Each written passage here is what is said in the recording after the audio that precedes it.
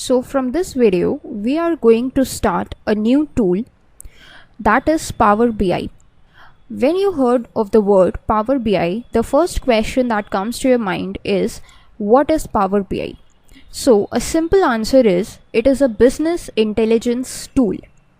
Now if you want to explore that what is a business intelligence tool, then what we can do is simply go to Google and try to Google Power BI. So when I googled Power BI, the results that I got are over here. Power BI is a business analytics service that is provided by Microsoft. It aims to provide interactive visualizations and business intelligence capabilities with an interface that is simple enough for end users to create their own reports and dashboards. In simple terms, we can understand that Power BI is actually a tool that is given to us by Microsoft itself.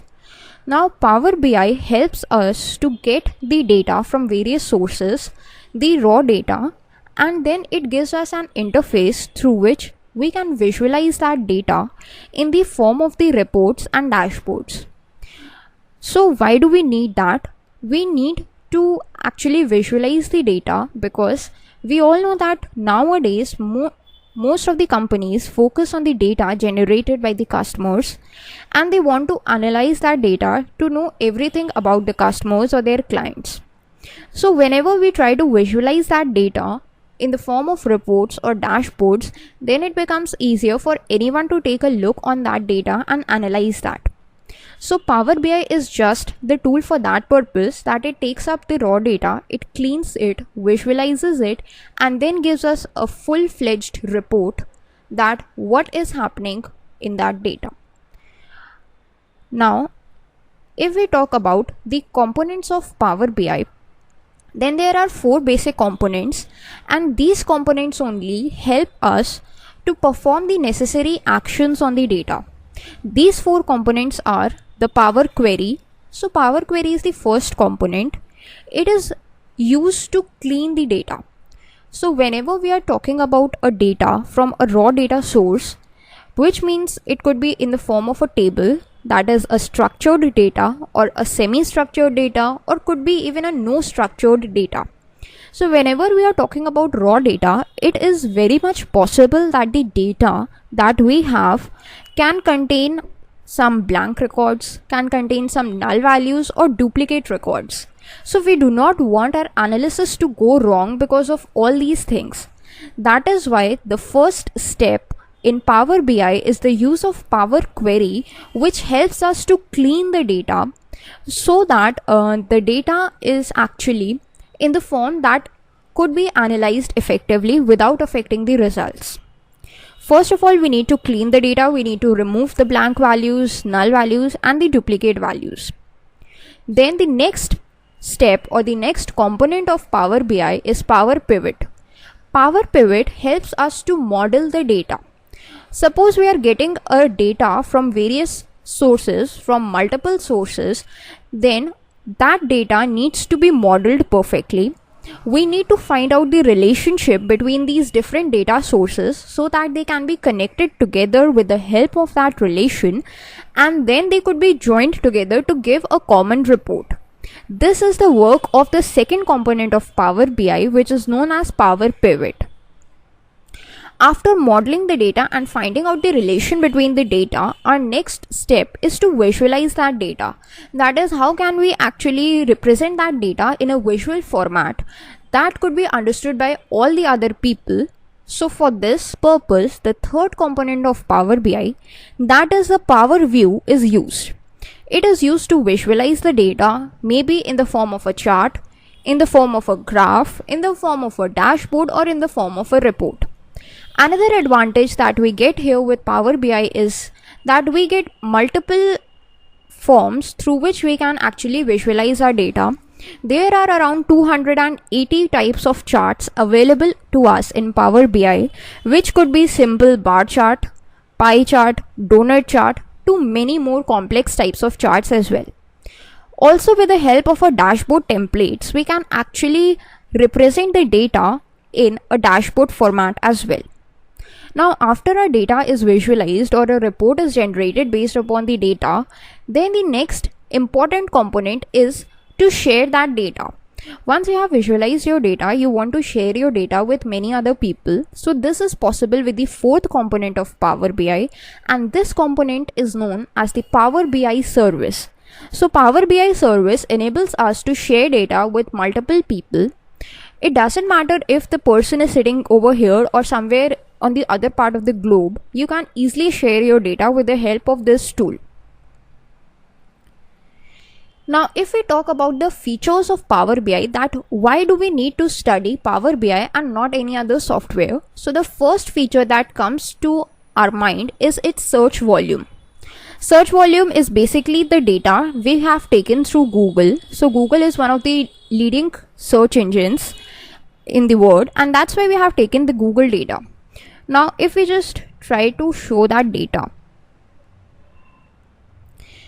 then here is actually a report from Google Trends itself, in which we have compared the data for past 5 years of the whole world, in which we have searched the two terms, that is Power BI and its competing software, that is the Tableau software.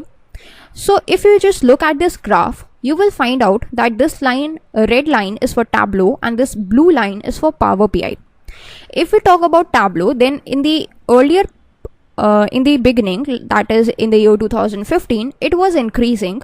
But if we talk about the current trends, which is around over here, that is August 16 to 22 in 2020, the searching popularity of Tableau has decreased over time. While if we talk about Power BI, then you can see that this blue line is increasing rapidly, and over here you can see that there is a considerable difference between the popularities of Tableau and Power BI softwares. So this is one of the most important reasons that is why Power BI is preferred, because the people all over the world are talking more and more about Power BI than Tableau. If we talk about some other features of Power BI, then it provides us maximum features, such as it gives us a large variety of templates for charts. Around 280 charts are supported by it, and there are many other features that you will obviously learn later in the tutorial that helps us to make our task very easy. If we talk about the cost of Power BI, then you will find that Power BI is very cheap as compared to other softwares. Some of the features of Power BI are available at free of cost, so you do not need to worry much about the cost in case of Power BI. If we talk about data connection, then Power BI enables that around from 100 sources we can just take up the data.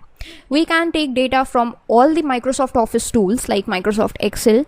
We can take data from PDF, from CSV format, from the web directly. We can take from Microsoft Access database, and there are many more databases. You can just name it and you will be able to import your data source from that particular software into Power BI. This is the power that helps us to actually take up the data from various sources in their own format and use it or visualize it using Power BI.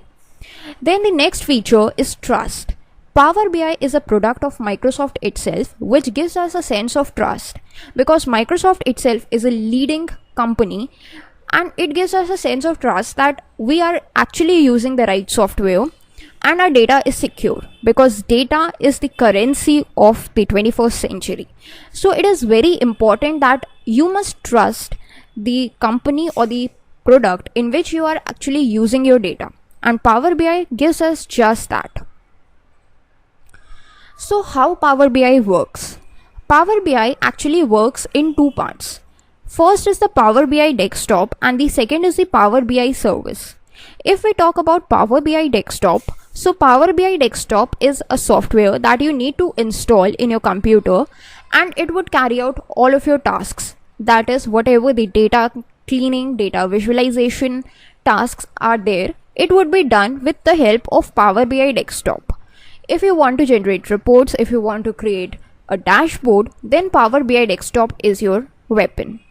But what happens when you want to share your data with many other people all around the globe? Then the second component, that is Power BI service, is used for this purpose. Power BI desktop is used to generate reports, but to share those reports with others, Power BI service is used. If we talk about Power BI desktop, then it is completely free. It can be downloaded very easily from the official website of Power BI. How can you download this Power BI desktop? It is what I'm going to show you. Now, Power BI has a very simple interface. So if you have worked on any of the previous Microsoft tools like Microsoft Excel, then you won't be facing any problems because its interface is very simple and very similar to the Microsoft Excel interface. But still we are going to familiarize ourselves with it. So welcome back, and let's start that how can we install Power BI. So this is the URL that you need to follow to make sure that you need to install Power BI correctly on your desktop. The software that we are going to install is actually Power BI desktop. The reason why we are installing Power BI desktop is because Power BI desktop enables us to actually perform all the operations on the data like cleaning, visualizing, and then generating reports based upon that data. So once you are on this URL, you will find that this is the download free option. If you just click on it, then you can download it, or this is the second option. This also you can choose. But if you click on download free option, then it would open Microsoft Store. So I have already opened Microsoft Store over here, and Power BI is actually a Microsoft application. That is why it is available in Microsoft Store itself. And here you can see that where launch is written in my PC, you will see install option. So you need to click on that install option, and it would take some time to install depending upon your internet speed, and then it will actually configure itself according to your system specifications, and then you would be able to launch Power BI. So since in my computer Power BI is already installed, that is why I'm getting this launch option. So either you can follow these steps, or what you can do is you can go to this second option, see download or language options. Once you click on it, you will get this tab in front of you. So here what you have an option is you can select different languages and you want to change the contents of Power BI. So these are all these languages that are supported by Power BI, which is an added advantage. That is, you can use it in your own native language instead of English. But whichever language you want, you can just select that language from here, and then you can just click on download, and Power BI will be downloaded in that particular language. One added advantage of using a Power BI software is that it updates itself every month. So every month there are some new updates that are available to you with the Power BI, and with those updates you can easily just make yourself up to date with whatever is going on in the industry. Now since Power BI is already installed on my PC, so I'm going to just launch it. So when you just open Power BI, you are going to see this kind of a screen.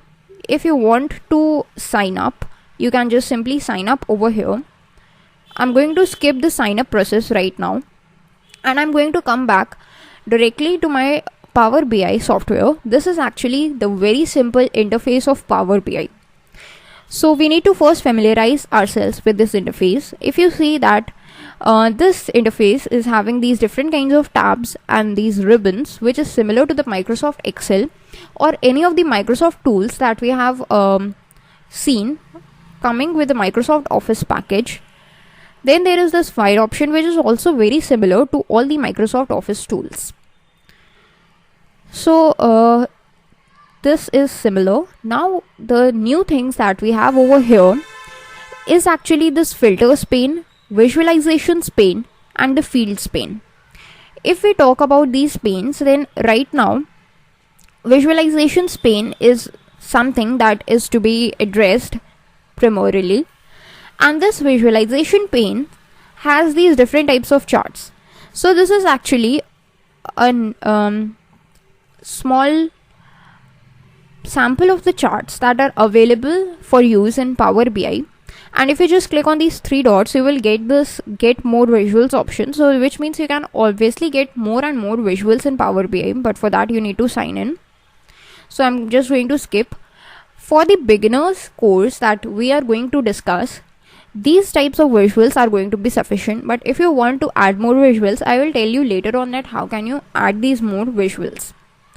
Then after the visuals have been added, you can obviously apply some filters, you can search for fields.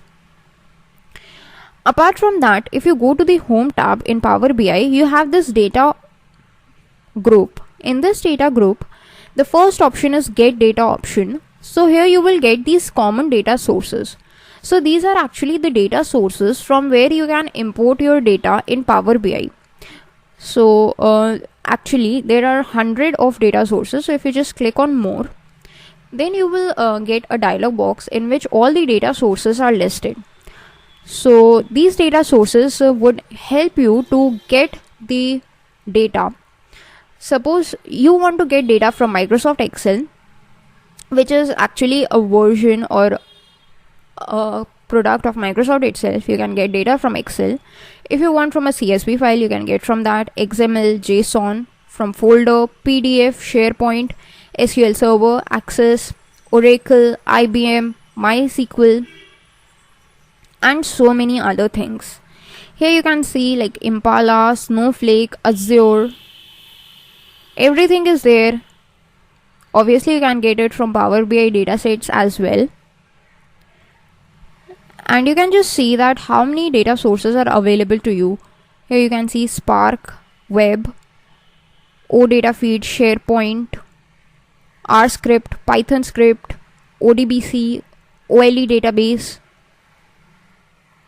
and like this. You can see there are these multiple options available. From wherever you want, you can get a data for yourself. Okay, so this is this added advantage, and there are these options available. You can check these options as well from a file if you want from a database, you want from a Power Platform, that is actually the Power BI platform itself, from Azure. You can get the data from the online services as well, from the other sources as well, like Web, SharePoint, Spark, Hadoop, etc.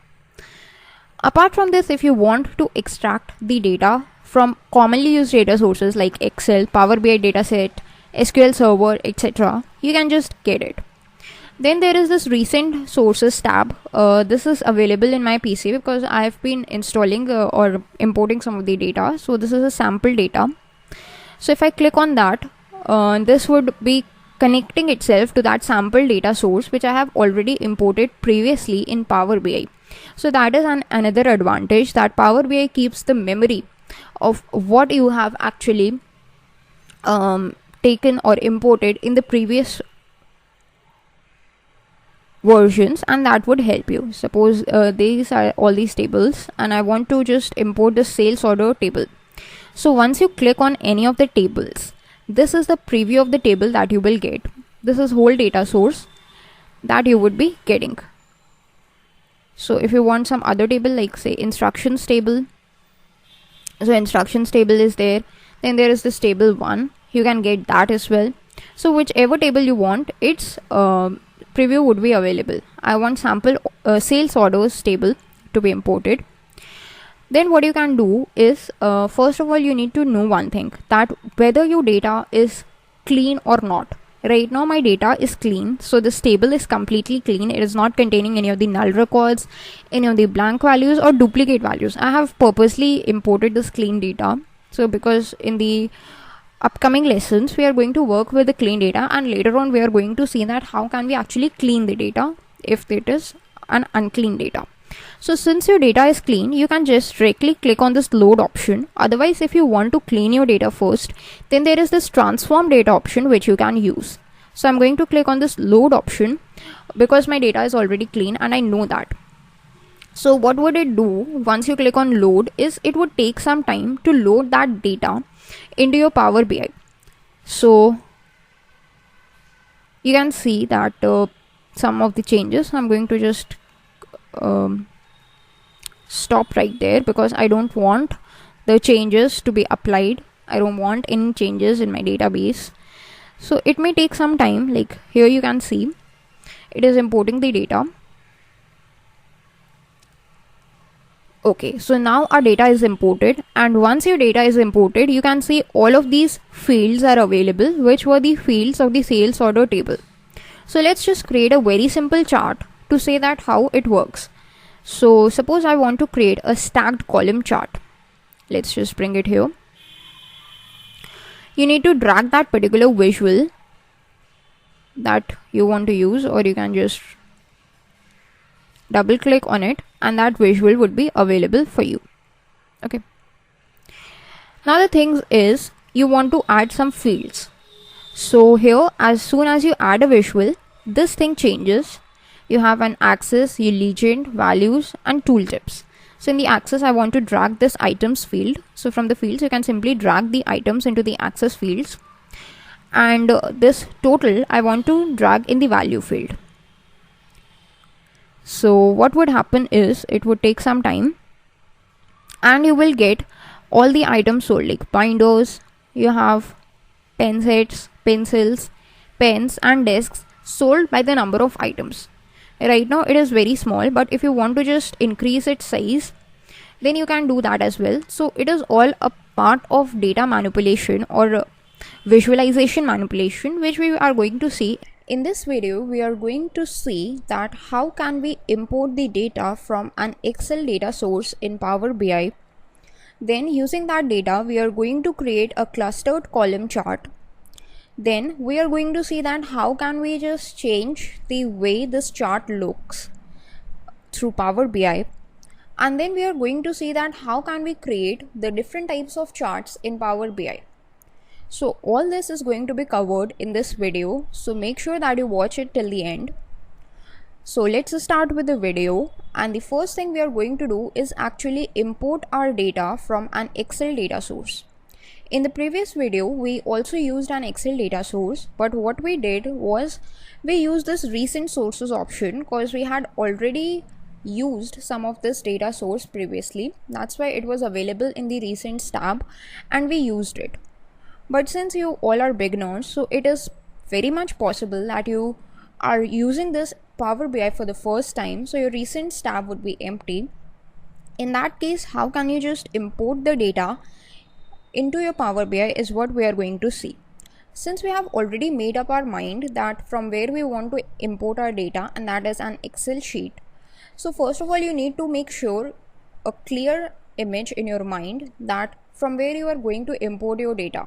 Okay, so once you've got that, you can check for that option present over here. Since Excel is present, I can just click on Excel over here. But if you do not find your desired data source over here, you can just go to this get data, click on this down arrow, and you will get a bunch of more options that are used widely. If you are not satisfied with them, then you can just go to this more options and there would be a ton of other options available to you. Okay, so I'm simply going to click on Excel. Then what happens is I have got this sample data, and then when you click on Excel or any other data source, it would open up a folder from where you can just go to your desired place. This is exactly the place where I wanted to end up. So this is my sample data and I'm just going to select it and click on open. Now it may take some time depending upon the size of your data to get it loaded into Power BI. Now once it's loaded, you can just go to sales orders, and this is a table actually that is present in my Excel data sheet. So I have just loaded it here, and one interesting thing to note is the data that I have loaded is a super clean data. There are no empty records, there are no null values, and there are no duplicate records. Purposely I've loaded up because we do not want our data to get cleaned right now, because it is a somewhat tiring process. So you need to be well versed with some of the concepts before going into that part. So make sure you are getting a clean data, and a good method for that is you can simply go to the internet and download any of the sample data sources. Okay, I have myself downloaded it from the internet. So you can just click on this table which you want to load, and you can just click on this load button because our data is clean. So you can click on load. Then again it may take some time because it is loading that data source into the Power BI. So it may take some time and you must see like these kind of things. coming up, and the larger your data source, the more time it's going to take. Okay, so now you can just close this warning message. We will understand it later on. So once your data is loaded, in the fields column you can see all these fields present. Okay, so now what we are going to do is we are going to create a clustered column chart. So in the visualizations pane, you can see the second chart. Actually we are going to create a stacked column chart instead of a clustered one. You can create basically any chart, so we are going with a stacked column chart. Okay, so whichever visualizations you want to create, you can simply click on it, and what happens is there is a sample of this visualization available in your Power BI. Okay, now you can just change its size, but it's going to be of no use because there are no fields in it. So we gotta just get some fields into this axis, legend, and the values. So the axis I'm going to get region. In the legend I'm going to get items, and the total I'm going to get in the values. Let's see what happens. Perfect. So what we are getting over here is a stacked column chart, which is stacked on the basis of the regions with the different items, and their values have been shown over here, right? So this is actually not visible correctly. So what you got to do, if you want to show it in the full screen, there is something given as a focus mode over here. If you just hover to the top right of the chart, just beside the filter option, there is this focus mode. If you just click on this focus mode, then what happens is this chart would be fitted on the screen perfectly. And what else you can do is you just collapse these visualizations and the fields pane, and this chart would be then much more bigger and much more easier to work upon. If you can just look at this chart, what you make out is there is these three regions, the central, east, and the west region, and there are these numbers given, that is how many quantities of the items were sold. And these different items are actually denoted by these different colors, like binders with blue, desk with dark blue, pencils with pink, pen set with purple, and pen with a shade of orange. So if you just hover over any of these colors, what you get is some information, like it is of a central region, the item name is pencil, and the total quantity as well. So these two things, pencil and central, we can just make out from the fact that it is a part of the central, and the pencil, the color is pink, but the amount, that is 1540.32, is what we are going to see with the help of this information. Okay, so this is actually the default settings, but what if you want to change the appearance? How can you do? So this is this visualizations pane present, from where you can just change the appearance or the way your chart looks. Okay, so how can you do that? First of all, you need to come out of the focus mode. So once you are in your focus mode, how can you come out of it? There is this back to report option. You can just click on it, and it would be back into the normal thing that it was previously, and you can again see this focus mode option once again. So if you again want to go to the focus mode, you can simply click on this option, and you would be taken to the focus mode once again. Now what we are going to do is change the way this chart looks. So for that, in the visualizations pane, there is the second option available, which is kind of a paintbrush option. This is actually a format option. So if you go to it, you will see these different options, and using these different options, you can actually customize the way your chart is looking. Suppose if you want to go to the data tables, and you can just click on, then what happens is, let's again go to the focus mode to have a better understanding. You are getting all these data labels like 1.5k, 2.4k, 0.5k, 0.9k, 5.8k, which is actually the round off value of the thing that it is representing. Like in the central region, 5762 binders were sold. So what we are getting is 5.8k as a rounded off figure, which helps us to understand it in a better way. Okay, then what happens is, suppose you go to this x-axis. If you just expand this x-axis, then you can just change the color. Right now it's gray, you can just change it to black, and then also you can increase the text size. You see, as I'm increasing this text size, I want 13, actually 16. Okay, 16 is good. This is east, west and central have increased in the size, but that's too much. So I'm going to just keep it at around 13. That's perfect. You can change the font family. You can just change the minimum category width, maximum size, padding, everything you can change, whatever you want. Okay. And that's the title, so you can just change the size of the title as well. That would change the size of this region thing. So I'm going with 15 points or 16 points. That's perfectly fine. This was for the x-axis. If you want for the y-axis, you can do the same as well. Like, you can just change its position. Right now it's shown on the left. If you want to show it on the right, now it is present on the right, but that's kind of odd. So let's go back to this left. You can always change all these things, like the size. I'm going to just increase it to around a 13. Alright, and then this title also, I'm going to just increase its size to around a 15 or a 16 for a better understanding. 16 is fine. Then the third option that we have is for the legend. Where you want to show your legend. Right now their position is at top, but if you want to change it to anything like bottom, you can change it to left, you can change it to anything, like you want it on the right. Yeah, that looks good for me. And then what is the name of the legend or the title that you want to give? Item is perfectly fine. You can just change its color to say black. You can just increase or decrease its size. I'm going to just increase it a little bit to around 13 or 14. Yeah.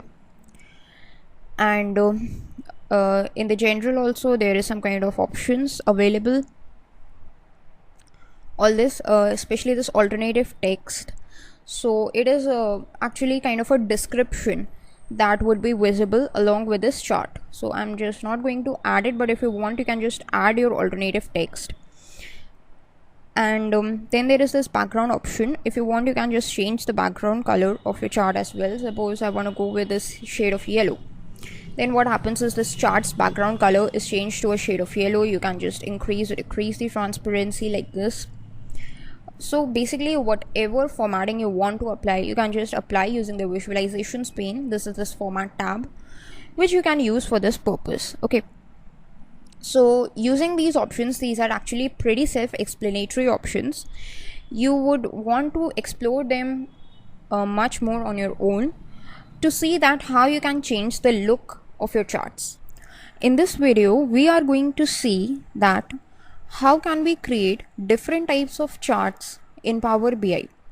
Now, the process of chart creation in Power BI is very simple, and it is the same steps that you need to follow for each and every chart to get created. There is nothing extra effort that you want to pick it up into those charts. It is a very simple process to create literally any kind of chart that you want in Power BI with the minimum efforts. So this was the chart that we created in the previous video. In this video, we are going to create different types of charts. The first type we are going to create is known as the donut chart. So first of all, let's click on this back to report option. What would it do is it would just adjust the position of this chart into the screen, and then you can see that there are these different pages available. So page 1 is where we have this chart right now. Page 2 is an extra page which is currently blank. So if you want, you can just add any number of pages that you want in Power BI. This is similar to adding like sheets in Microsoft Excel. So if you just click on this plus button, you can add any number of pages that you want. Okay. So in page 2, what I'm going to do is create a new chart. So we know to create a new chart, we need to go to this visualizations pane. And first of all, we need to make sure that what type of chart we want to create. So we want to create a donut chart. So for that, you can just go to this donut chart and you can click on it. So this donut chart is now available for creation. Then you can just expand this fields option. We are going to drag this item thing into legend, and the total we are going to drag into the values. Now what would happen is a sample donut chart is created like this. Okay, And if you want, you can just expand it like this for a better view, or simply what you can do is just make it of its original size and go to this focus mode. This focus mode will automatically just expand it into the size or into the position which is fitting into the screen. Now here from the donut chart, what we can do is we can format it like we did in the previous chart, that was the stacked column chart. If you want to format anything for the donut chart, what you can do is go to this format options, and what options all you can format is suppose you want actually this is showing the value and the percentage of the item, but it is not showing the name. Like we know that blue color is noted by binder, so this blue thing is of binders only, but we are not sure about that. We want it to be shown over here. So what we can do is we can go to this detail label, we can just expand it, and in the label style we can just choose all detail labels. So what would happen is we would get the name of the item, its value and its percentage. If you want, you can just change its color. Suppose I want this shade of black for a better view. You can change its text size like this. I want to increase it. That's perfectly fine. Okay.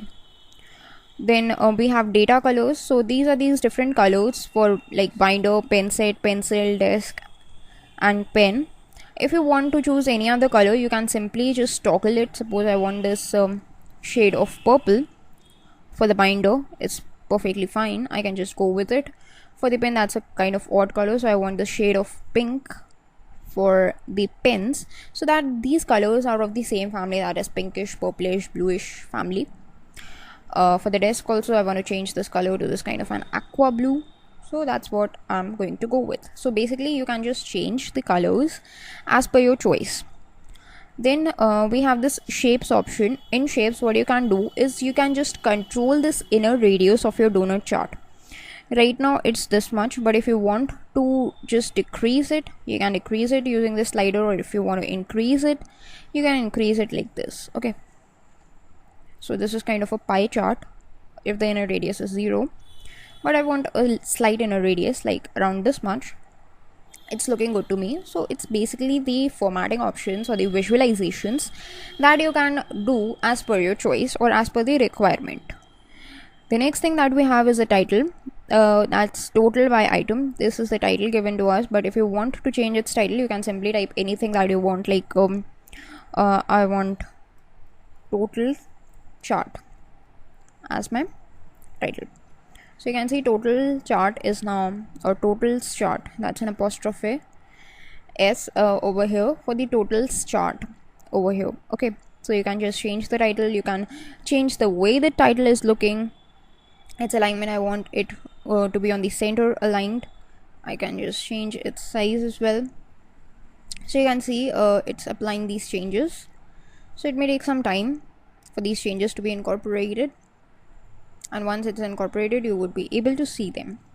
The background we have already seen that you can just change the color of the background to anything that you like. I want this shade of blue for the background, so here it is blue, but that's kind of odd, so let's just go with the shade of pink. That's looking good.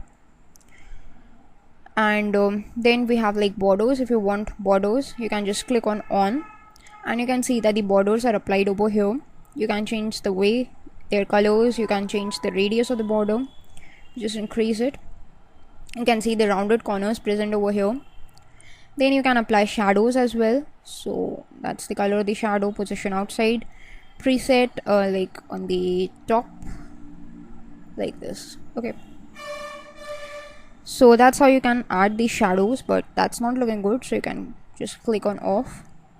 Then again, if you go to this detail labels option, there is one more thing that you need to know is where you want this label position. Right now it's on the outside, but if you want to change it to say inside, you can go with that as well, or whatever you like. Outside is a little better, so I'm going to go with outside. Okay, now this thing over here is known as a legend.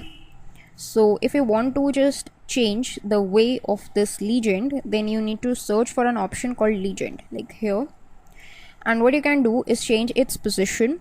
Suppose you want it on the right, On the above, you can toggle the title as well. So I'm just going to click on off. You can just change its color, say suppose black or a darker shade, and you can just change the size of the text as well. So that's how you can just customize the donut chart. And there is one more thing. If you just hover over any of these items, you would get this kind of a tooltip. So if you are happy with it, then it's okay. But if you want to turn this tooltip off, then what you can do is just go to this tooltip option and you can just click on off. So none of the tooltips are visible right now. Okay, so that's how you can customize your donut chart. Let's go to any other chart. Let's go to page 3 and we are going to add another chart. This is a funnel chart. You can just click over it and you can see this funnel chart is being added over here.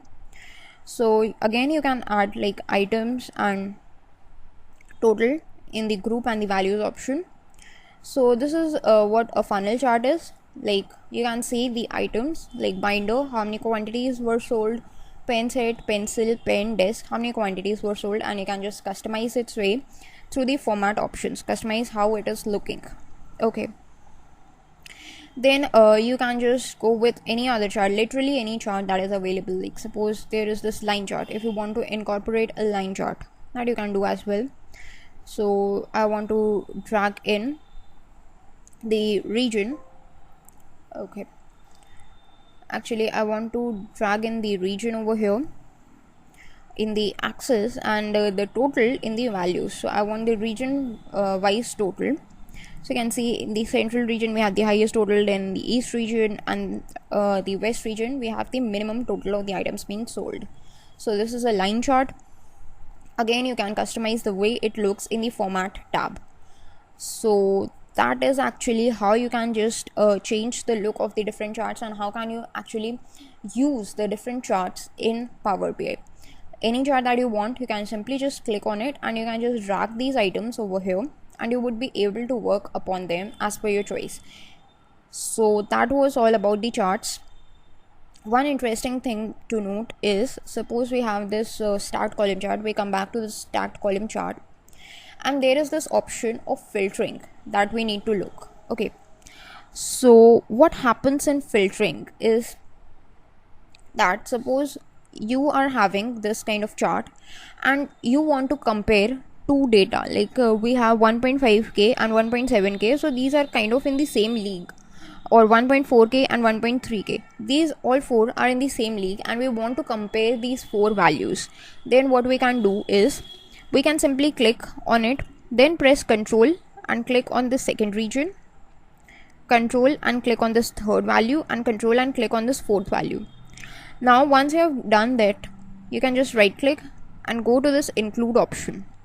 Now what would happen is we would be getting only these four values for comparison.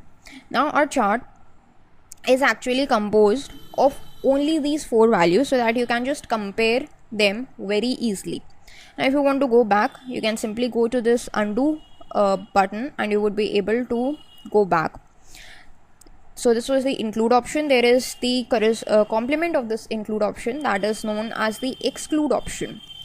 So what would it do is, suppose you want to just click on these some values like 2.4k and 5.8k. You can just control click on these values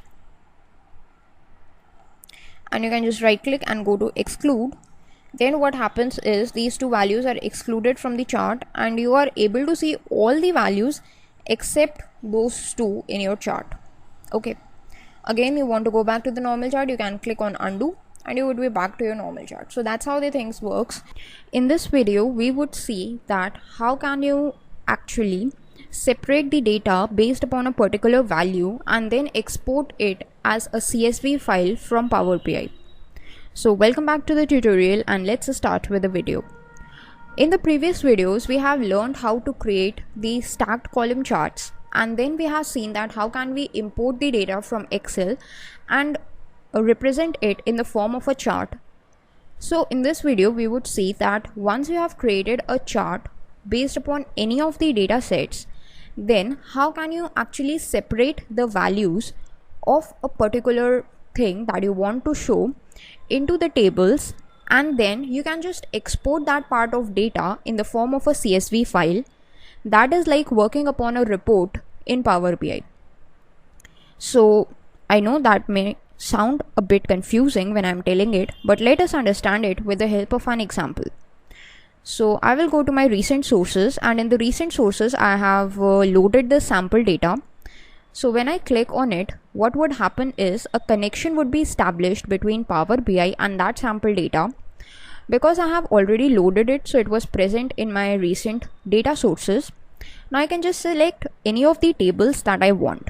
So this is my table 1 which I want to load. So I can just click on table 1. I can just check this box and click on load. This would load table 1 into my Power BI, and I can start working on it as soon as I want. So it may take some time to load the table into Power BI, and once the fields column or the fields pane is filled with some of the data, you would be sure that this table 1 has been loaded. Now you can see that our table 1 is loaded over here. The first thing that we are going to do right now is actually create a stacked column chart. Now to create a chart, we know that we need to go to this visualizations pane and click on stacked column chart. Now we need to provide it with some of the fields. So what fields we are going to provide is, we want the axis to be filled with region. We want the items to be the legends, and then we want the total to be the values. Now when we drag them, we would get this kind of a chart. Okay, now let's go to the format tab and make sure that we get proper data labels as well.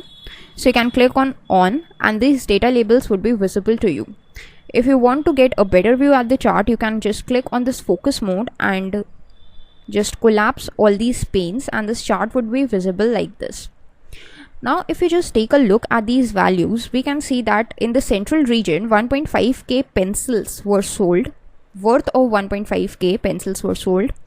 2.4k worth of the pen sets were sold in the central region, and so on. So this is the individual data that has been given to us.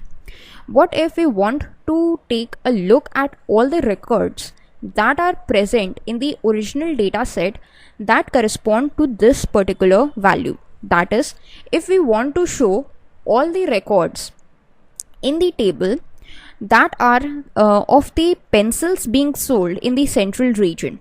So this is the portion that has been shaded by this pink region over here, and we want to show the corresponding tables or the corresponding records that lie behind it. So how can you go with it? A simple approach in Power BI is very simple. What you need to do is just right click over here, and then you will get these different options. So this is this first option, show data point as a table. So this value is actually considered as a data point, or it is called a data point in Power BI. And if you want to show the records behind it, what you got to do is simply click on this first option, show data point as a table. When you click on it, what would happen is you would get all the records in the form of a report. If you just cross check it, so if it take a look at the region, these are all of central region, and for the item, these are all of the pencil items. Means we have got all the records over here that are of the pencils being sold in the central region. This is exactly the thing that you would do with the help of the filters in Microsoft Excel, but in Power BI you have got a much simpler approach. All you got to do is click on that particular data point, and you can just go and see that in the form of a table. The reason why Power BI is more preferred over Microsoft Excel is because of its simplicity, and this thing is a live example of the same. You can click back on report and you would be back to your chart. Here, whatever options you want, you can simply just click on it. Right click, show data point as a table, and you would be able to get their options. Okay, so this is pretty simple. Now what happens if you want more than one record at once?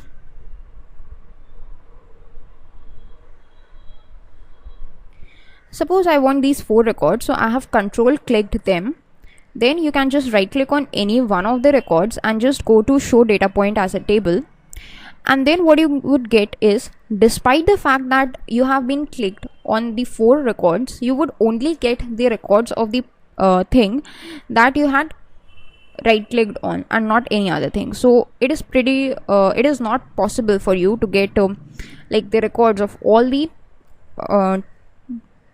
different tables at once, because it is used for the purpose of report generation, and report generation is generally done for a particular item.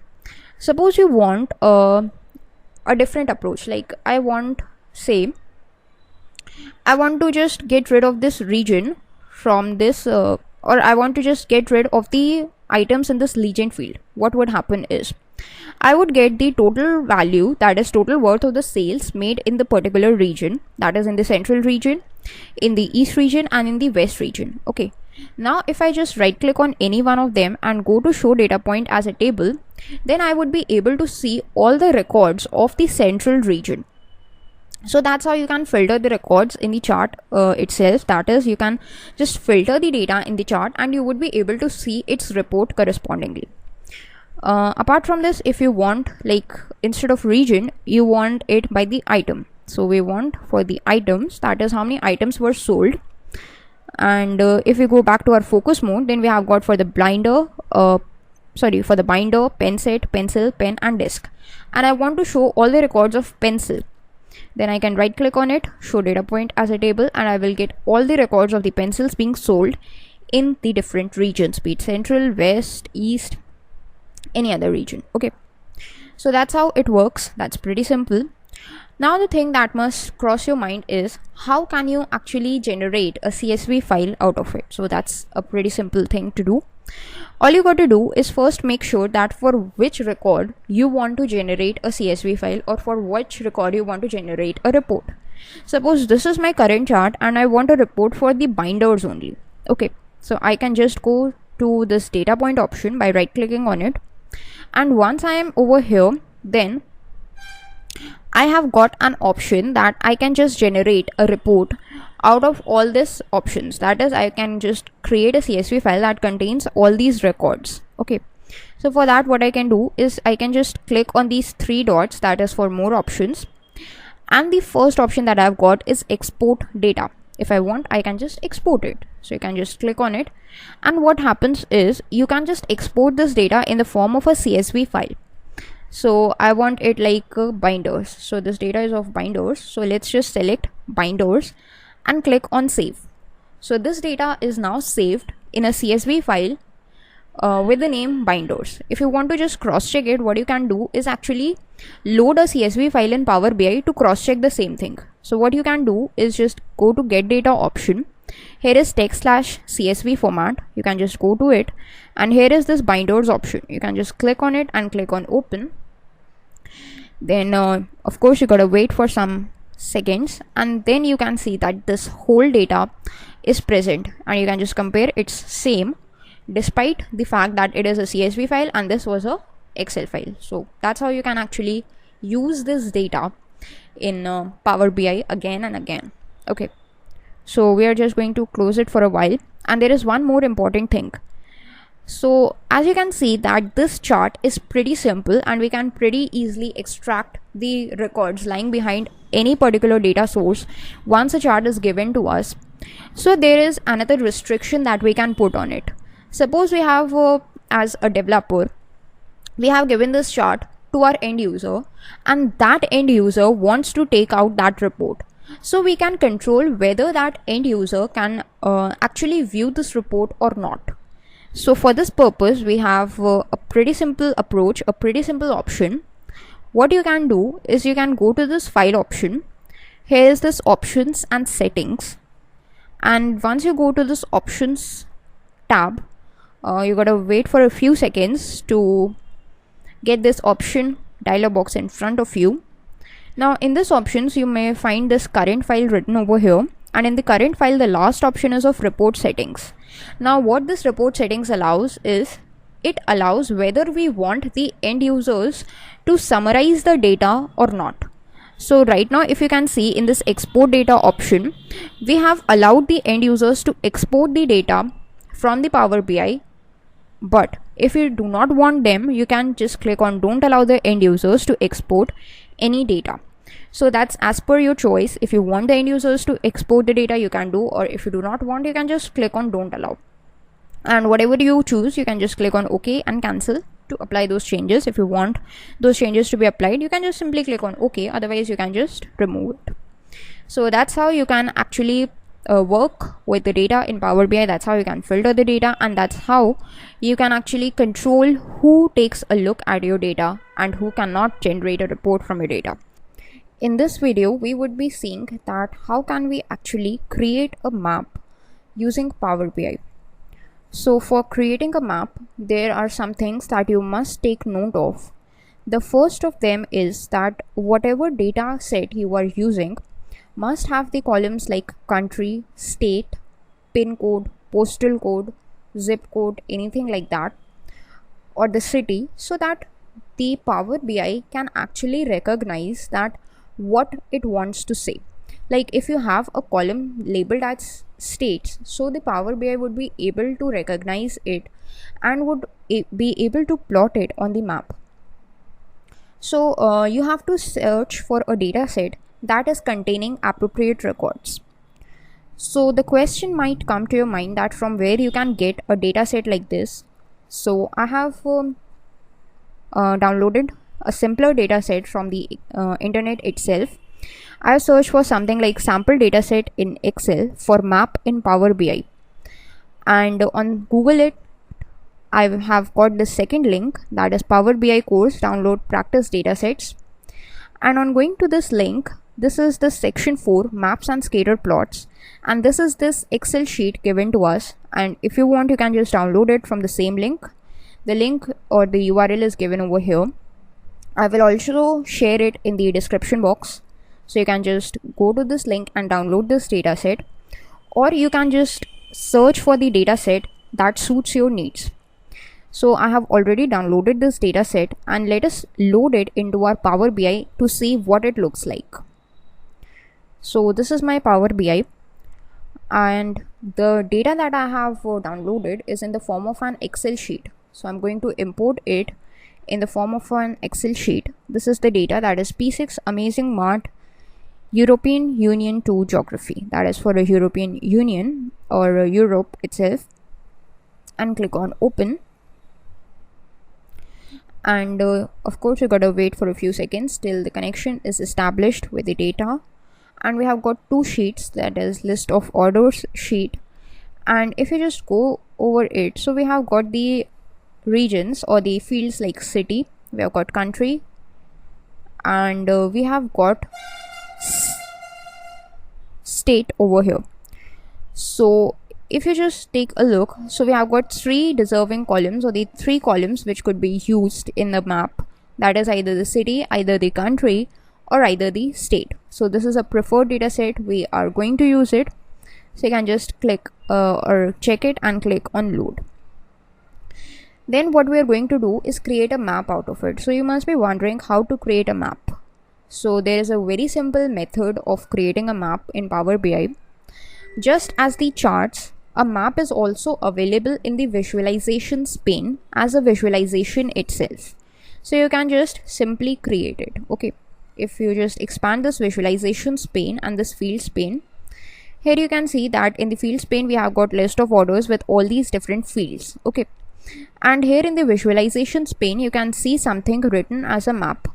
So that is actually what we are going to do. We are going to just click on this map, and a map would be available on our Power BI page. So if you just click on it, you can see a map is available, but we are not able to make anything out of it, what it is. So to make sure that it makes sense, we have to drag some of the fields. So the interesting field given over here is location. In location you can just drag the city, country, state, or if the postal code or the zip code or the pin code is given, you need to drag it over here. I want the records to be filtered by the country, so I'm going to just drag and drop this country field into the location. And after that you can see that this pointer is glowing, and after a few seconds this kind of a map would be loaded. Since this map was related to Europe, so I have got all these kind of bubbles over here. Like I have got entries for Finland, Sweden, Norway, United Kingdom, Ireland, Germany, France, Spain, Portugal, Italy, etc. So all these countries which were present in my data set are now being identified in this particular map. Okay, now what do I want to do is I want to actually take a look that how many orders were placed. So for that I can just drag the order ID. So this order ID column would allow me to identify that how many orders were placed in which country. So this order ID column is dragged into the size field, and after a few seconds you can see that the size of the bubbles is now distorted. In France we have got a bigger bubble, and if we just hover over it, there is a tooltip with count of order ID, that is 991, meaning a total of 991 orders were placed from France. If we go to UK, 700 orders were placed. Then there is a smaller bubble in Norway because 37 orders were placed. In Sweden we have got 100 orders, and in Finland we have got 34 orders. So that's how you can actually represent the data in a map. One of the advantages of representing the data in a map is that you are able to interact with it in a better way. If you're showing this data to any of your clients or to your customers, they are going to be attracted more by a map rather than by a normal table or a chart. Okay. Now there is one more thing. We have got a legend column. So luckily we have also got a region column in our data set. So if you want, you can just drag this region into the legend, and what would happen is now you have got colored dots like this dark blue for the north region. The central region is colored by a lighter shade of blue, and orange is what is representing the south region. So if you want the different regions to be highlighted on the map, you can do that as well. Now one more thing, that right now it is a location that is used to represent the country is used to represent the location. But if you want cities to be represented, you can just drop this column, and you can just drag the city column over here, and after a few seconds you would be able to see the different cities being mapped over here. So you gotta wait for a few seconds, and yes, you have got all these cities present over here, but it's actually not looking very good because we have got these different cities tagged all over the place because the cities' name are identical.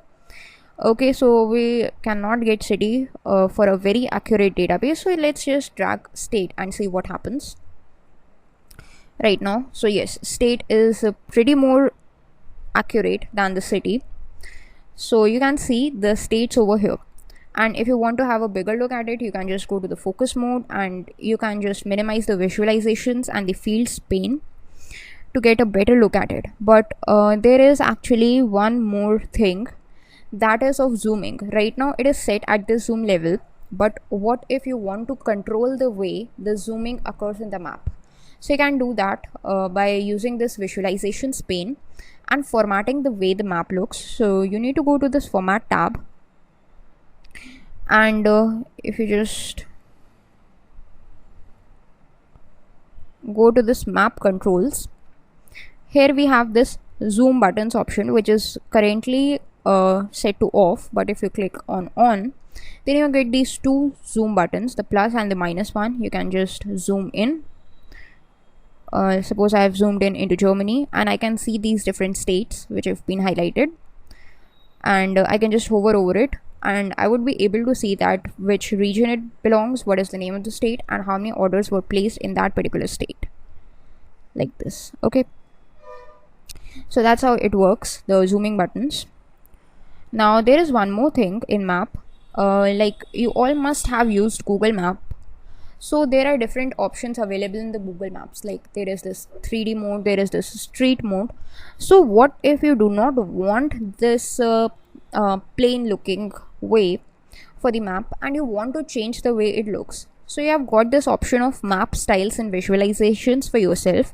Right now the theme is set to road, but if you want, you can just change an aerial theme, and after a few seconds you can see that we have got this aerial theme, and now you can just zoom in with all your details, and you would get this like terrain kind of a view.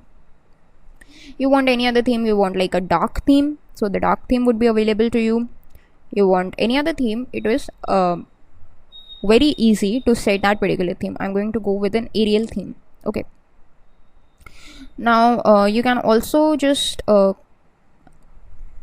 toggle with or play with all these options. Like I don't want tooltips to be there, so no tooltips are there. But if I just click on, then this tooltips would be visible now, like this. Okay, so that's how you can work with these maps. So you can actually go on, say, data colors. You can just change the colors with which these regions are being highlighted. I want a grayish kind of for the central region. For the north region, I want, say, kind of again a black for the central region, or for the north region I want black, and for the south I want, say, white, 30% darker white. So these are the three shades that I have chosen, that you can just click and select. You can choose whether you want to show legends and where you want to show legends. That is basically how you can customize the way that your chart is looking or your map is looking. So that is how you can work with maps in Power BI. In this tutorial video, we are going to explore more about the maps in Power BI. In the previous video, we take a look at this map in which we created a map and then we dragged the different fields into the map and then tried to show it with the help of these bubbles. So this was a kind of map that is a simple map in which bubbles or circles could be used to represent the data. But there is another map in Power BI, and that is known as the filled map. You can see its icon in the visualizations pane just beside the globe map icon that we used previously. This is known as the filled map. And the difference between these two maps is that while a normal map helps you to show the data with the help of bubbles or any kind of figure like a circle, on the other hand, the filled map fills that particular region with a color and then it tries to show that particular data. So in this video, what we are going to do is we are going to create, first of all, a filled map, and then with the same data set we are going to create a simple map, and then we are going to compare both of them. So for that purpose, what I have done is I have downloaded a sample data set from the internet. If you just go to Google and Google this simple sample data set in Excel for map in Power BI, then this is this link present, that is of superdatascience.com. Here you can see this first Excel sheet that is given to us for a superstore in US whose data set is given for the year 2015. I have downloaded this particular data set, and once I have downloaded, I have got this kind of an Excel sheet in which there are three sheets: orders, returns, and users, and I'm going to use this orders table. So this is my sample data set, and let's see that how can we use it. The reason why I have chosen it, because you can see this state or province column is present over here, so I can use all these states over here. And the country, we have got the same country, that is United States only. Okay, so let's just load this data into our Power BI first of all.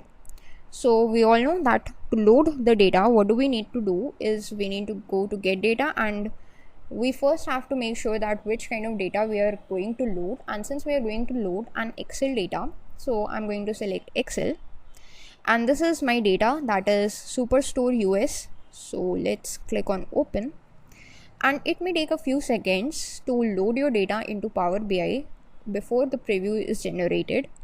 So here we have got the orders sheet, and once we click on it, you can see a preview over here, and you can just cross check that whether the column that you want most, that is the state or province column, is present over here. Then you can simply click on it and click on load, and this data would be loaded into your Power BI, taking a few seconds of your time. Okay, so once it's loaded, you would be able to see the orders in this fields section. So that would tell you whether this data is loaded or not.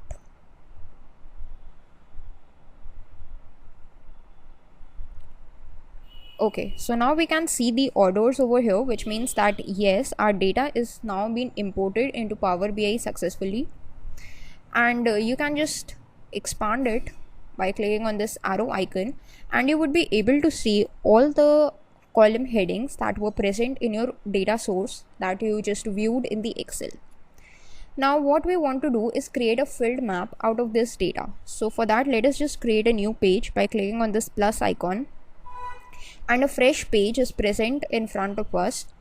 So to create a filled map, the process is pretty simple. All you got to do is click on this filled map icon in the visualizations pane. You can just expand it as per your choice. In the location field, you want to drag this state or province column like this. And once you do that, you gotta wait for a few seconds, and you can see that this whole United States is actually colored with a sort of a blue color. The reason why, because we have just dragged in state or province, we are not categorizing it, we are not adding any kind of values, so it is just recognizing all the states in a uniform color. But if you hover over it, you will get a tooltip with the name of that state like this.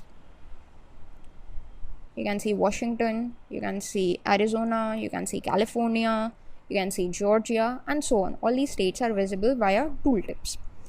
Now the other thing is, suppose you want to just categorize it on the basis of something. So a simple option for this is the region. If you just take a look at this region, we have got a region column which would categorize all these states into the 4 regions that are present. So if we just drag this region into this legend field, then what do we get? Okay, so we have got 4 colors, this purple, blue, navy blue, and a shade of orange. These are for the 4 regions, as you can see in the label over here, that is the central, east, south, and west. So here you can categorize the different states based upon region. And now if you hover over these states, previously when only the states were dragged into the location, you were only able to see Washington. But now since region is also being dragged, you are able to see the region as the west region, that Washington present in the west region. Similarly, Pennsylvania is present in the east region, North Carolina is present in the south region, and so on. Nebraska in the central region, and so on. Okay, so that's how actually you can work with a filled map in Power BI. If you just want to toggle over any of these states, you can simply do that. Now there is one interesting thing that you must note, that in the location we have got state or province as the column heading, and luckily this is a valid heading, because the heading must be like a state, a country, a city, or a postal code for us or for the Power BI itself to recognize that what we are going to show in the map. But in case the exact heading is not present, suppose in case of state or province, like state 25 or some other thing is present which is not valid column name, then what you can do is you can make sure that Power BI recognizes this column as a state or province column by simply clicking on that particular column. As soon as you do that, you will get this common tools tab highlighted, and in this it is a data category. Right now it is uncategorized, but it doesn't matter because Power BI already recognizes it because of the column heading. But in case the column heading is not correct, then you can just go to this uncategorized one and you can select whether it is a city, whether it is a country, whether it is a state or province, whether it is a continent, a longitude, latitude, postal code, whatever it is. So that whatever you select, then Power BI would be able to recognize that what actually it is, and then the Power BI would be able to act upon it as per its category. Okay, so as soon as you have changed it to state or province, you can see this kind of a globe sign present over here, which means that now Power BI has categorized it as a state or province. Okay, now this was about a filled map. Let us create a simple map with the same data and try to compare the results. Okay, so let us create a new page, and now we will click on the simple map. And now what we would be doing is just dragging this state and province into location, and we would be dragging this region into the legend fields. Okay, so now you can see that, let's just go to the focus mode for a better view. All the states of the United States are marked over here with circles, like Washington, Idaho, Nevada, California, everything is marked with the circles. Instead of being colored fully, they are just being marked with the circles. So that is a simple map that is used to use some kind of symbols like bubbles or circles to represent the states or whatever region they are trying to represent. While in the case of filled map, like the one over here, if you just go into the focus mode, you can see everything is represented fully in color. Like you can see every state that is colored fully. So that is the difference between the filled map and a normal map. Another difference is that in a normal map you have got another field that is of a size. So if you just go to some kind of a quantity, a numerical value, like say order id, then what happens is you can just get this order id into size. So these bubbles would differ in size based upon the order id, and we would get a count of order id. Like in Texas we have got 124 order ids, means 124 of total orders were placed in Texas. In California we have got a bigger bubble because 214 orders were placed. So this is an added advantage of a simple map, that you would be able to just see any kind of a numerical quantity in a better way represented through a normal map instead of a filled map. Okay, so that is the basic difference. If you want some kind of a numerical value to be represented, you can just go with a normal map. Now there is one more thing. There is this postal code. If you can just check it, what happens, let's see. We are going to just drag this postal code into the location instead of the state. Now what happens is we got to just wait for a few seconds. Yes, so now you can see that it has got bobbled up all over the place. Why? Because postal code is not recognized as a standard quantity. You can just go to postal code and see it is uncategorized. So let's just categorize it into a postal code, and this may take a few seconds.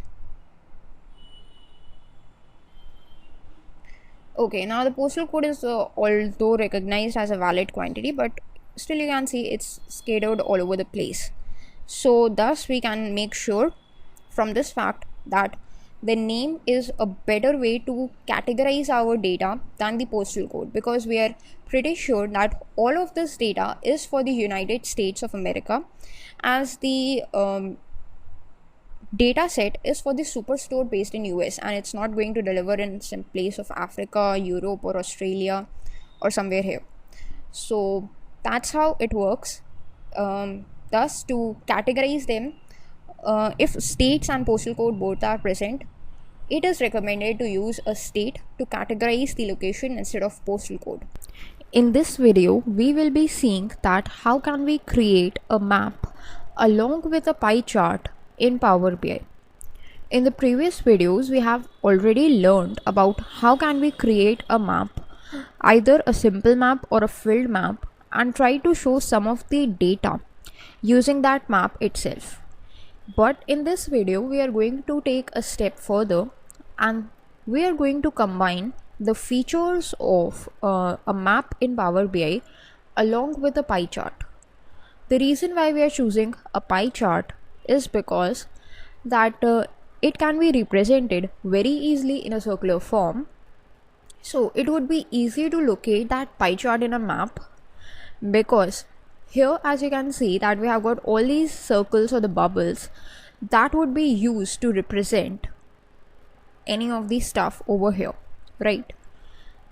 So for this, there are some of the predefined requirements. Let us just get into the focus mode and just minimize these panes for a second. So the reason why we are choosing this map or the requirement is that you must need to choose a simple map. That is the one that is represented by a globe kind of a icon over in the visualizations panel. So you need to make sure that you are having exactly this kind of a map, and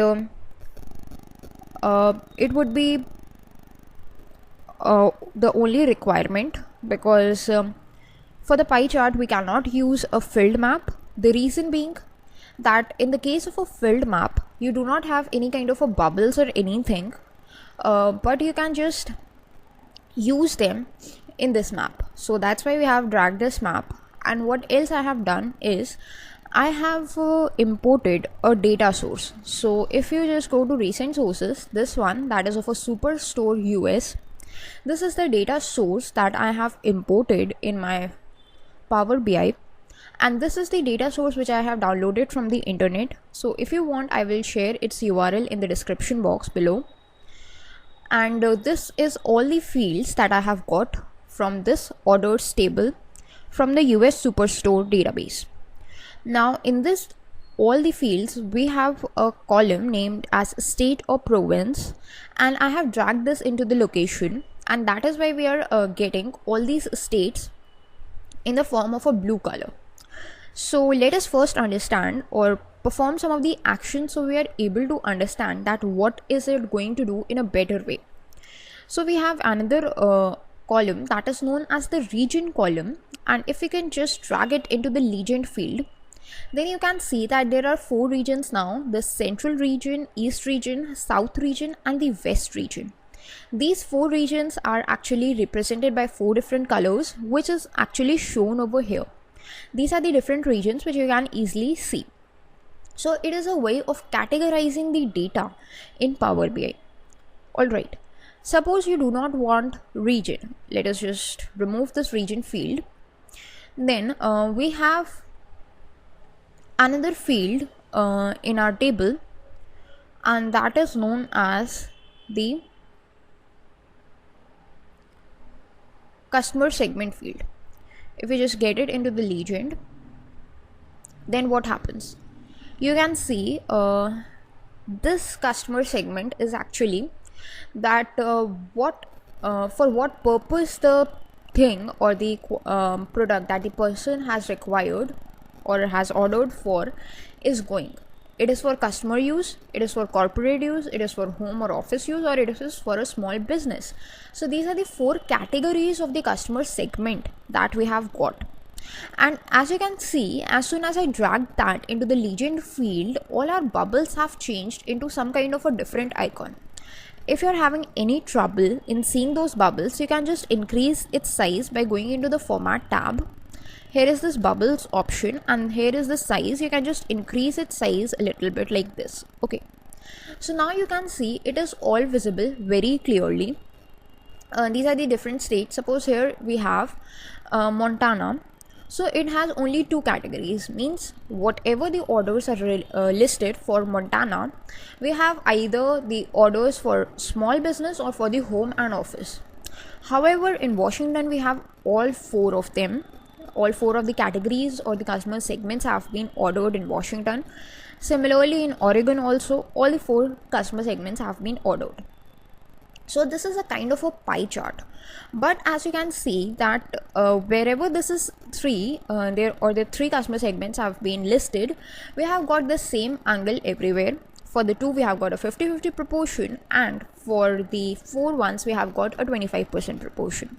So with the help of this customer segment in the legend, we are able to get that how many customer segments are ordered, but we are not very sure on the fact that actually how much of them were ordered. Like we can easily make out from this chart or from this map that in Washington all the 4 of the customer segments were ordered. That's perfectly fine, but we cannot make out that how many of the small businesses were ordered or how many for the corporates were ordered. We cannot make out a proportion for that.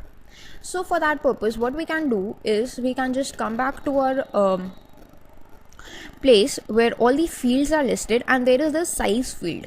In size we are going to just get something, and that is known as the we must have something called as say unit price.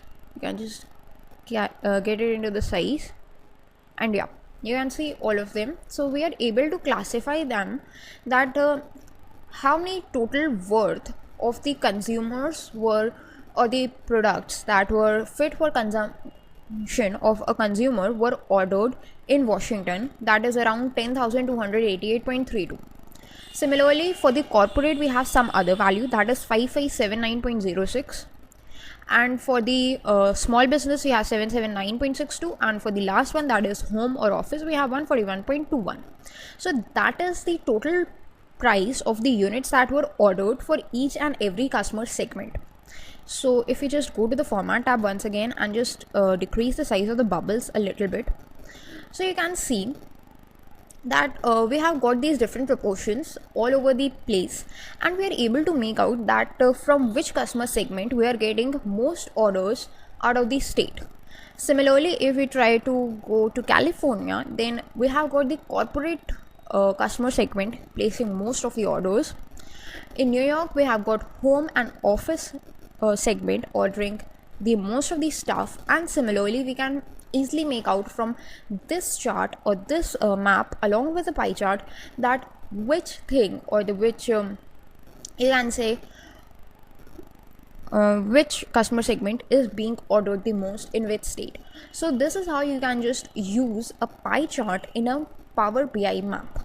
This is a very simple process in Power BI, but if you can see it in the competing softwares like Tableau, it is a very advanced process. It would not be as simple as we just learned over here. That is why Power BI is more preferred, because it is very simple to use. We have used it for say unit price right now. What if we just remove it, then all things would get back to normal like this. And suppose we want to make out that how many profit we are just getting from all these fields. So on profit, we are getting the profit only from the small businesses in Washington. In California, the most of the profit we are getting is from the home and office businesses. In here we can, like in Oregon, we can get the profit from corporate sector and the consumer sector. So we are getting profits from three sectors, but most of the profit is coming from the consumer sector. And this is the kind of the data that we have got, that from which consumer segment in which state we are getting the maximum profit. So this is the actual use of Power BI. This is the actual use where you can just make out different kind of stuff, where you can analyze the data and gather different kinds of information which was hidden if we hadn't used this tool. So that's the actual goal behind using Power BI, to get some of the insights into the data. So that's how you can just create a pie chart along with a map in Power BI. And I hope you all have understood that how can you just use this along with the pie chart. And if you want to make any other things, like suppose instead of profit you want a sales, that how much sales was done in each and every sector. So you can see we have got all these bubbles again, and they are of different proportions. So in this video we will be seeing that how can we work with tables in Power BI. Now we all know that Power BI is a software from where we can do a variety of things, and mainly it is used to analyze the data. But since the fundamental of this data is a table, so Power BI gives us the opportunity to actually work with tables in Power BI itself. There are two ways through which we can actually use the tables or create the tables in Power BI. One is from the scratch, and one is if already you have some kind of a table or a data set loaded into Power BI, then you can create a table out of the fields available to you. So the first step is creating a table from scratch. So we are going to see that. So for that, what do you need to do is, first of all, make sure that you have opened your Power BI. Then in this data group, you will find something called as enter data. So if you just hover over it, there is this small tooltip given to you that you can create a new table by typing or pasting in new content. So this is one way through which you can actually create a table for yourself in Power BI. If you just click over it, then what happens? You will get this kind of an option. So this is column 1, which is representing nothing but a table for you. So if you just can give it some kind of a heading like region, and if you see, this is the star option. If you just click over it, so you would be able to add one more column. So as many times as you click on star, those much columns would be added. So let's just right click and delete it. You can just delete any column by right clicking over it, and let's just double click over here and just change its name to sales. Okay. So I'm going to create a very simple table with just two columns, that is the region column and the sales column. Alright, now in the region columns, let us just type in the west region, the central region, the east region, and the say south region. Okay. Now in the sales, I'm going to give some of the values. These are the random values that I am giving, so it doesn't really matter. Okay, so these are the 4 random values that I have given. Similarly, if you just click over this star for this rows, so a number of rows would be added as well. And if you don't want the rows, you can just right click over it and delete them, right? Now we have created a very simple table. This is one way of creating the table from scratch. The other one is you can just go to some source, say Excel, and if you have created a table in Excel, you can just copy it and you can just paste that table over here, and you would be able to get that table in Power BI itself. Now you can give your table a name. So I'm going to give it as region wise sales, and then you can simply click on load. Now this may take a few seconds to just load this table into Power BI. Now one thing you must note over here that this is actually a table that you have created in Power BI, and it has no relation with any of the external data sources. Alright.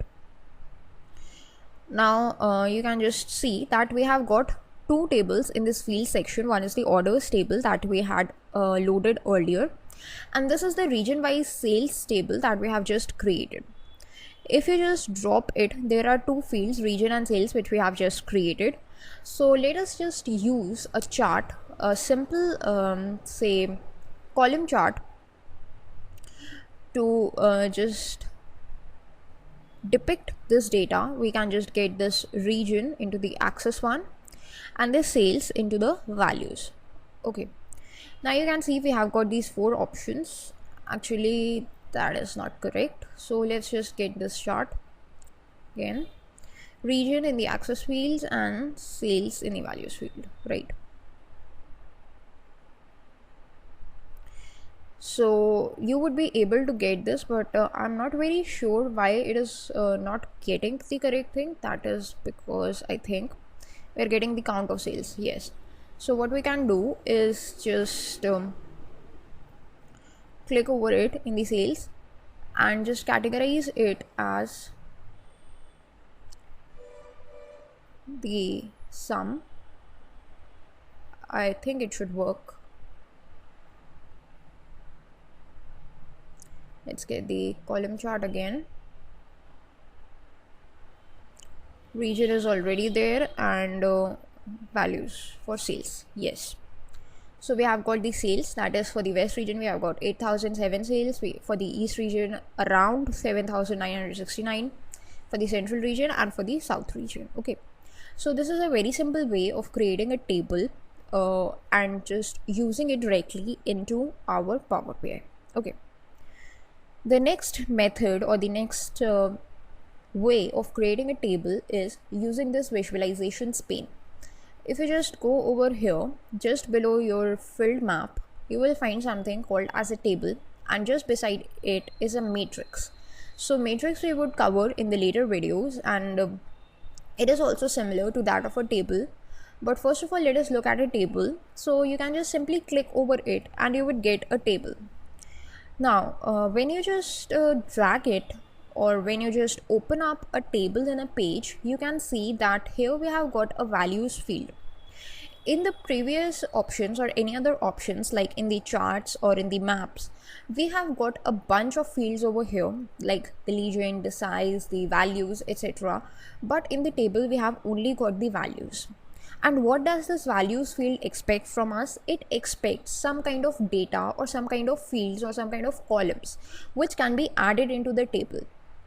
So for this table to work in Power BI, there is a requirement that at least one table must be imported in Power BI beforehand. Then only you can just use this table. So we have 2 tables actually. So I'm just going to collapse this region wise sales, and I'm just going to expand this orders table. Now this orders table is a part of the data set that I have downloaded from the internet. So if you want for yourself, you can just download any of these sample data sets from the internet, and then you can use it very easily. So we have got actually some kind of thing that is known as state or province. I'm going to drag it in the values field, and we have got all these states over here, and I want to show that how much profit is done in each state. So I will just drag this profit field again into the values pane, And as soon as I do that, you can see that we have got two columns in our tables, the state or province column and the profit column. Now I can drag as many values as I want into this values field and it would be added into the table. Alright, so suppose I want also the sales of each state or province, then I can just drag in the sales as well. And you can see that if I want, I can just drag these things and their order would be changed. Now it is state, sales and profit. If I want sales to be coming at the end, then I can just drag it and its order would be changed in the table itself like this. Okay, then if you want any other thing, suppose you want how much discount was given, you can just drag and drop this discount as well. Alright, so we have got all these options, and one interesting thing to note over here is in this table we have got these four headings, and along with them we have also got a total. So this is the default layout of a table. If you just go to the focus mode, then you can see it in a clear way that all of them are visible now in a much more good way, in a much more way that is readable in a readable form. So here you can see that the total and the heading column, that is the topmost row and the lastmost row, is fixed. That is, this headings are fixed and this thing is also fixed. So that is the beauty of Power BI. In Microsoft Excel, if you have read Microsoft Excel, we had to do all these things manually, but in Power BI everything is fixed. Alright, now one more thing, you must have noticed that in state or province we have got different states like Alabama, Arizona, California, etc. and they all are by default arranged in an ascending order. Like you can see, all in the ascending order. Okay, so if you just click on this arrow, this is what is used for this purpose. That is, if your data is not arranged in a predefined format. Suppose in the profit it's not arranged, so we can just click on this arrow and you can see that now the table is arranged on the basis of profit, that is the maximum profit values we have got over here. And if you just scroll down, this is the value we have got the most of the loss, that is in North Carolina, and it is present at the bottom.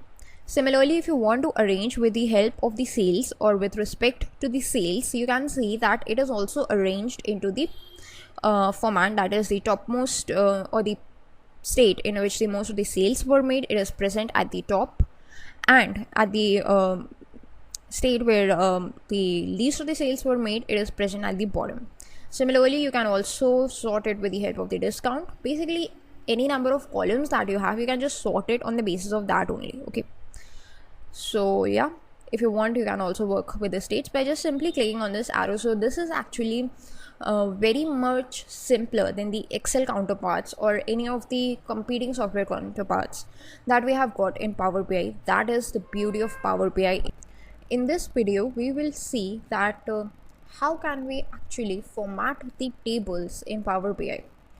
In the previous video, we have already seen that how can we create a table in Power BI. Now, once you have created a table using the second method that was discussed in the previous video, then only you would be able to actually format it, because in the first method you've got to simply create a table and you are not showing it to anyone else, so there is no need to just format that table. But over here the table is shown to the user, to the end user, so it is very much important that you just format it so that it looks appealing to the user and the user is actually interested in knowing that what is going on in that table or what data it contains. So let us start with the video. We have already got a table from the previous video itself where we have arranged the values on the basis of the states or province. That is, they are arranged in the ascending order on the basis of the states or province. Now we have got four values over here which are originally taken from a table known as orders, which is a part of our US Superstore dataset, which is downloaded from the internet. So if you want, you can just go to the internet and download any of the data sources that you like. Alright, now I have dragged four values, that is a state or province, and I am getting state state-wise sales data, state-wise profit data, and state-wise discount data, because these are the 4 columns that I have dragged in my values field. If you want, you can drag any number of columns, more or less. It doesn't matter. Whatever data you want to show in your table, you can simply drag it into the values column and it would be a part of your table. Alright, now this is already created table. Let us just change something. We want to just increase its text size because it is not very much visible right now because we are in the focus mode. But if we just click on back to report, then you can see it is very small, it is very tiny, we cannot see anything. Okay, so for that purpose we have this format tab, and there is something called as values. If you just expand this values group, there are these different options available, and all these options have a common task, that is they format the way the values are represented in our table. Alright, like we can format the font color, the background color, the alternate font color, and the alternate background color. Similarly, if you just scroll down, there is something known as text size. Right now it is 10 point, but if you want, you can just increase it using these options, these arrow buttons, and I want say a text size of around 20.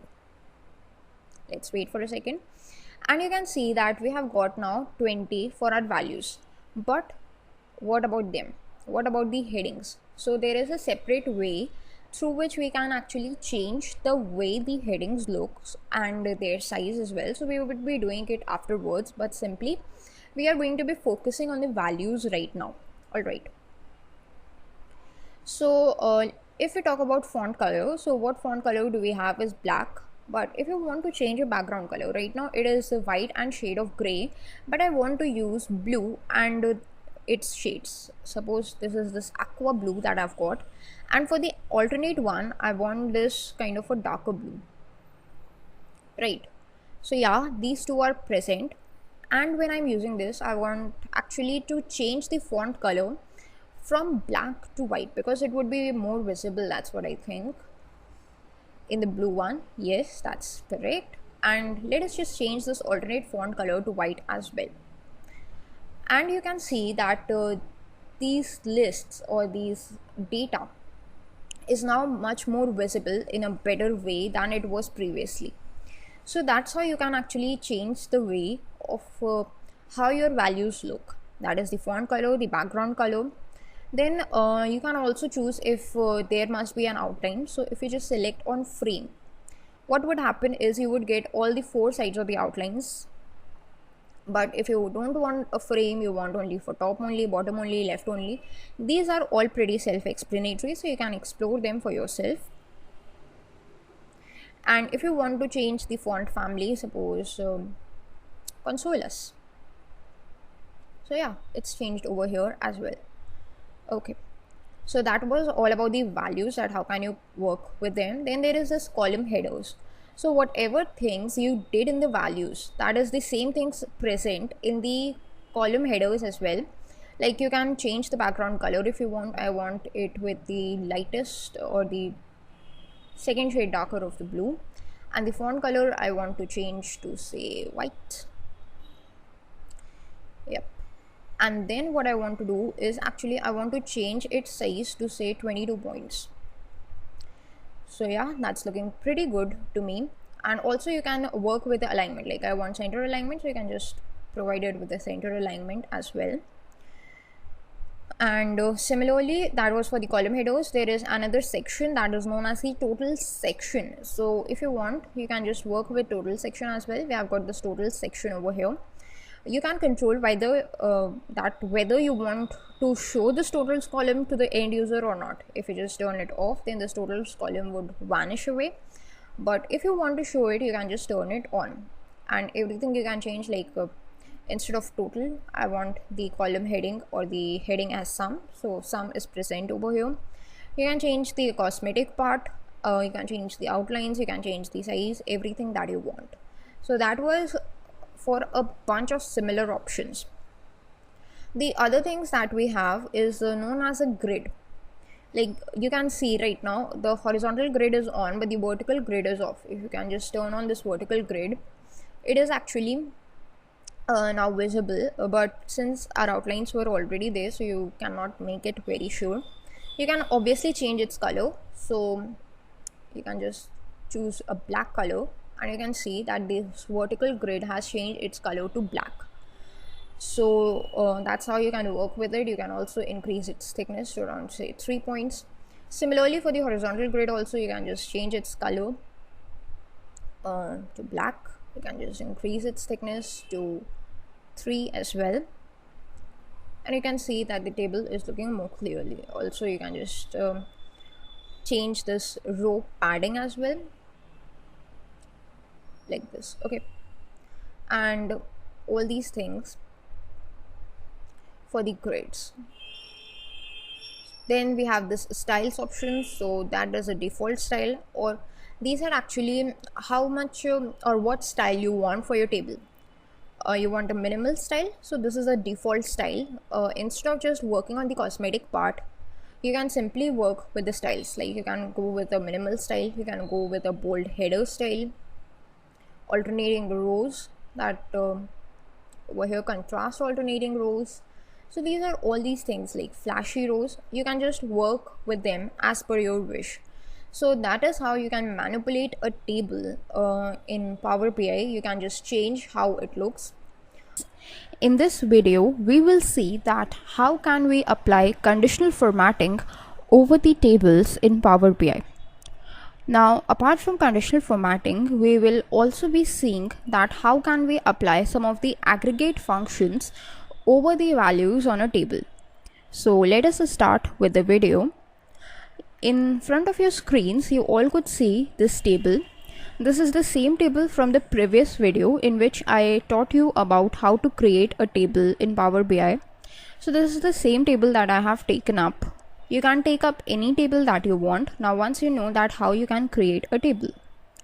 After this, what we are going to do is actually apply conditional formatting over the different values in this table. So before working on it, you must need to know a few things about conditional formatting. First of all, the conditional formatting can only be applied over the numerical values in a table.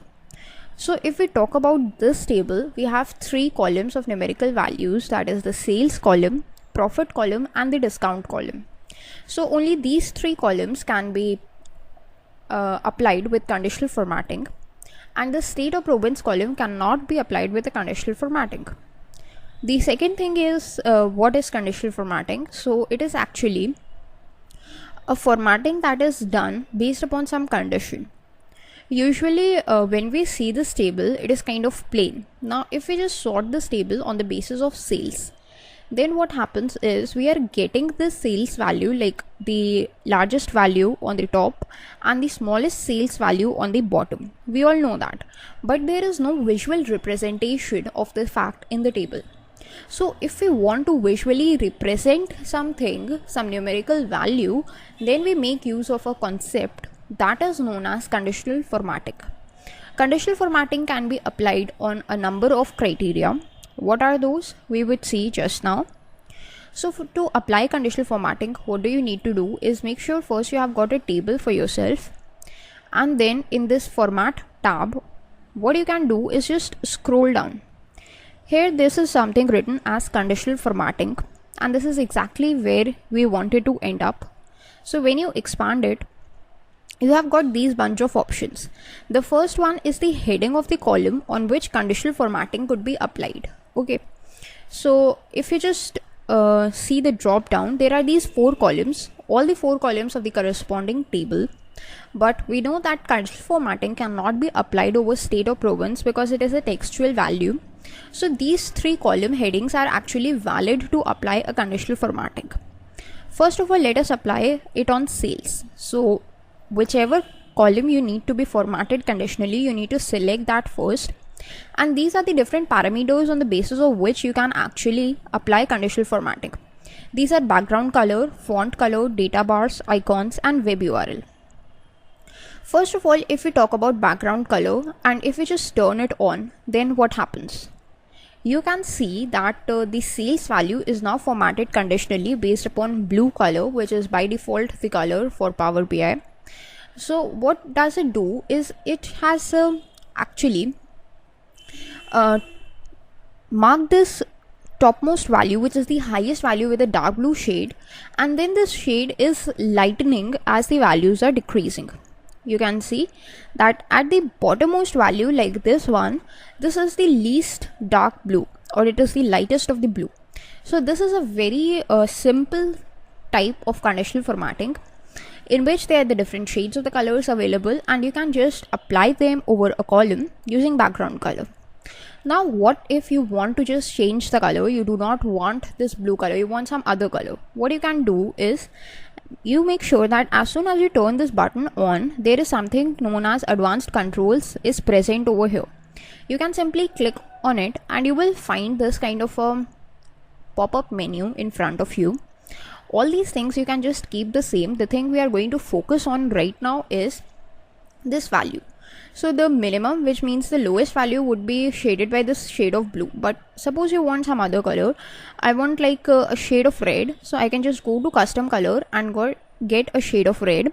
And for the highest value, instead of blue, I want a shade of green, so I again go to custom color and just select a shade of green. Instead of this, I can also enter a particular value in case I want that value to be associated with that particular color instead of the highest or the lowest values. Like here you can see either the custom value or the highest value for maximum. This is the format by option in which the color scale is selected, but there are other options also, like rules or field value can also be selected, which we would be discussing later on. But once you are happy with it, you can just click on OK. And after a second or few, you can see that the highest value is now represented with kind of a green color, and these are the brick red colors all associated with it, and the lowest value is represented by a reddish color. So that is how you can actually work with it to make a contrast very easy. We know that the highest value is the green and the lowest value is red. So that was about background color. Let us just take a look on other methods as well. So right now we have applied it on sales. Let us go to profit. And now what we're going to do, we can apply a font color, so that if you just turn it on, you can see that it is now changed on the basis of the font color. We can sort it on the basis of profit. We can go to advanced controls, and here is the same thing that we did on the basis of the background color itself. So I'm not going to repeat it, but you can just work on it similarly as you did with the background color. The third one is the discount column. Now we have sorted the table on the basis of the discount column, and let's just apply some conditional formatting over it as well. So we can just select discount column, and here are the different things, like you can apply a data bar, and these are the data bars that can be applied, which is the length of the bar that is showing you that what is actually the value of the discounts. Then what you can do is you can just select two bars, either positive or negative, and you can just give its direction. Suppose it's right now left to right, you can just change it to right to left, and once you click OK, the direction of the bar changes. And suppose you want to work with the positive and negative values, then for that what we can do is instead of profit, for profit we have to use this data bars option, because in profit only we have negative values, we do not have any negative values in discount. So let's just turn this font color off and just change this data bars option on, and we can just go to advanced controls, and there are this positive bars. We want positive bars with say green color and negative bars with red color, and we can click on OK. Then what happens is all the positive values in profit are there with green, and the negative values are with red, which means that's a loss instead of a profit if the color is red. Then the next option we have is of icons. Suppose instead of data bars, let's just turn that off, we apply icons over profit. So these are the icons, that is these green ones with a higher profit, these yellow triangle ones for an average profit, and these red diamond ones for a loss or a negative value or below average profit. So that is how you can apply conditional formatting for the different options in Power BI. Now next thing is how to apply aggregation. So for that we can just go to fields, and here you can see in the values where we have dragged these columns, you can see something written as profit. If you just click on this arrow, you can see these are the different aggregations or different values that we can apply. So suppose I want to show the percentage of profit. So I can go to show value as, and I can go to percent of grand total. Then what happens is, instead of the exact profit amount, I'm getting the percentage of the profit, that how much percent of the profit I have made from the sales done in that particular state or in that particular province. Suppose you want to show something else, like instead of the percentage of profit, you also want to show its numerical value and the percentage as well. Then you can just drag this profit once more into the value column, and you can see now the value is shown as well as its percentage is shown. You can just change its order as well. Suppose for the discount you want to show on the basis of maximum, then what happens is, actually there is no change because there is this change on the basis of the maximum discount, that what is the maximum amount of discount, and that is being presented over here.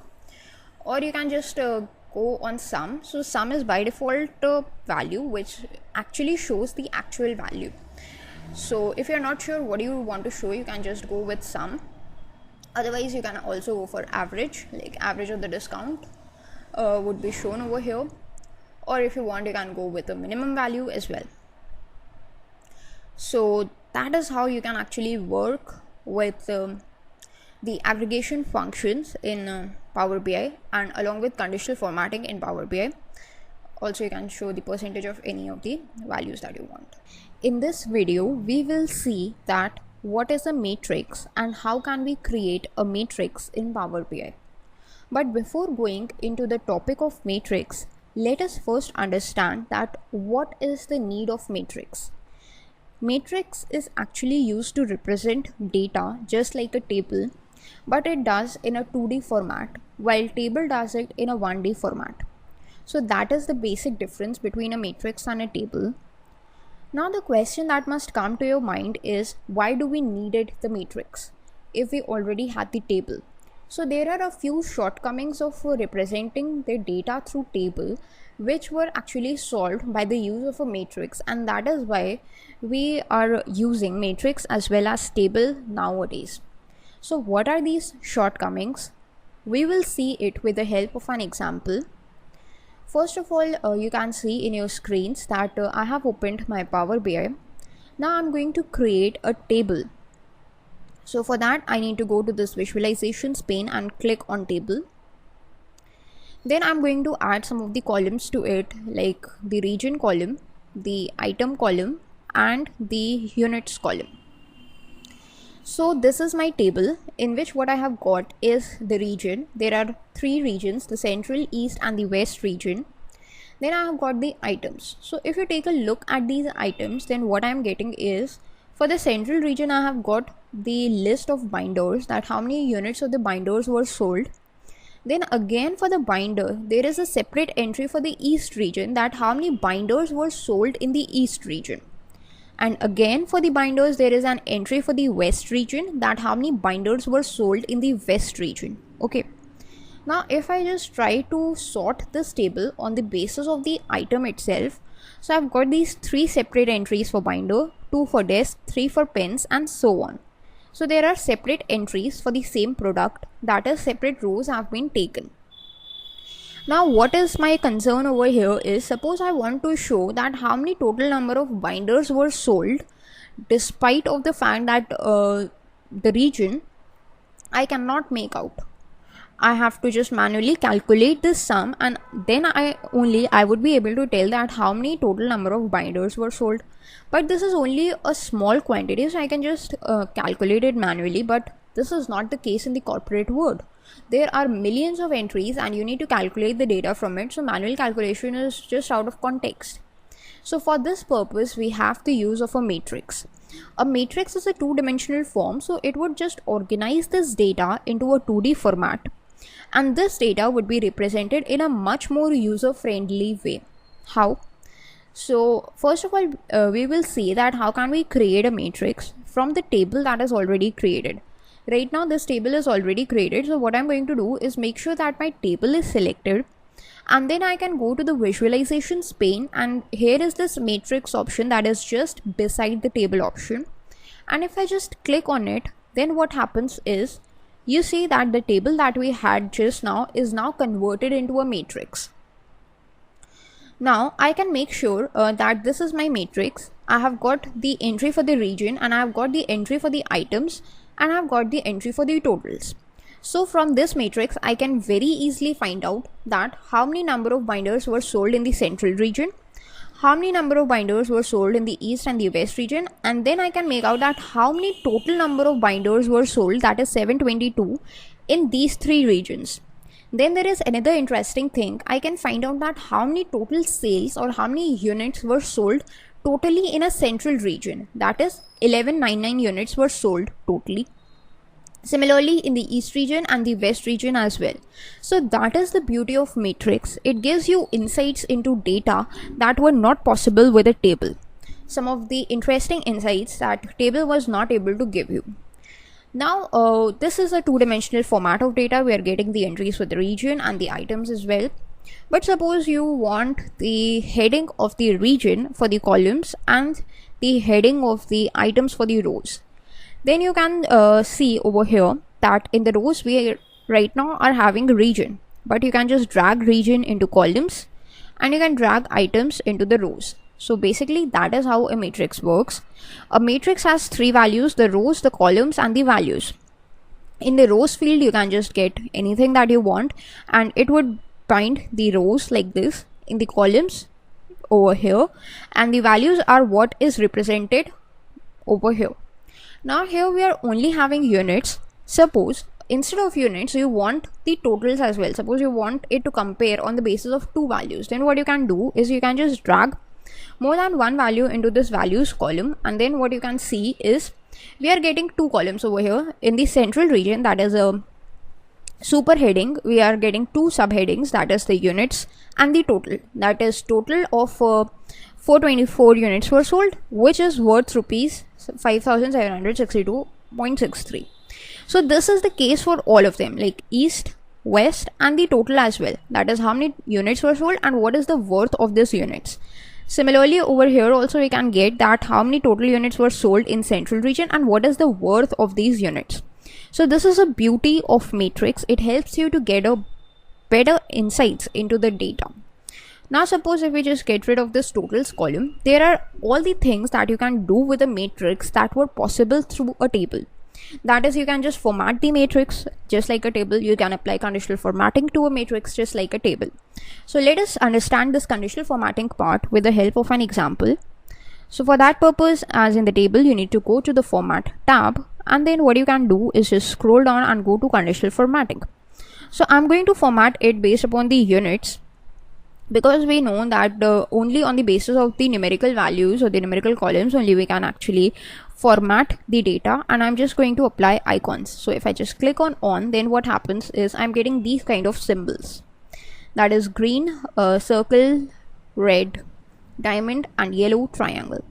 But what if I want to customize it? Now we know that to customize anything, to customize the conditional formatting, we can go to advanced controls, and here you can see that this is for the units. In this we have got rules. So rules is used to format the icons. Suppose what is it? These are the rules that have been laid out over here, that if the value is greater than or equal to 0% and is less than 33%, then it is shown by this diamond.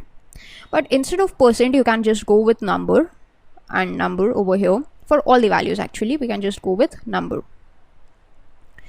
Okay, and then we need to just change it, like if it is from 0 to say 400, then we get this. If it is from 400 till say 800, we can get a number. If it is from 800 till what value we have? We have actually, okay, 2000. So we can just go with 1000 or a 1200. Okay. Then we can just change the icons as well as per our wish. We want a red down arrow, suppose. We want say this thing, yellow exclamation mark, and we want this thing.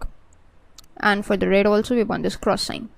So this is what we can do. We can just change the rules, we can change the way the icons look, and as soon as we click on OK, then what happens is we are getting all these values, right? Cross, that means they are less than 400. For more than 400 it's like this. So let us just change a rule, because we are not getting any kind of a correct tick. So it is from 400 till say 450, and from 450 to whatever it is, we can just click on OK. So we have got this tick for 498 values. So this is how you can just change the rules. This is how you can apply conditional formatting over the matrix. And this is very similar to a table. Suppose instead of icons, you wanted to apply data bars. You can just click on and the data bars would be applied to your data.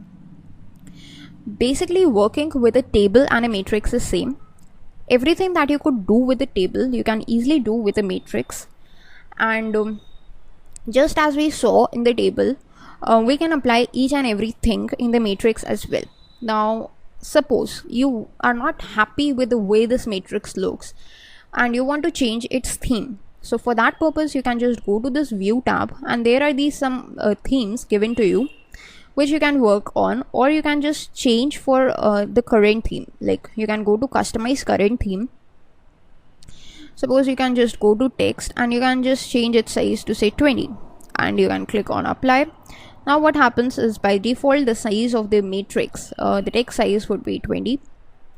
You can just show these grid lines over here, and anything that you want, you can just work with it. Or if you want to just change the way it is looking, like the column headers you want to change, you can just go and change its background color, say blue, and then you can see it is applied. So that is how what is the use of a matrix, and that's how you can create and format a matrix in Power BI.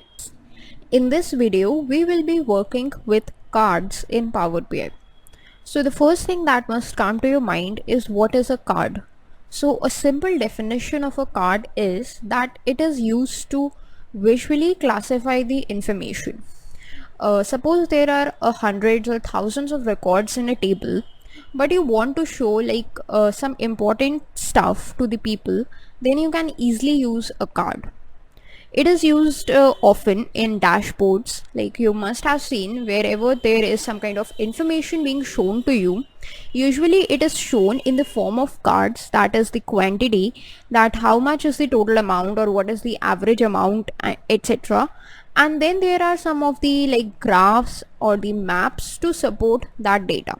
So this is what is the usage of a card in Power BI, and we can see that how can we create a very simple card. So let us start with the video, and here is my Power BI page.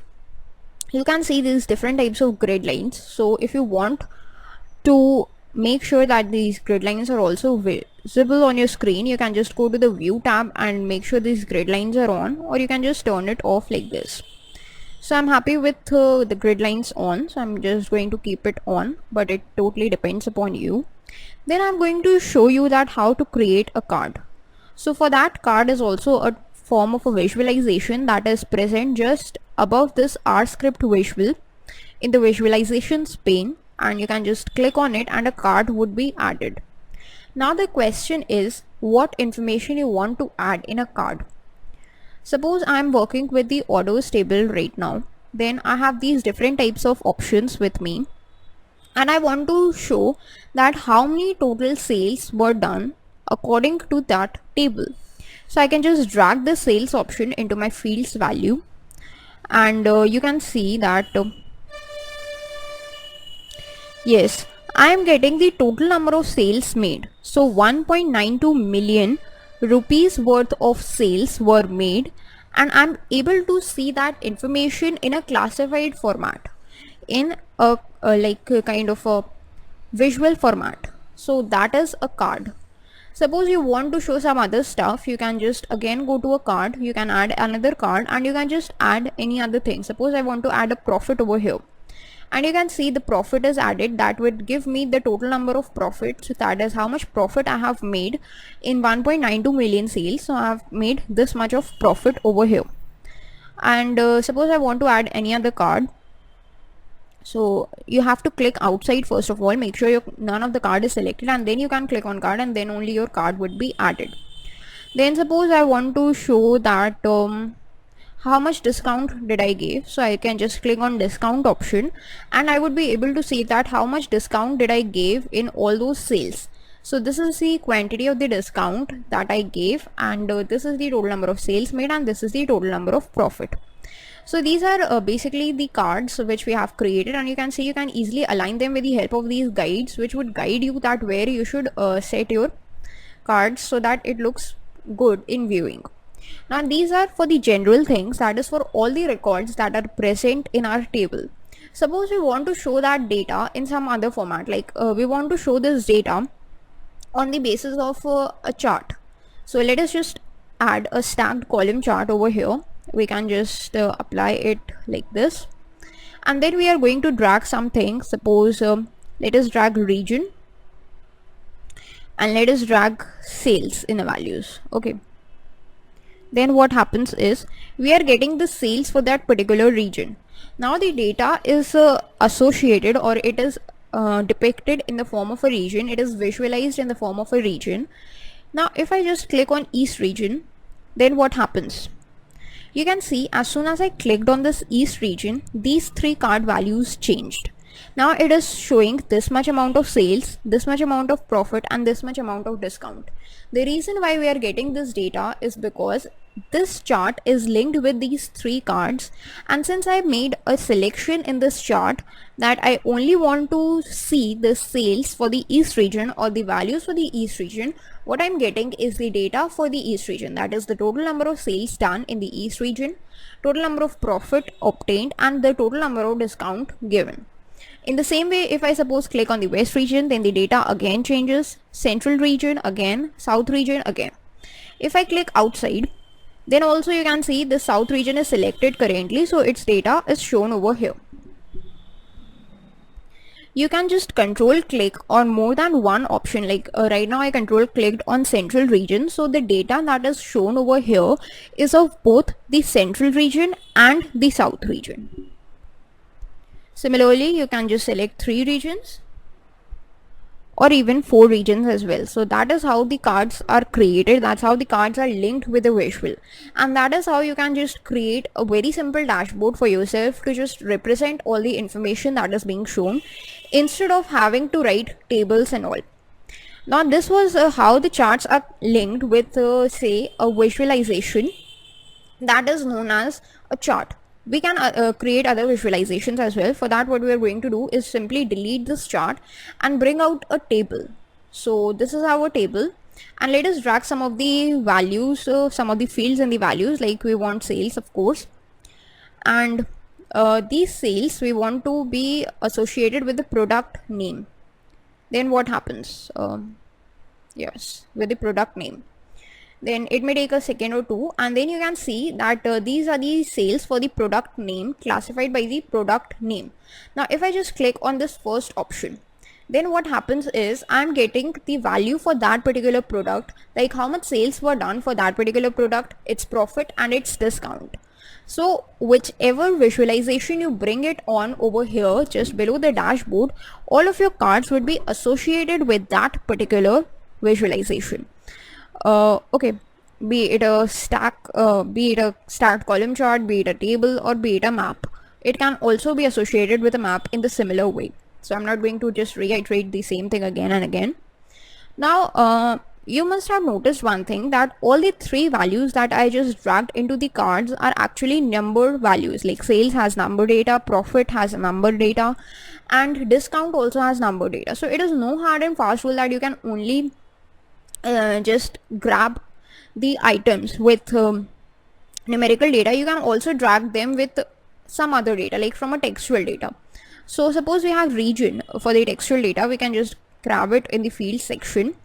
Then what we are getting by default is the Central region. Suppose we just add any other card, we add another card, and then again we just drag and drop this region field, then what happens is we are getting again the Central region. But if you want to change this stuff, Suppose you want to change the region from central to say the last region that was present. Three regions were present in our data, that is central, east and west. Central was C, that is arranged alphabetically. So central was the first, W for the west was the last in alphabetic order, so we are getting west in the last region.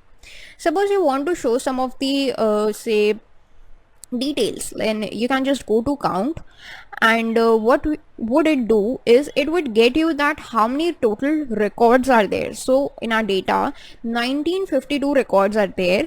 That means this is the total number of the records that we have got in our data or in our table. That is actually the number of times the region has occurred in our table. Or if you want to make sure you want to see that how many regions are there, then you can go with this count distinct option, and what will it do, it will just show you the distinct count of the region, that is how many regions were there. So actually there were 4 regions, I think, must be central, east, west and south. Yes, there were 4 regions that we just got in the chart. So this would give us the count of the regions. If you want to know, you can just get the count of any of the data that you want. Similarly, we can work with other things as well.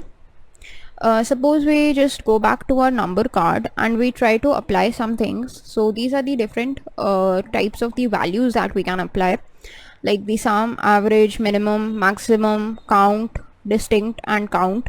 This would again work similarly, that is count would give you the number of the profits or the number of the total number of the records that have the value of profit, and these standard deviation, variance and median are actually the advanced values which we would be learning later on. Then here we can actually get the percentage of the profit, but that would not work right now because we are getting only a single criteria. There is no criteria, that is we are filtering the records out of the total number of criteria. So that would give you 100% every time, so it would not work right now. But if you want to get a percentage of the profit, then this percent can work very well. And if you want to remove this field, you can just click on remove field, and this card would be by default stored to default. So if you want to just grab something, you can just grab it. Suppose I want like country over here, then what happens is you get the list of the first country that is present over there, and again it is a card. In this video I'm going to explain you more about the text cards in Power BI. So this is our Power BI, and all the tables that we had imported earlier on, they are just getting loaded right now. So first of all, what is a text card? We have already seen the usage of the text cards in the previous videos. This is actually a number card that is holding the total amount of sales being done, and this is a text card holding the name of the country, that is United States, and the name of the first region, that is the central region. Okay, so let's just remove this United States card.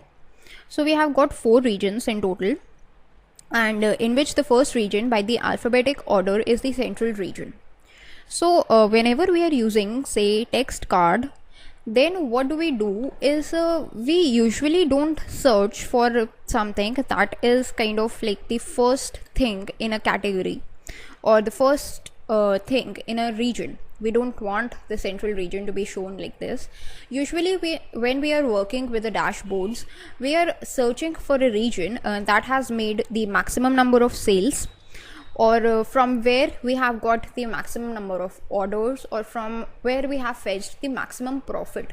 That is what is our center of focus when we are working with dashboards. So how can we work with it? I'm going to show you a simple example. Let's create a new page, and we are going to create a table over here. So that's a table. Yes, so the table that I referred to in the region section was this orders table, and if we just drag some of these things like say region, sales and profit into it, okay, so what do we get is region wise sales and the region wise profit over here. Also we can just get the count of order ID, so that is how many orders were placed in that particular region. If we just sort it with the sales, so we are now getting that east region has given us the maximum number of sales. Okay, If we are sorting with the help of the profit, so again it's the east region from where we have got the maximum profit.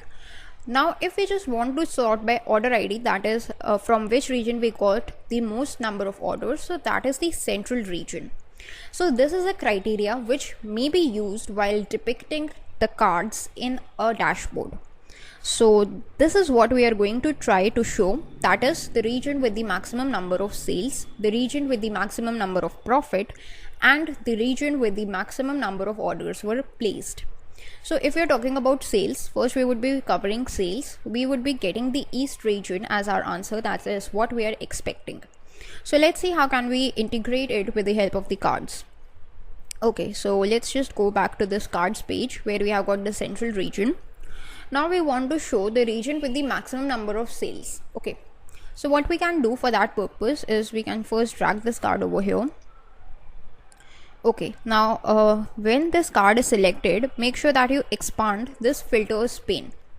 Now what does this filters pane do? It accepts these different types of filters that could be applied over the different cards. Since the card that we are using is of a region, or in the region card, the different filters that could be applied could be on the number of sales, profit, quantity, orders, etc. So how can we do that is, as soon as you expand this filters pane, you can see there are these three things: filters on this visual, filters on this page, and filters on all pages. So filters on this visual can be used to apply the filters on the particular visual that is being selected. Filters on this page would be applied over all the visuals of this particular page, that is page number 3.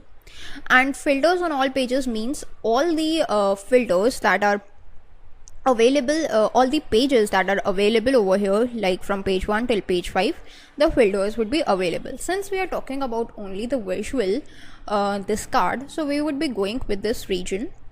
So what we can do is add the data fields. So what fields we are going to add is the region field.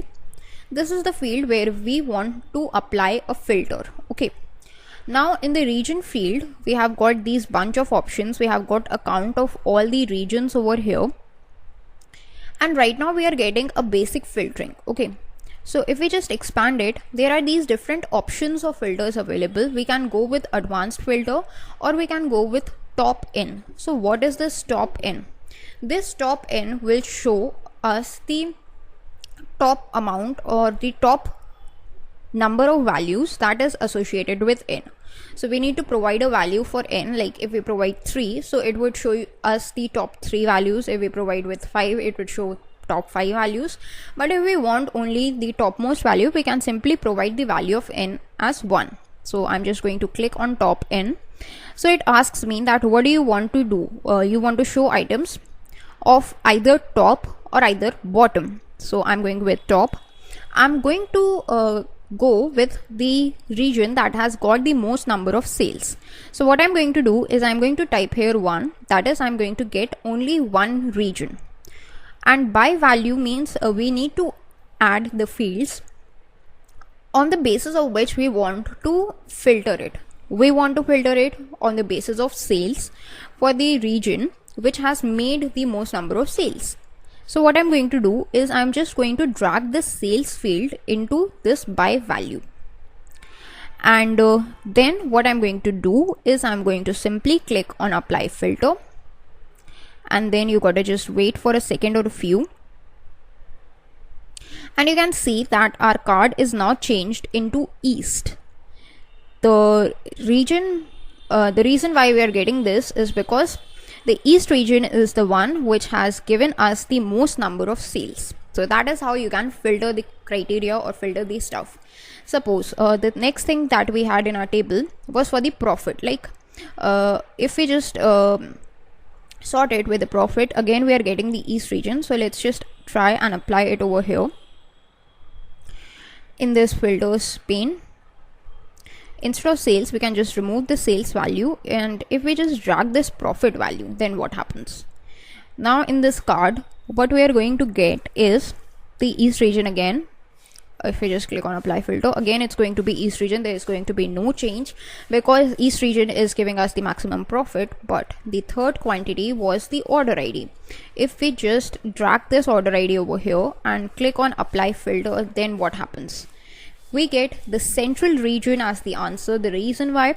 Because central region gave us the maximum number of orders, and that you can consult with the table itself. If we just sort it on the basis of the order ID, then we have get 566 order IDs associated in the central region, which means that 566 orders, the most number of orders, were placed from the central region. Okay, so that's what we have got over here.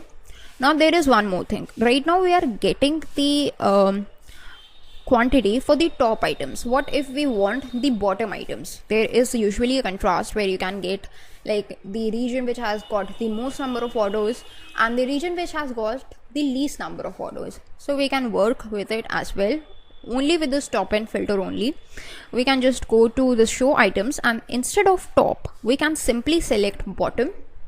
And now what we are going to do is, since n is set to 1, we are going to get the region which has the least number of orders. So see, this region is changed to south, and if we just consult back from our table, so yes, that is correct. South has given us the least number of orders with a total of 442 orders only. Simply that is how you can work with the cards. That's how you can just filter these cards. And if instead of the order ID you want to make sure to know that which region has generated the minimum amount of sales, you can just drag this sales field again and click on apply filter. Then what happens is you would get the region which has given us the minimum number of sales. That's again the south region, I think. Yes, that's again the south region. So the south region has given us the minimum sales, the minimum profit, and the minimum orders. So if you want to show the maximum stuff, you can just go with top in the items for the top end filter. If you want to go for the least amount or the least value, you can just go with the bottom filters, and that's how it works. That's how you can just work with the filters using the cards. Also, you can just actually work with more than one value, but since the card is used to store, or it is used to show only a single value, say suppose if you just provide it with 3 and apply the filter, then there must be no change, because see here, if you just go with sales, okay, what happens right now?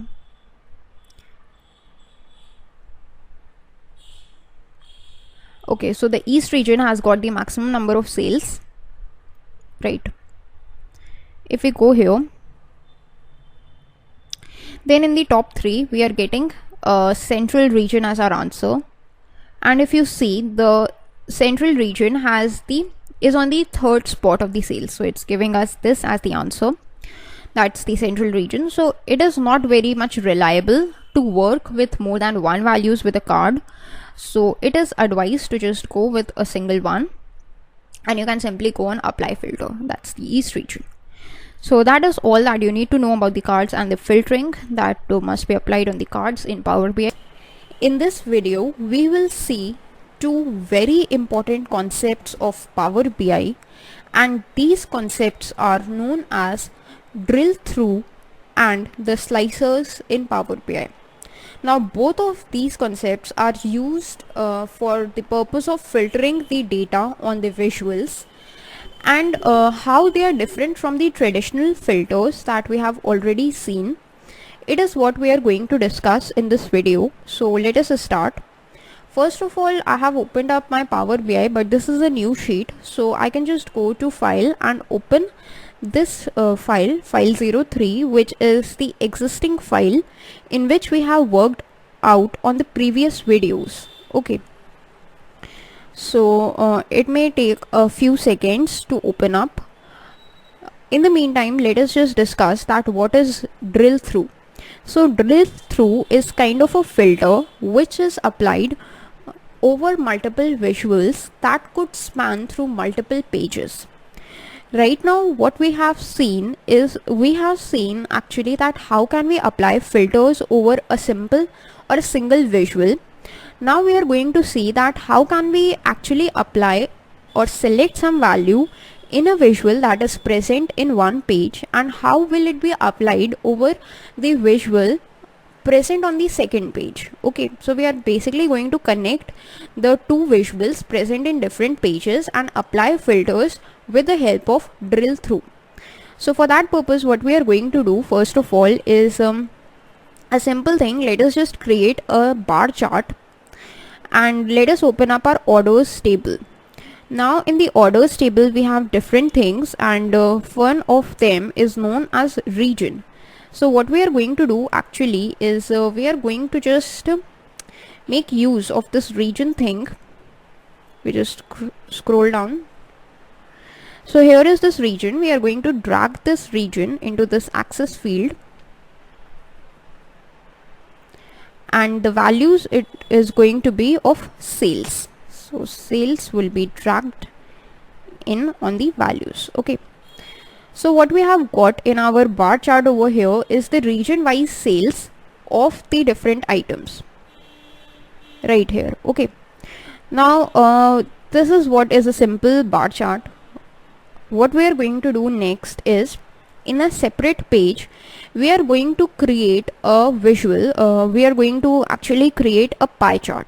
Okay, and in this also we are going to add region and we are going to add sales. Okay, so right now what is happening is we are getting all the four regions and how many sales were done in all those four regions. Okay, so this is a simple approach how you can work with it. Now with the help of drill through, what we can do is we can actually just use this kind of the bar chart that we created. We can select any kind of region from there, and only the value of that particular region will be shown over here in this pie chart, or vice versa. That is, we can just select any region from the pie chart over here, and that corresponding sales value will only be shown over the bar chart. So what we can do is, first of all we need to go to that particular visual and that particular page which we want to filter. Okay, so we want to filter the values of the bar chart, so we need to just select this bar chart. In the visualizations pane there is something written as drill through, so you need to go to that, just scroll down and you will see there is an option called add drill through fields here. So we need to add the fields through which we want to do the drilling. So the field is going to be the region field. So you need to just select this field and bring it over here in the region column. Okay, so that is it. But right now you cannot see any change. How you can just see the change? You can just go to page 7 where our pie chart is residing. Now what you can do is, if you just hover over any of these options, you can see east, region is given, sales is given, and another option, that is right click to drill through, is also given.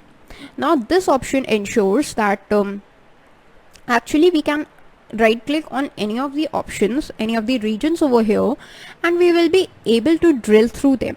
Why? Because we have added region as a drill through field in that bar chart. Okay, so if you want to drill through, what you got to do, suppose I want to drill through south, so I can just right click over here simply and I will get this option of drill through. When I expand it, there is the name of the page, that is page 6, where the bar chart is present. So as soon as I click on page 6, then what happens? In an instant I get to page 6. This bar chart is now only having this south as the value. There is no other value present, only the sales of the south region are shown to me. So this is the advantage of drilling through. Actually the main thing about drilling through is that it helps you to create links between the visuals present in different pages. But now what happens if you want to do similar thing like drilling through but in the same page or on the visuals that are present in the same page? For that purpose we have something known as slicers in Power BI. So let's see how can we create slicers. Let us just create a new page, that is going to be page 8, and what we are going to do is actually we are going to create a table. Okay, we are going to create a table over here, and what values are we going to add? We are going to add region, we are going to add sales, that is region wise sales. We would get this data, and we are going to add like quantity. Okay, so let us just expand this table. So this table or this data, this visual tells us that in which region how many sales were done and how many orders were placed in that particular region. Okay, now if I just sort it out on the basis of sales, that is in the east region maximum sales were done, in the south region minimum sales were done. So that's a simple approach. Now what I can do is I can just add a slicer. So this is a slicer. Its icon is present just beside the table icon in the visualizations pane. You can simply click on it. What this slicer will do is it will just hold the different types of values. You can add fields in the slicer and it will hold these fields. As soon as you add the slicer, it is connected to the table. Whatever field you select in the slicer, it would be this table would be just filtered according to that particular field. So suppose this is the field option of the slicer. If we add like say region over here, then what happens is in this slicer we get 4 things, that is the 4 regions: central, east, south and west, along with the checkbox. If I want to show only the value of the east region, then you can see this table is filtered itself. Only the east region values are shown. If you want to show the only for the south region, only south region values are shown. Similarly, any of the regions you can work upon. But if you want to show more than one value of the region, you can simply just control click on that particular region and then 2 values would be visible, like just control click. So east is visible now and south is visible.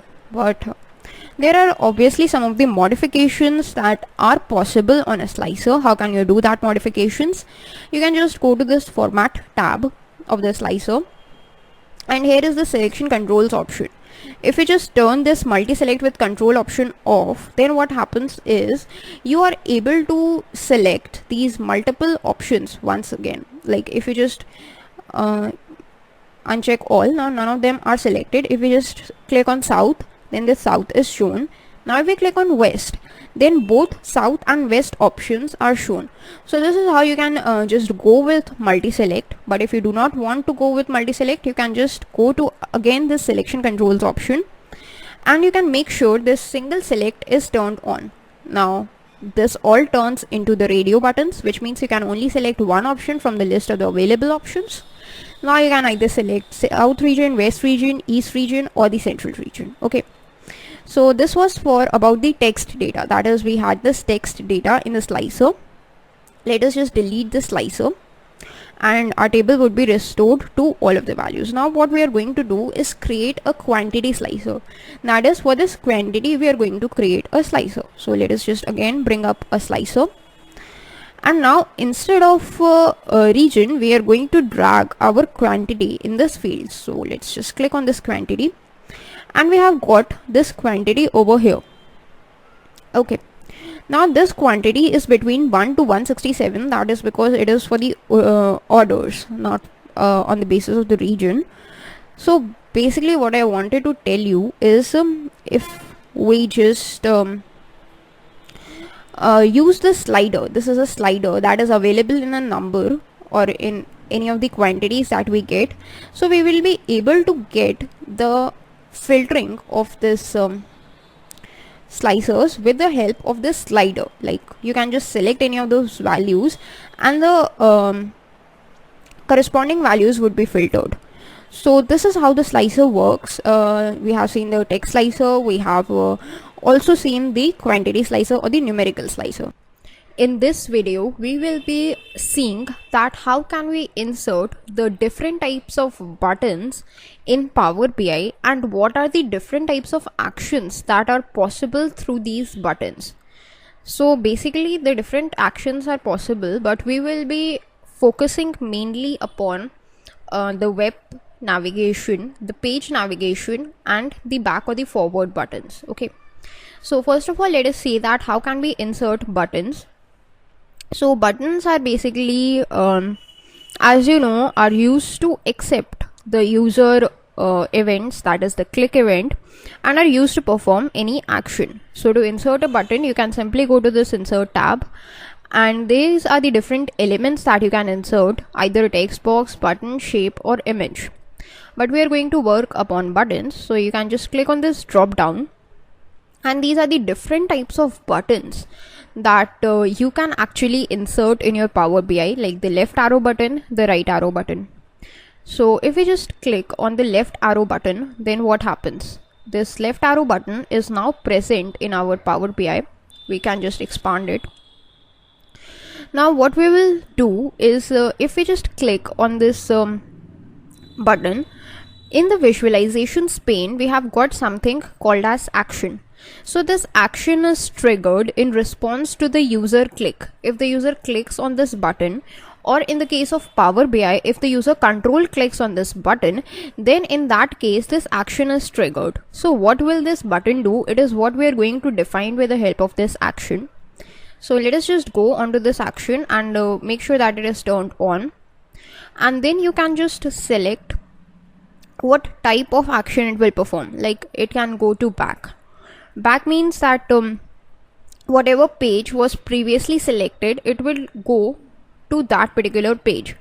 So you can just select back, and there is a tooltip, so you can provide it with the tooltip, say go back by one page, or simply a go back message you can give it. Okay, now what happens is, now our button is confirmed or configured of an action. If we just hover over it, we get a go back. Okay, so for that purpose, let us first define a path. So I have created a new page, that is page 10, and then I came to page 9. So for me, the back page or the immediate back page is page 10. If I just control click on this button, you need to control click on this button, then what happens is you come to page 10. Here you can see this, you have stepped backwards, you have come to page 10. That is how this back action works, and that's how the different types of actions can work actually. Okay, so this was the first action. The second one is a web URL. You can just go to your button, and these are the different buttons you can add. So I'm going to add a blank button. So this blank button is actually a button that does not contains anything right now. So what I'm going to do is I'm going to add some text to it. So let's just bring it over here, and let's add some text. How can we add the text? Make sure that your button is selected to which you want to add your text. You can go to this button text option, and then you can just turn this button text on. And if you expand it, there is this option of button text which is right now blank, but you can add any text for your button over here that you want. I'm going to add a simple URL which is nothing but say YouTube. So I'm going to add I'm actually going to type YouTube first of all. So this means that in my button, if someone clicks on this button, he or she is sure that they will go to YouTube. Now this is a text, but there is no action associated with it. It's only just the text. Okay, so to associate an action, we need to go to this action pane or this action option. We have to first turn it to on, and then we can just expand it, scroll down, and the type of the action that we're going to choose right now is this web URL. So we can just select on this web URL, and then you can see we have got another option of a web URL. So you can just type the web URL that you want to follow. So I'm just going to type a simple https www.youtube.com. okay, that's the simple URL that I have typed. But you can obviously copy paste the URL from to which you want your user to go, and then you can just configure your button to that particular URL. In the tooltip, I am going to just give it that it is going to be YouTube website. That's simple, and that's it. That's how your button is now associated with the YouTube. If I just hover over it, what do I get is YouTube website, which means that now my button is configured to the YouTube website. You can simply just control and click over it, and then what happens is your default browser window will open and you would be taken to this particular URL. You can see the URL over here, that is youtube.com. But right now I'm not connected to the internet, so it is not opening. But as you can see that the URL is now copied in the window, and you would be taken to the page of the YouTube if you are connected to the internet. Okay, so this was about the second type of button, that was the URL action button or the web URL button in Power BI. The next button that is very important is known as the page navigation button. So as the name suggests, the page navigation button is a type of a button that helps you to navigate between the different pages. Okay, so for that, what do we need to do is we are on page 9 and we will be adding the page navigations button on this page only. We have created a page 10, which is a blank page, and we have again created a page 11, again a blank page, and page 12. These three are blank pages, and we will navigate to page 10, 11 and 12 using the navigation options or the navigation buttons present in page 9. So for that purpose, you need to go to buttons and again add a blank button. Now what you can do is you can just change its text slightly. So first of all, make sure the button text is on, and I'm going to just select or add the names of the pages, that is P10 for page 10. Then what you can do is you can simply just copy this and you can just simply paste this. So what happens is this page is or this button is duplicated. Now all you got to do is just simply change 10 to 11.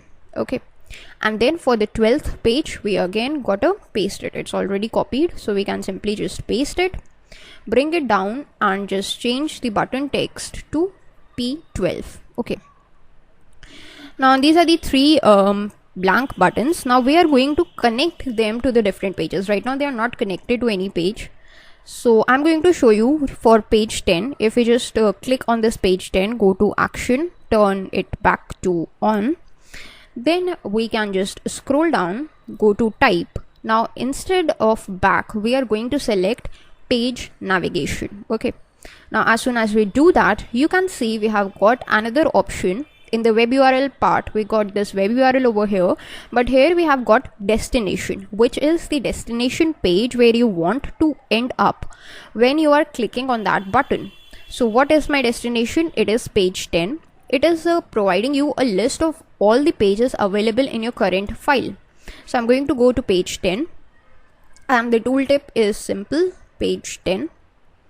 Simply you can just click on P11 button, and you can just change its type to say page navigation. Select the destination as page 11. You can or skip the tooltip right now, and then you can just go to P12. Again turn this action button on.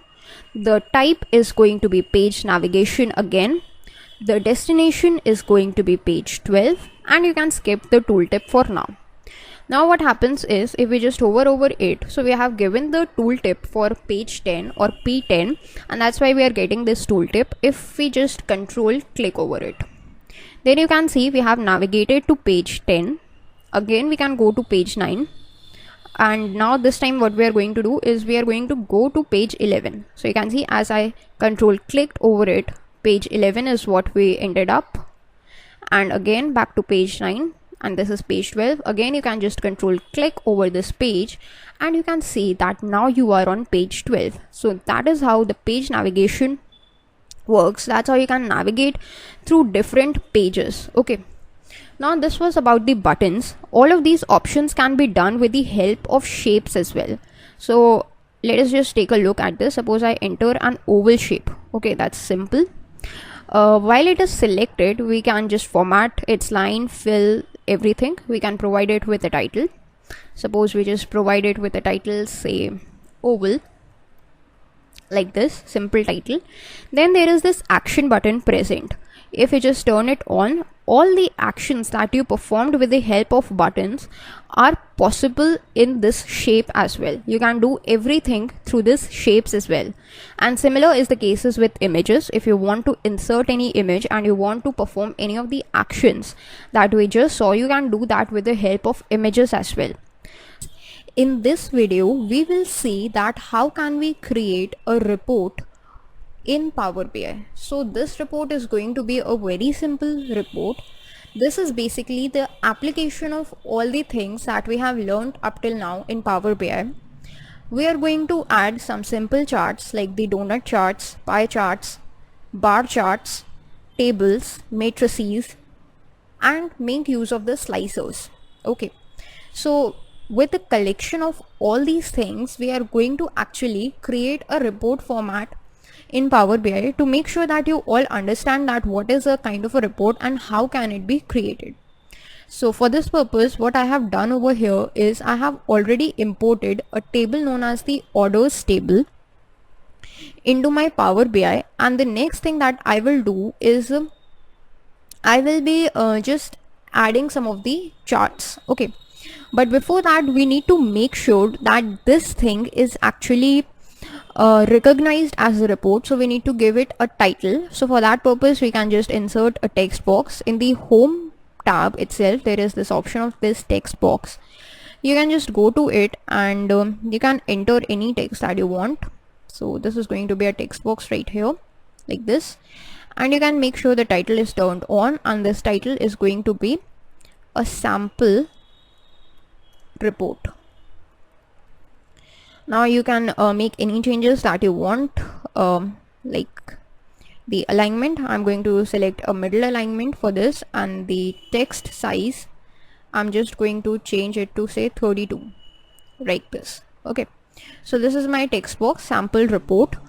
Now what I'm going to do is I'm going to create this report on the basis of region.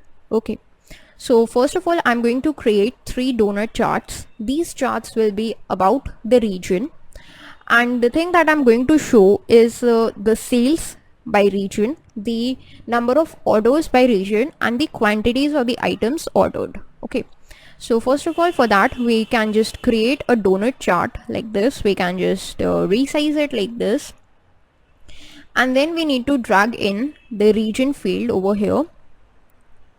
Sorry, make sure that your donut chart is selected, and then you can just drag your region field, and the first thing that I am going to add is sales. So region and sales. So this is the donut chart of region wise sales.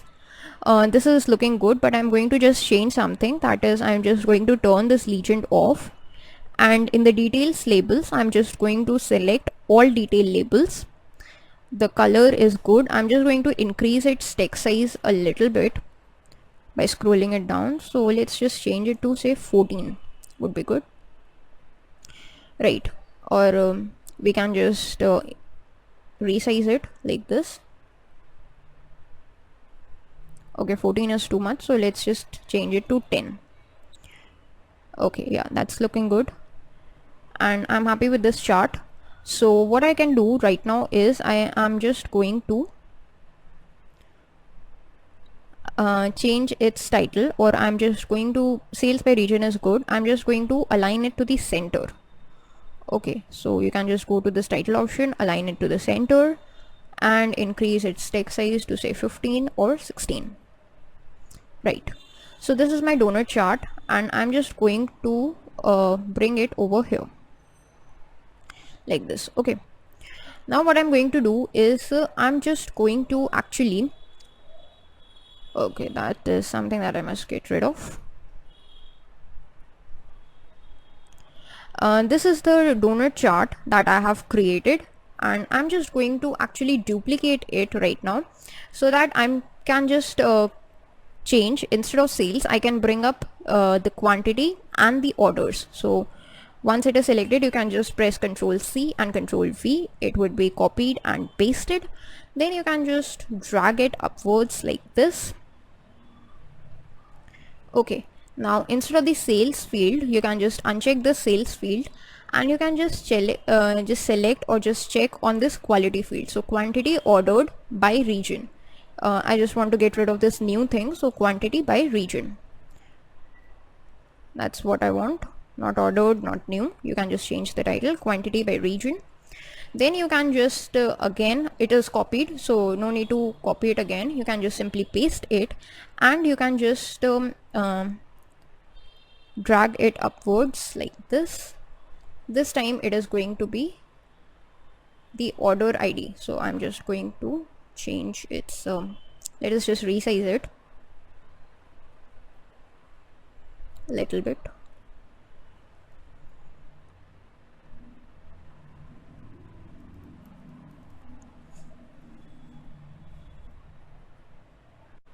So these are the three donut charts: order ID by region, quantity by region, and sales by region. Instead of order ID, let's just change its title to say that it is order by region. Okay, so that's order by region. That's the three donut charts. Then I'm going to add a bar chart, which is going to show the same thing, that is region wise sales.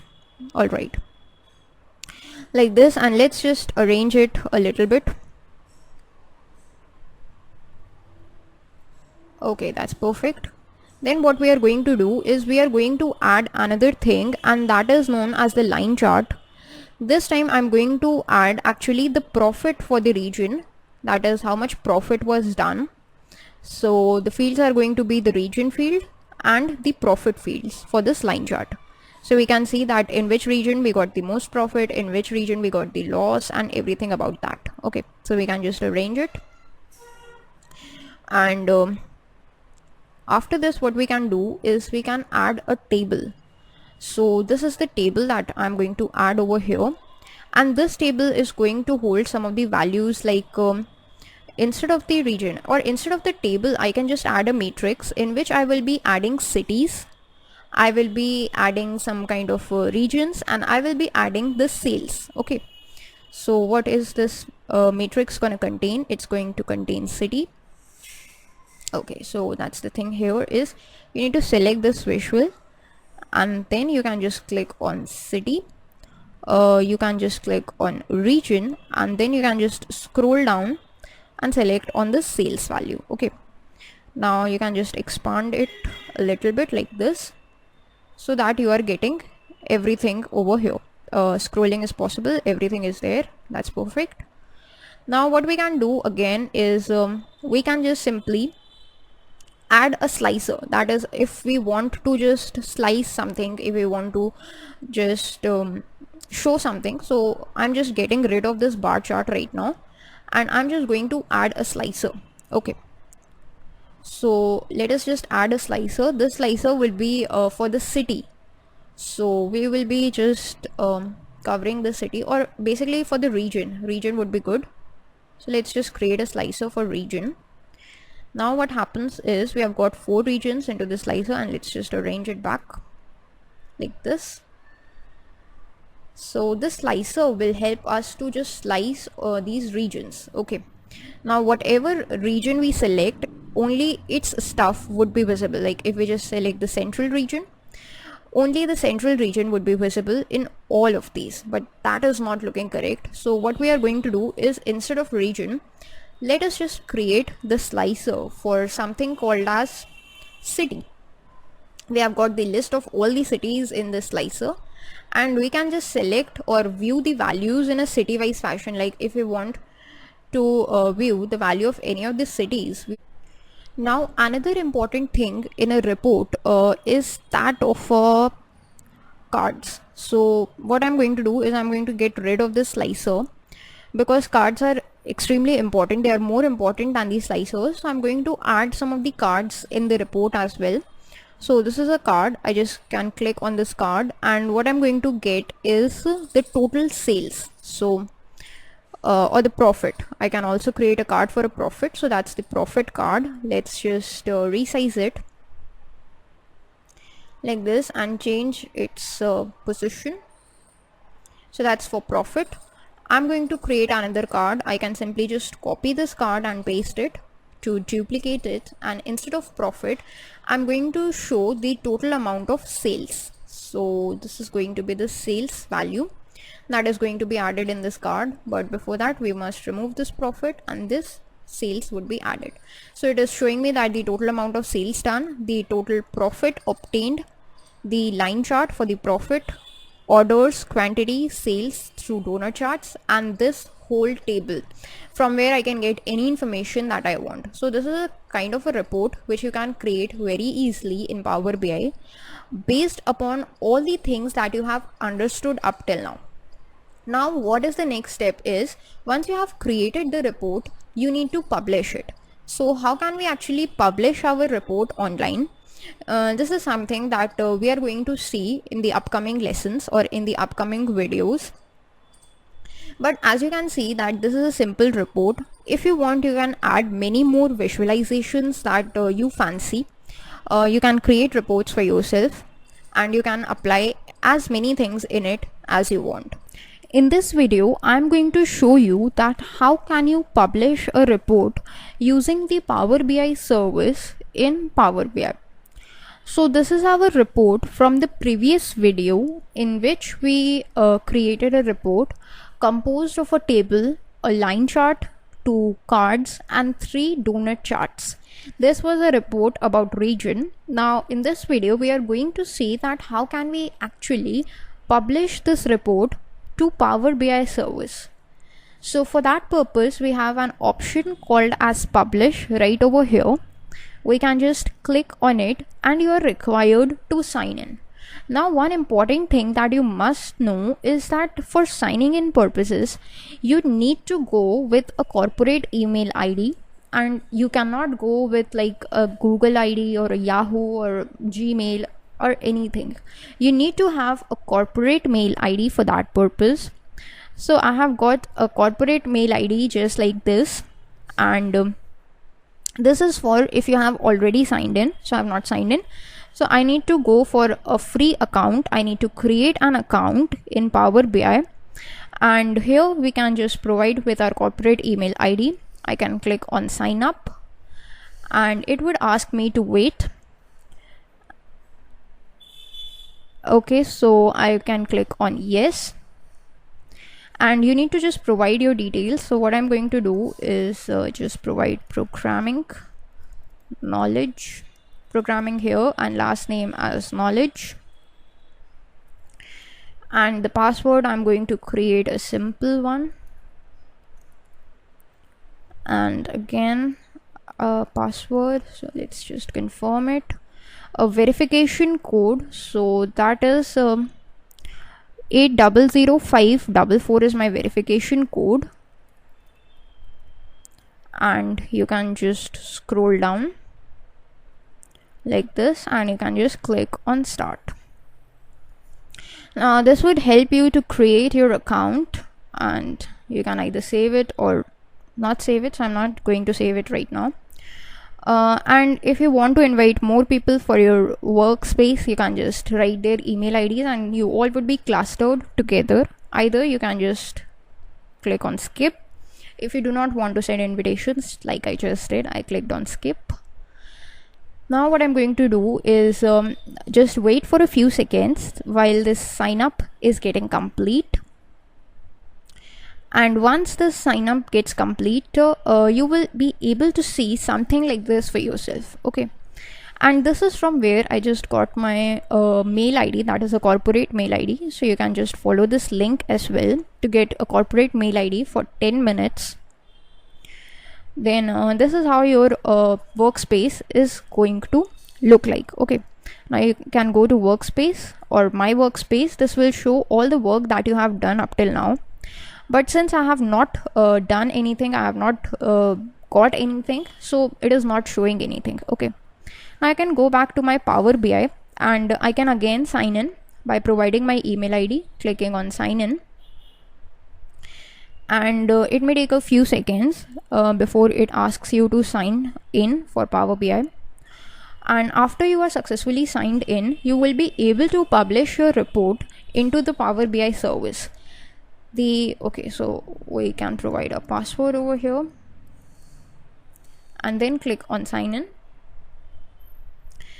Okay, so what happens after this is you will be able to publish your report. Like you can see, first of all, it asks you that where you want to publish. So yes, I want to publish to my workspace, and that's the only destination that I have got. So you can simply click on select, and there it would take some time to publish your file. Now one interesting thing is whole of your file would be published, which means if you contain a number of pages, all those pages would be published over the Power BI service. So you can see that we have got a success message, and if you want you can just open your file from here in Power BI service itself, and it may take a few seconds and you will be able to make out that actually your file is now published. Actually your report is now published. Like this, you can see whole of your report is available in Power BI. Now why we have done this, like why we have published this report in Power BI service? The reason is when you are working in a cluster or with a number of people, then you may require to share your reports with others. It is not mandatory that you are the only person working on the report. You may need to share it with multiple people, only with a few people, whether inside your department or into people spanning through multiple departments. So this is the purpose by which the Power BI was set up. This Power BI service was set up. It allows us to do different kinds of things with these reports. Like it allows us to download this report. If you just click on download, you have got these bunch of options.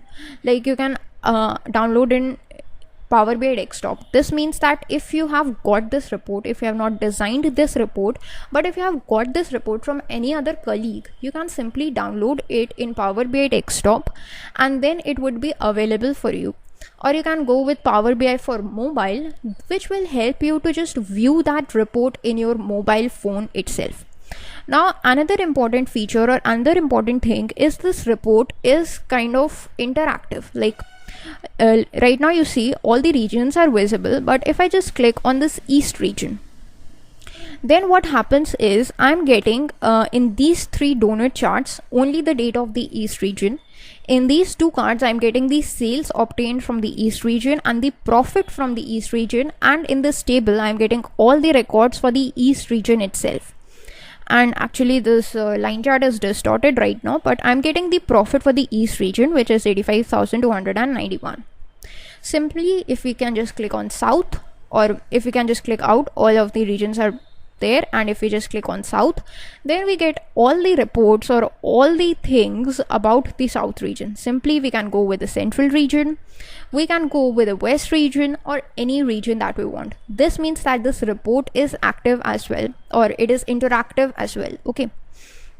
Now another thing is, if you want to just edit this report, if you want to do anything with this report, you can do it very easily. You can just go to this edit report option, and there will be a possibility from where you can just edit your report. You will get all these things, that is the fields, this orders table, and this visualizations pane, just like you got one for yourself in the Power BI desktop. This means all the features of the Power BI desktop that were available to us are now available through this Power BI service. All the possibilities that were there are now possible through Power BI service, with an added advantage that you can just save it, you can share it, you can perform as many operations that you want on this Power BI report. You can just perform them very easily. In this video we will see that how can we use Power Query. So up till now we have seen how to use this Power BI desktop app to use some of the basic Power BI controls, and then using this Power BI service account we have also published one of our report online which was created in this desktop app. Now the next thing that we are going to start from today or from this video is the Power Query. So the first question is, what is Power Query? According to the official Microsoft documents, Power Query is a data transformation and data preparation engine. It comes with a graphical interface for getting data from sources and a Power Query editor for applying the transformations. So in simple terms, Power Query is nothing but it is a method through which we can transform our data with the help of a GUI interface.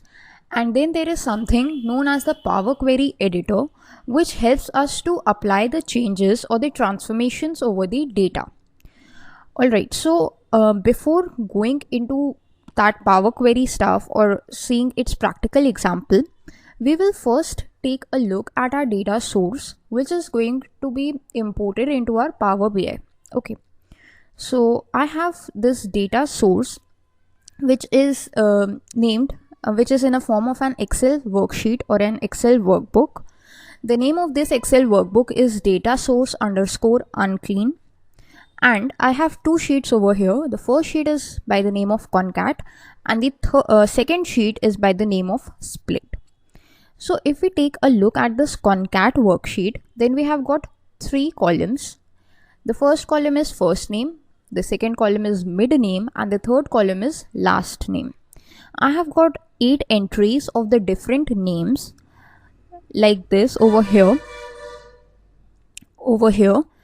and what I'm intending to do is no matter that these all columns are actually separated in Excel, but when I want to import them in Power BI, I want to transform them as a single name column, which means I want only one column of name in which all these three columns, that is first name, mid name and last name, will be concatenated or merged together.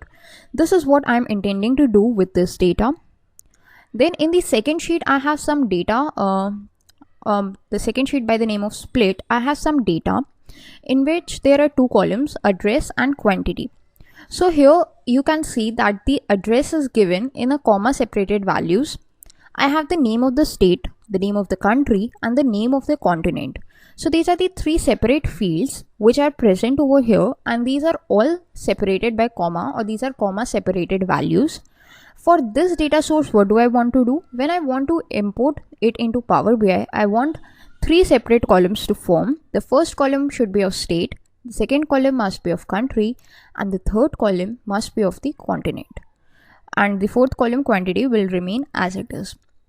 So this is what I want to do with my data, and this is how you can actually work with Power Query. So let's see that how can we import this data and how can we work with Power Query using Power BI desktop app. So for that purpose, first of all, you need to open up your Power BI desktop. Then since our data source is from Excel, so you need to click on this Excel button. But if your data source is from some place else, you can just go to this get data option, and here are these tons of data sources from which you can import your data. So here also I'm going to select this Excel option, and here a folder will open. By default, this folder is set for me, this path is set for me, so I am just going to click on it, which is the Excel workbook by the name data source unclean, and then I am going to click on OK. So after this, you gotta wait for a few seconds because a connection is going to be established in the form of a tunnel between Power BI desktop app and the Excel sheet. So we have this data is now imported. First of all, let us work with this concat worksheet. So we can just click on this worksheet, that is concat. Now you must notice one thing, that we have imported these different things. That is, we have imported a table, we have imported another table, and we have imported the Excel sheets as well. So what I'm going to do is, first of all, I'm going to show you that what happens if we just click on this table, and what happens if we import this whole sheet instead of a table. Alright, so this is the table 3 in which the first name, mid name and the last name columns are separate, which we are trying to concatenate. So I'm just going to import it first of all. Now what happens in general sense, or up till now, we have been just clicking on load data button because our data was clean. We didn't require any kind of transformations in it. But in this case, we want some transformation. We want this data to be concatenated first and then loaded into Power BI. So for this purpose, we have to select on the second option, that is the transform data option. And when we click on it, then we get something that is known as the Power Query editor. So if we just click on it, then it may take a second or a few for processing the queries, and after this you will see something known as the Power Query editor. Now this was the Power Query editor that we were talking about earlier on. Okay, so Power Query editor provides you a GUI interface which is similar to any Excel or Power BI.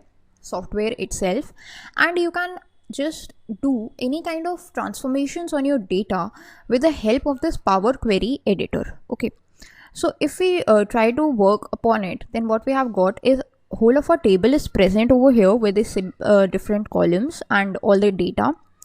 What is the table name or whatever is the entry that we are working upon is present over the left side. Over the right side, we have something known as the properties, in which the name of the table is given as table 3. Thus, if you want to just change it, you can change it. And then there is this applied steps option, which will show you whatever steps you have applied onto this table. And if you want, you can just change or delete any of these steps or repeat any of these steps as per your choice. Okay. So now what I'm going to do is I'm going to merge this data. So for that purpose, what I'm going to do is this first column is selected and I'm going to select these two columns as well. So for that purpose, I'm going to use control click, actually select this whole column, then control click on the second column, and then control click on this third column. Okay. So when these three columns are selected, and make sure one thing, that you need to select these columns in the straight order, like first the first name column, then the mid name column, and then the last name column. Then only this will work, otherwise the results would be distorted, right? Then you can go to this transform option or this transform tab. Here you have this option of text column. In this, there is this merge columns option. If you just hover over it, there is the tooltip concatenate the currently selected columns into one column. So that's exactly what we wanted to do. So you can just click on it, and then what do you see is you need to use a separator. So generally a space is a separator, but I don't think we have space in our data, so I'm not sure about it. So let's just go with space. And then the second option is, which is optional, the new column name. So if you want to give your column or the new column that is formed a name, you can just give it. I'm just going to give it a simple name, and then you can click on OK. And here you can see that instead of those three columns, now I have got only one column by the name of name, and whatever the data was there in those three columns, it has been merged into a single column here. All right, so this is how it's done. And now after you have just made some changes into your data and you have merged the columns, you can see in this applied steps option that this merged columns is now present, which means that yes, you have applied this step over your columns. Then you can click on this option, close and apply. Now what will it do? It will just close your Power Query editor and it will apply those changes onto your table. Now when the table is loaded into your Power BI desktop app, this table would be merged into a single column instead of three separate columns. So that's exactly what we wanted, right? So that is what we will get. Here you can see that since this table is loaded, table 3, and we have got only a single column, that is the name column. If you want to just view it, you can just select a table visualization over here and you can just display this name.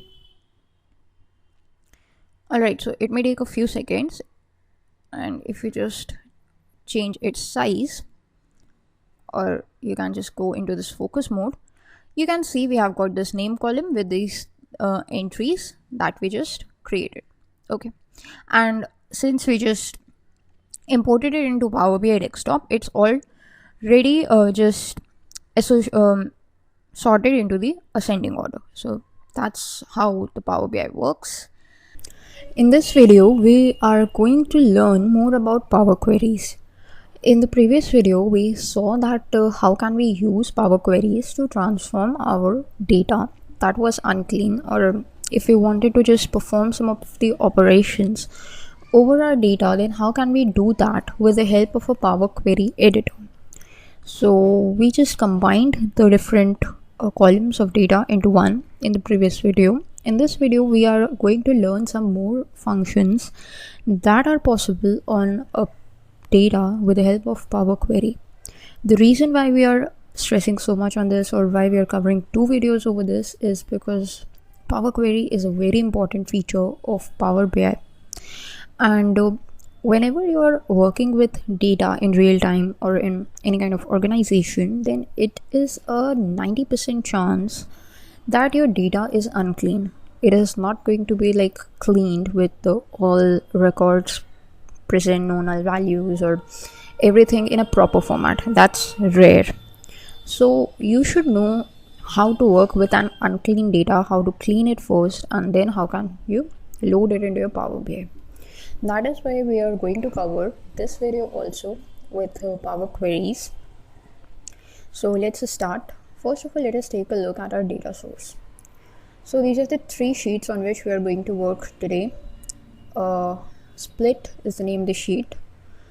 Okay, so here we have some 5 records, and all of them have a uniform status or a uniform data is present on them. There is first the name of the state, then there is the name of the country, and then is the name of the continent. So these are the 3 values or the 3 fields that are present in this address field itself.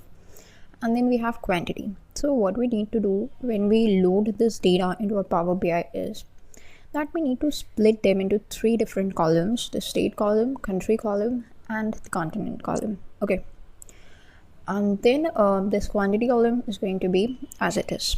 So let's see how can we do that. Let's go to Power BI and import our data from Excel. This is my data, that is data source underscore unclean, which is just a Excel workbook, the name of the Excel workbook. So you gotta wait for a few seconds till this data is loaded. Okay, so we have got table 2. If you just select over this, okay, not this one, not table 3, not table 4, it's actually table 1, I think. Yeah, so table 1 is what we are going to work upon.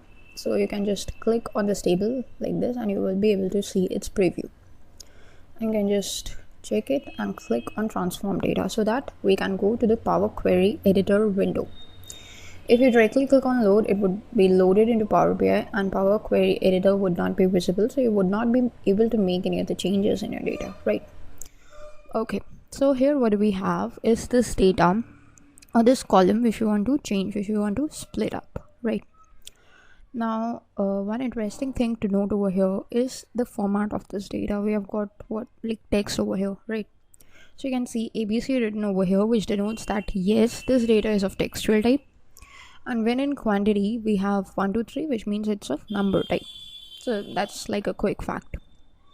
So in address, what we can do is we can either go to transform or add column. Both of them have the same functionalities or the same features, but the difference is when we click on transform, this column will just remove itself and it will be replaced by 3 different columns, while if we click on add column, 3 new columns would be added along with this column. Okay, so we do not want 3 new columns to be added. We actually want this add column thing to be kept on for side. We want this transform column thing to come up.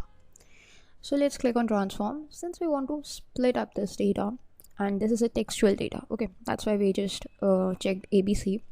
So we need to go to this text column format or this text column group. Make sure your column is selected, and there is this split column option. You can click on it.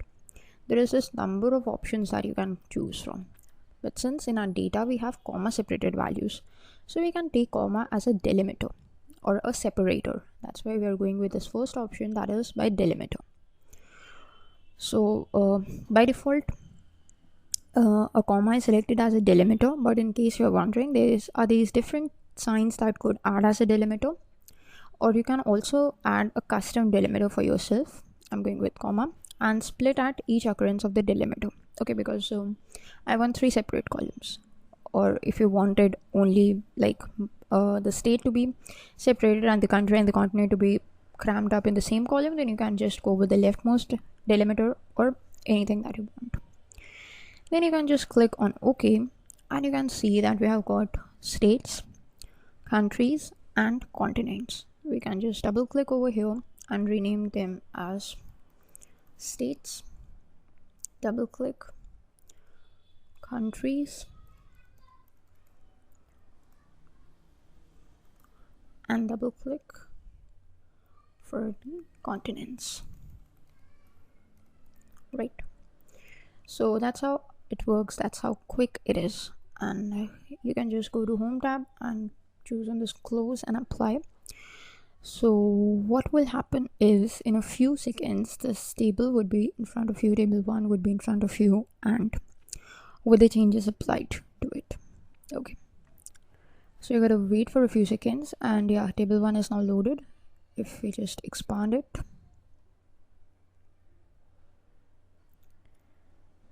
so you would be able to see the columns, okay, like continents, countries, quantity, and states. Now let's work upon the next sheet. So we can go to recent sources, that is data source unclean.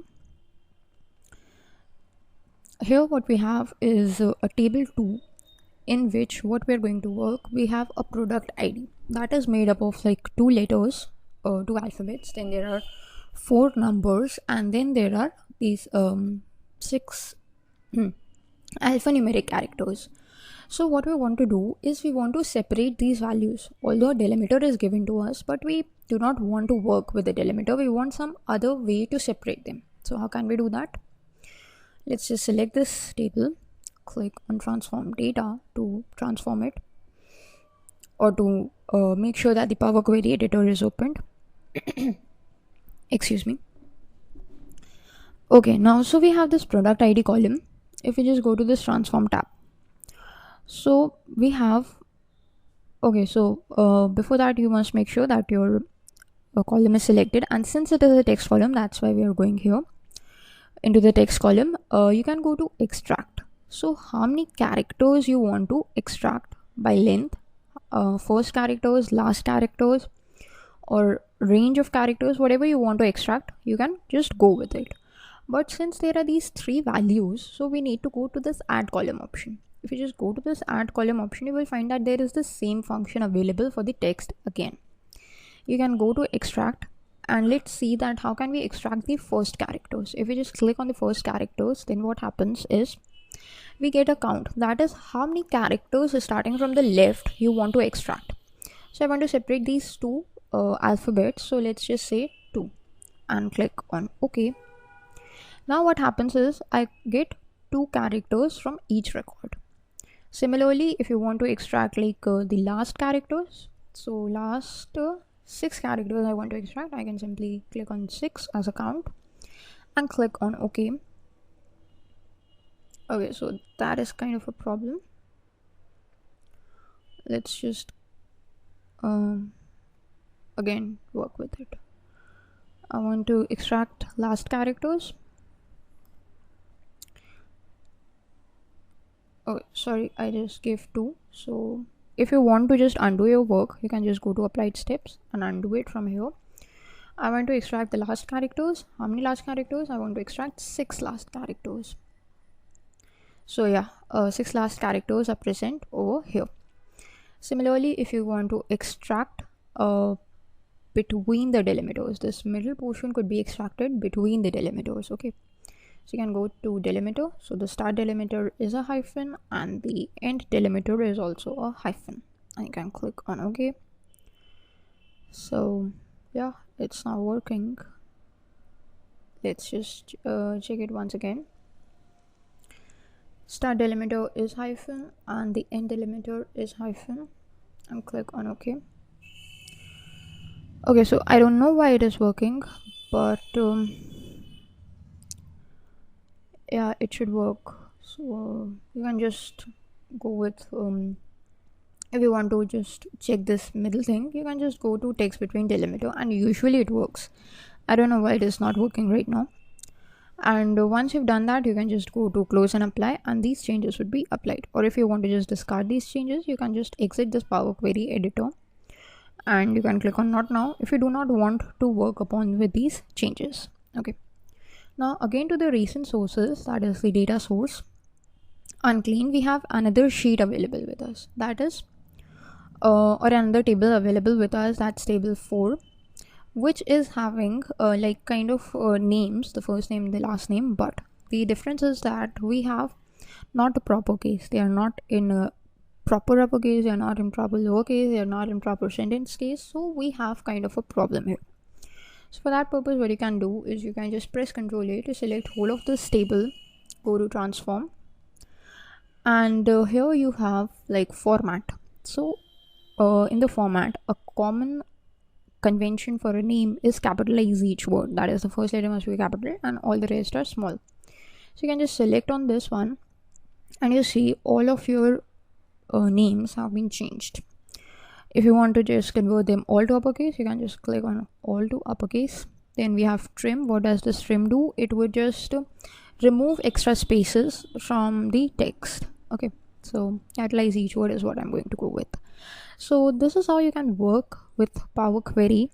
In this video, we are going to see that how can we use the Power Query and the Power Query editor to manipulate the date and time data in Power BI. Okay, so the reason why we are using this date functions or the date data is because using the dates we can extract the different types of information. What all we can extract? We can extract like the month, year, day, the day of the week of the month, the week of the year, the current age, etc. There are a bunch of things that we can extract from the date data. So whenever we are trying to work upon Power Query or the Power Query editor, whenever we are trying to practice it, then it is always advisable to work with the date data because it can give you so much information. And this type of information is not possible without any with any other data source but the date data. Okay. So for this purpose, we have got an Excel workbook by the name date data source. Okay.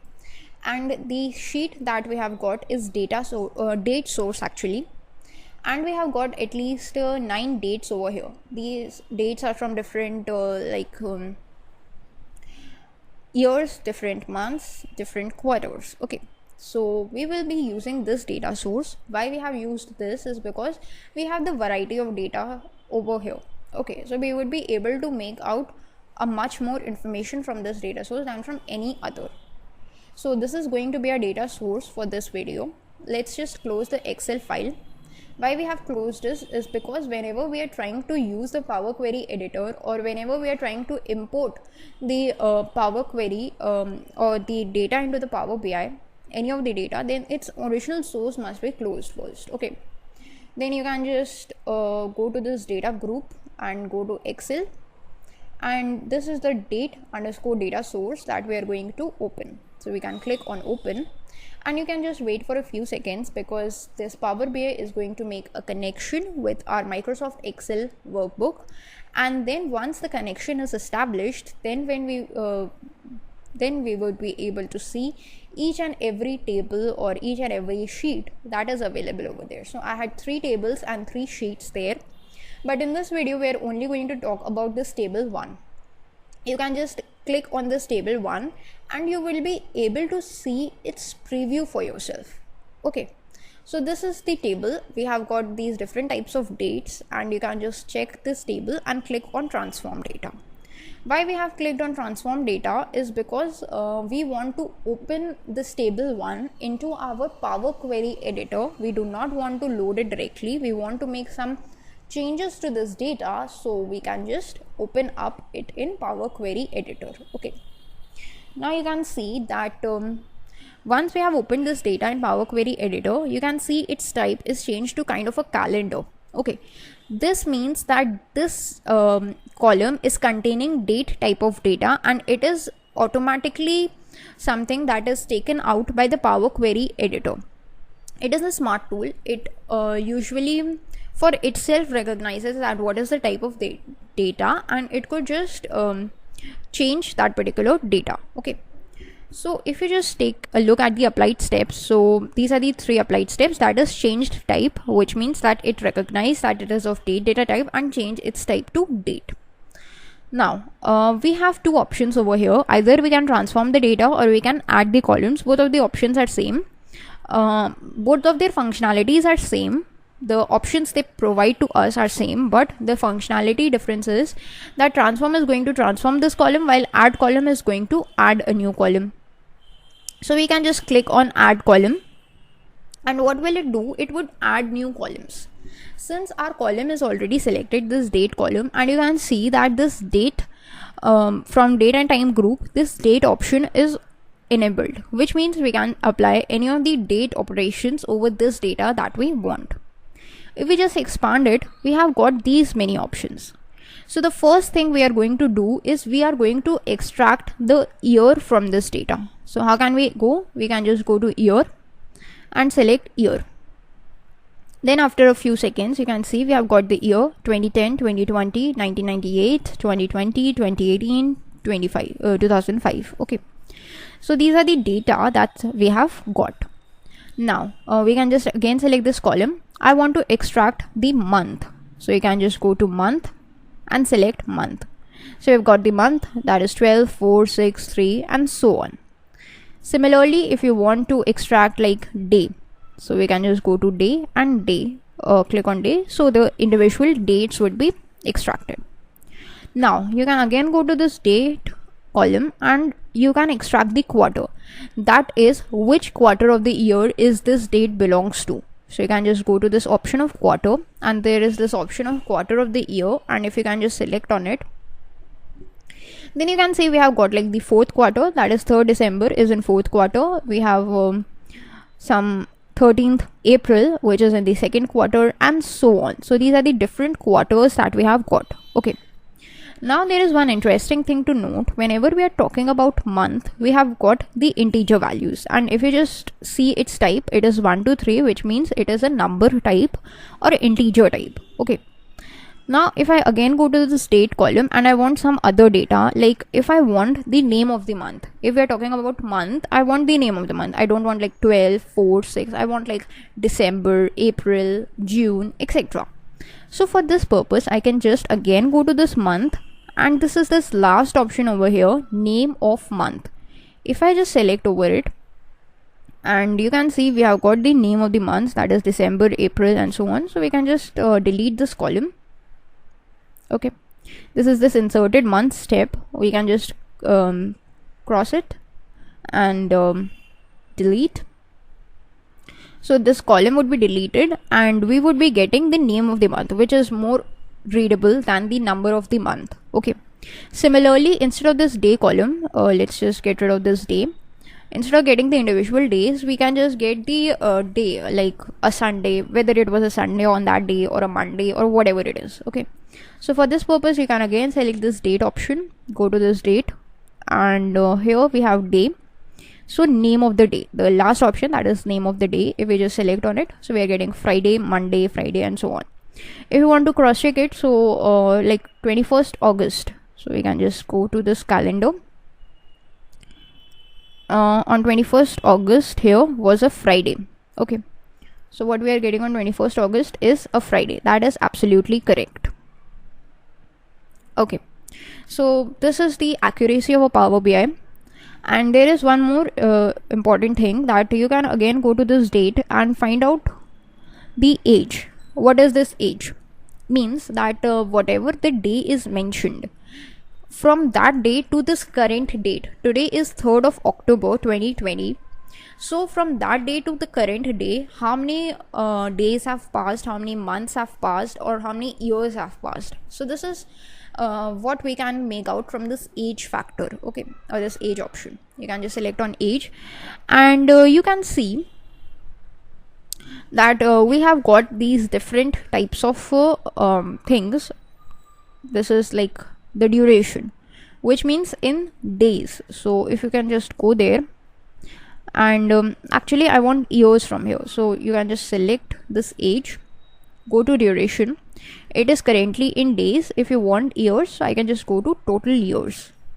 So now I'm getting the years option. Okay, so if I want, I can just delete this age column of the days and I can just get the years. Okay, so we cannot just delete that column because we are getting that from here only. So you can just go to date, again select age, duration, and we get total years. And you can just see it's a decimal number, so if you want, you can just select the whole number. So that is that means someone who was born in the year 2010 is having his age as 10 years, and 2020 is having age as 0 years. Why 0? Because it is some days which is not present in the whole numbers.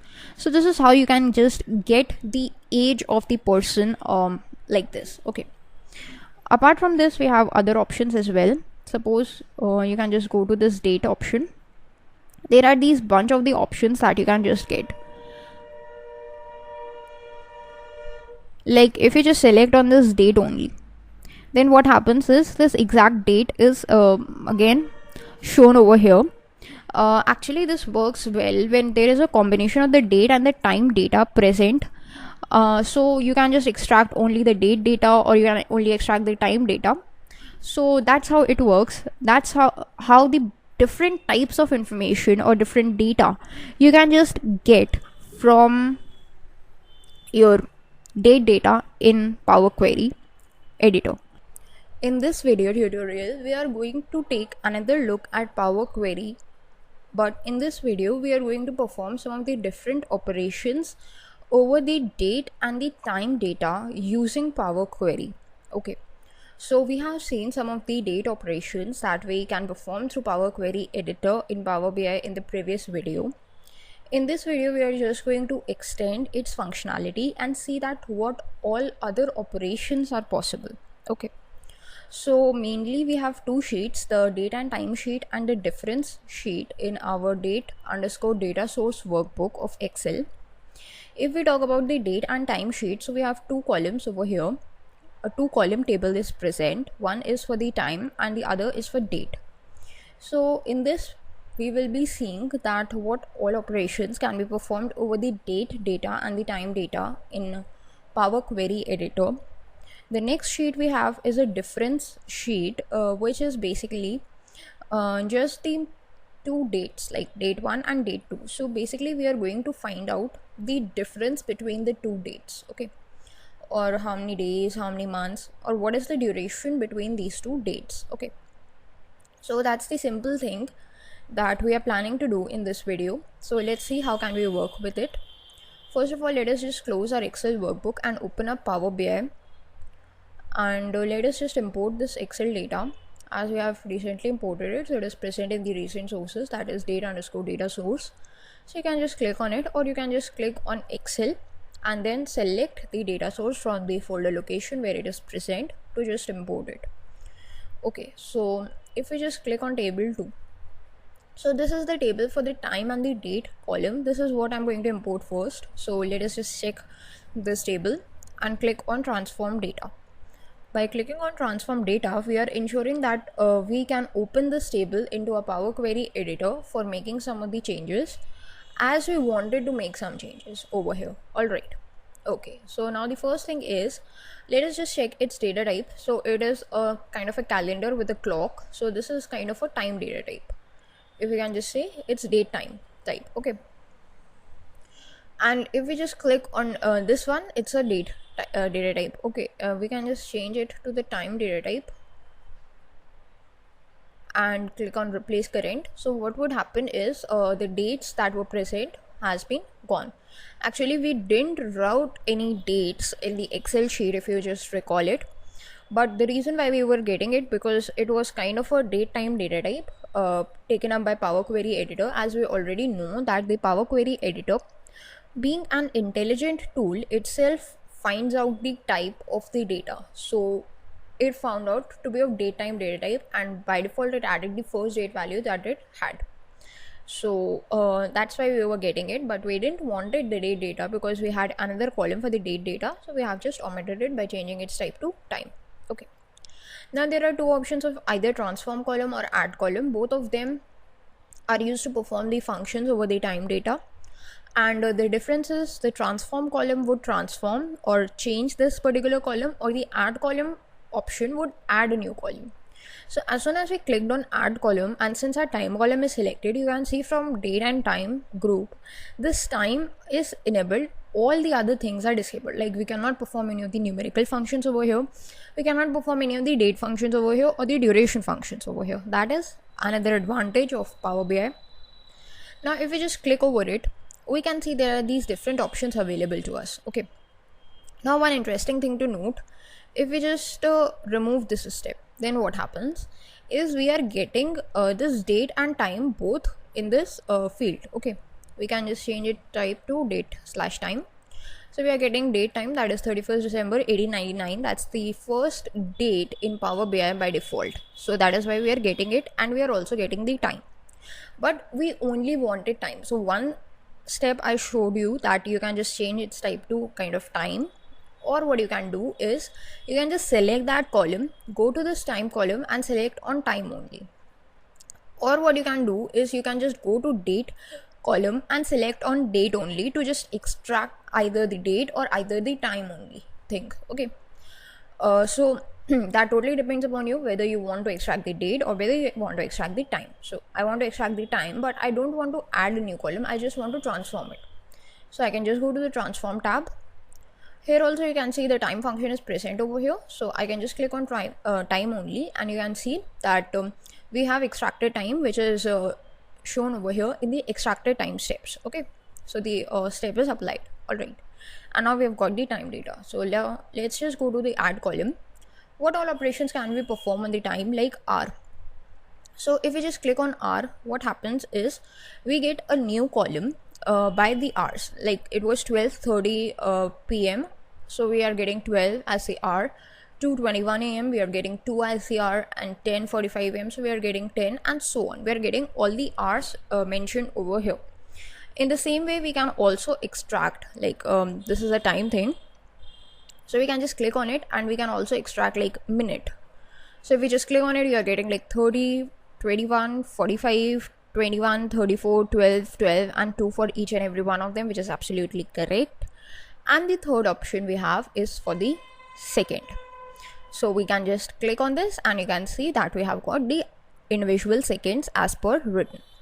Now one interesting thing is, okay, so for this date, let's just change its type to date.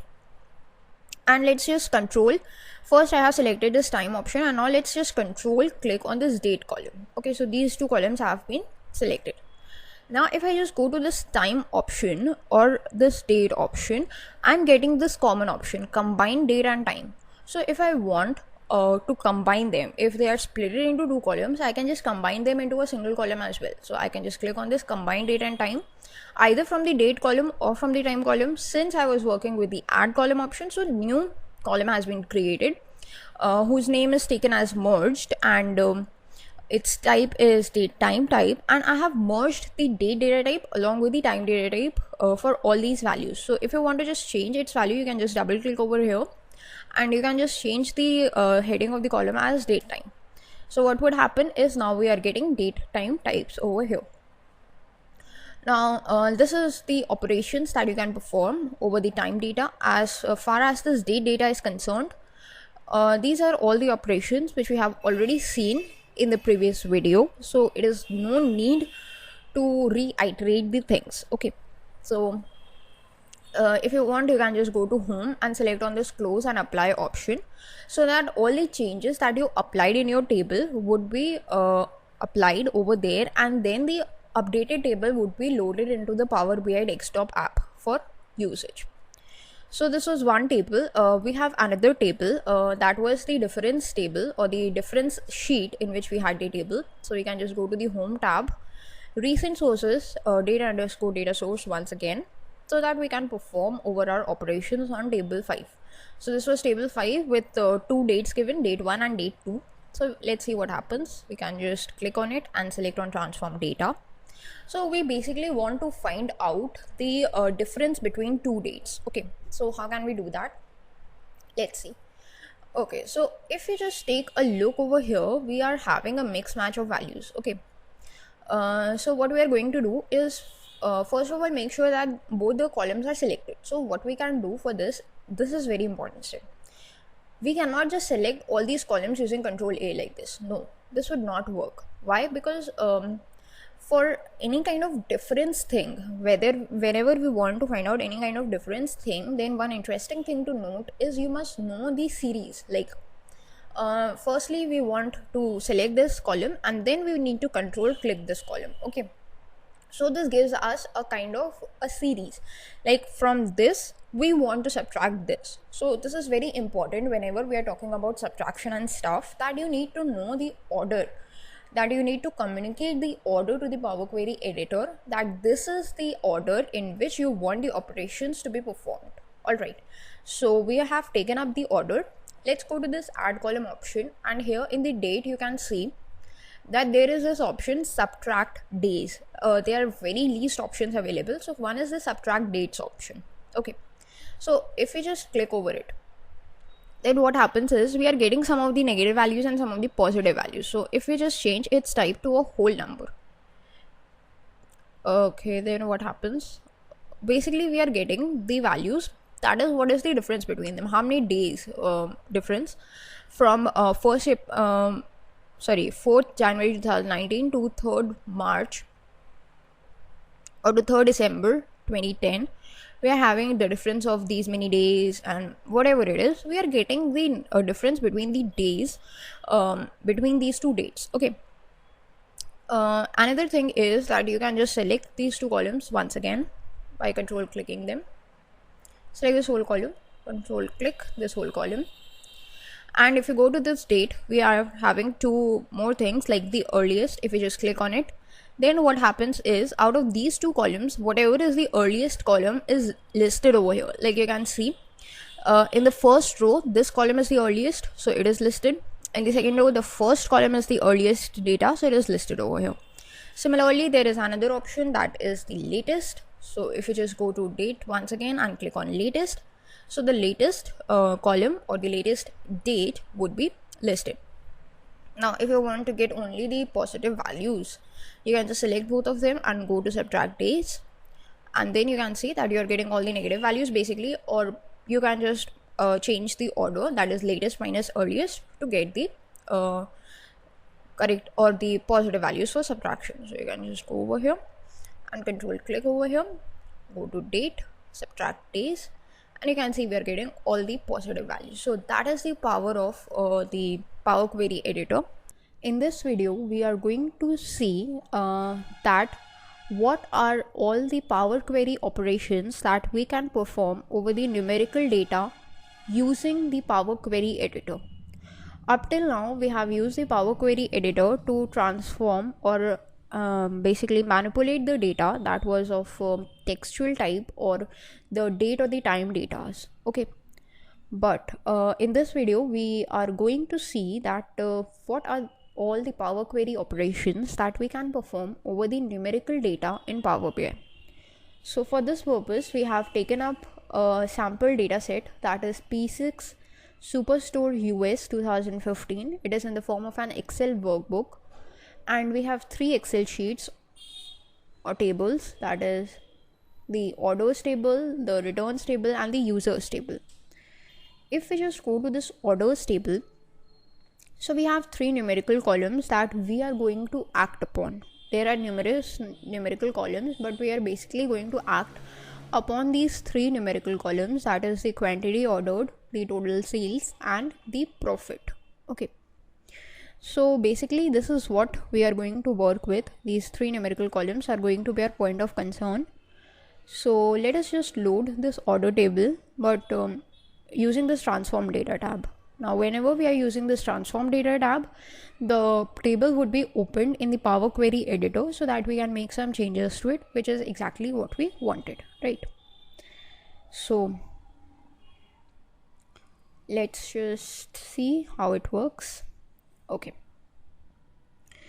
so this is our data set that's been loaded. If we just hover over it, so these are the 3 things, right? The profit, the quantity ordered, and the sales data.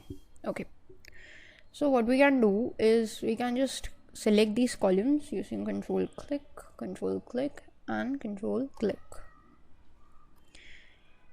These 3 columns are selected, and we can go to choose columns and select on choose columns. Okay, so basically we can just uncheck them. We are going to choose this basically profit, quantity, and sales, and click on OK. So what happens with this is these 3 columns would be extracted. Okay, Then we can just go to this add column option or transform column option. Both are giving us the same options. The difference in the functionality is that add column adds a new column, while transform changes the selected column. So you can go to this add column option, and as soon as we just click on this any of the numerical value, we can see that from number functions are highlighted or they are enabled. We can perform the operations, like all these standard operations are possible, some of the scientific operations are possible, the trigonometric operations are possible, the rounding of the functions are possible, and some of the information is possible, like you need to find out what is the sign, if the number is even or if the number is odd. So for the profit column, we can just go to this information and we can just click on the sign. So what happens is we are getting the sign. This is positive, what is negative, whatever it is, negative or positive, we are getting this output. So basically we can find out that from where we are getting a profit and from where we are getting a loss. A negative value in profit, we are sure that it is a loss, right? Now what we can do is suppose we want to round off the profit, or basically we want to round off the sales value. Okay, so we can just go to the sales column and we basically want to transform it. We want to change it to a rounded off value. So we can go to this rounding option and we are going to round down. Okay, so you can see now we have got the whole numbers, or basically these values have been rounded down. Similarly, we can also round off this profit thing by rounding it to down values. Rounding down means the lower value would be taken, otherwise the upper value would be taken. If you want to just check it, you can see that 4.56, if we just clicked on this round down, then what happens is this 4.56 changes to 4. Okay, but if we just remove this and we go to this round up option, then this 4.56 changes to 5. So this is the difference between round up and round down. Whenever we are working with the profit or the sales data, general purpose is to round down the value so that we are getting a rough estimate and basically the lower profits. Okay, so that is what we have done. We have rounded down the profit values, we have rounded down the sales values. Basically, okay, so we need to just round down the sales value as well, because we just undid the step. So the sales values rounded off was also undone, so we can just again round down them. And with this, the sign column is also added. Okay, so we can just say that how many quantities were ordered and the total sales value of this particular quantity, that is for one quantity, and this is the total quantity order. So we can just multiply both of them to find out that what is the monetary gain that we obtained. Like one quantity or one thing was sold for like 13 rupees or 13 whatever it is, and there were the 4 of total being sold.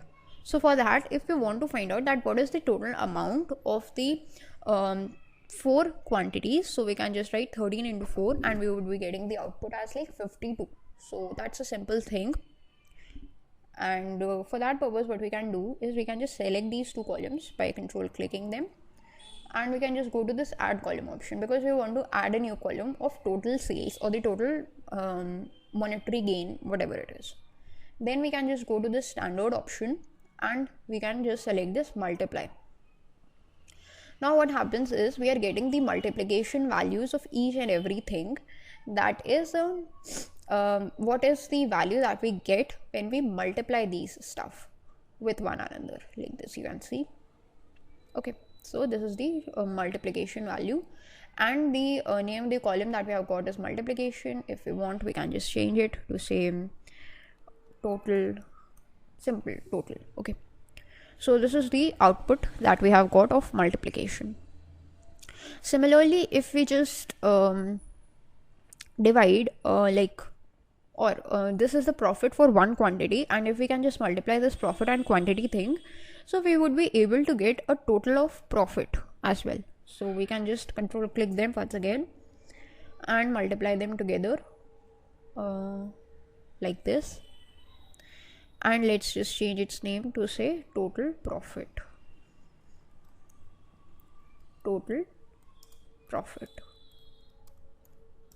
Okay, so that's absolutely correct. Now we can see here. Okay,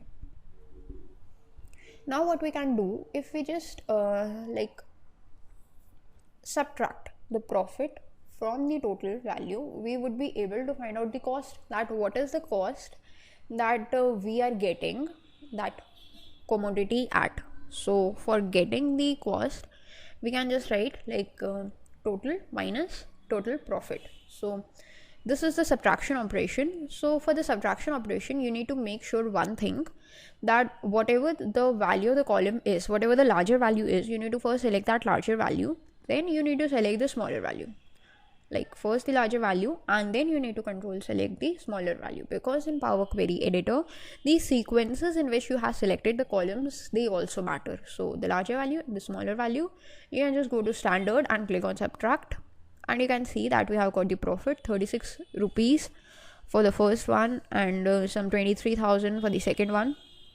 Now the question is, over here we are getting a total of 4,642, but we are getting a negative profit, which means we are getting a loss. So automatically what happens is this value is added to it, which means the cost that we bore was 5,830 rupees, but we had to sell it for 4,642 rupees, which means we are having this much of loss. So we can just give it as the cost price, like this.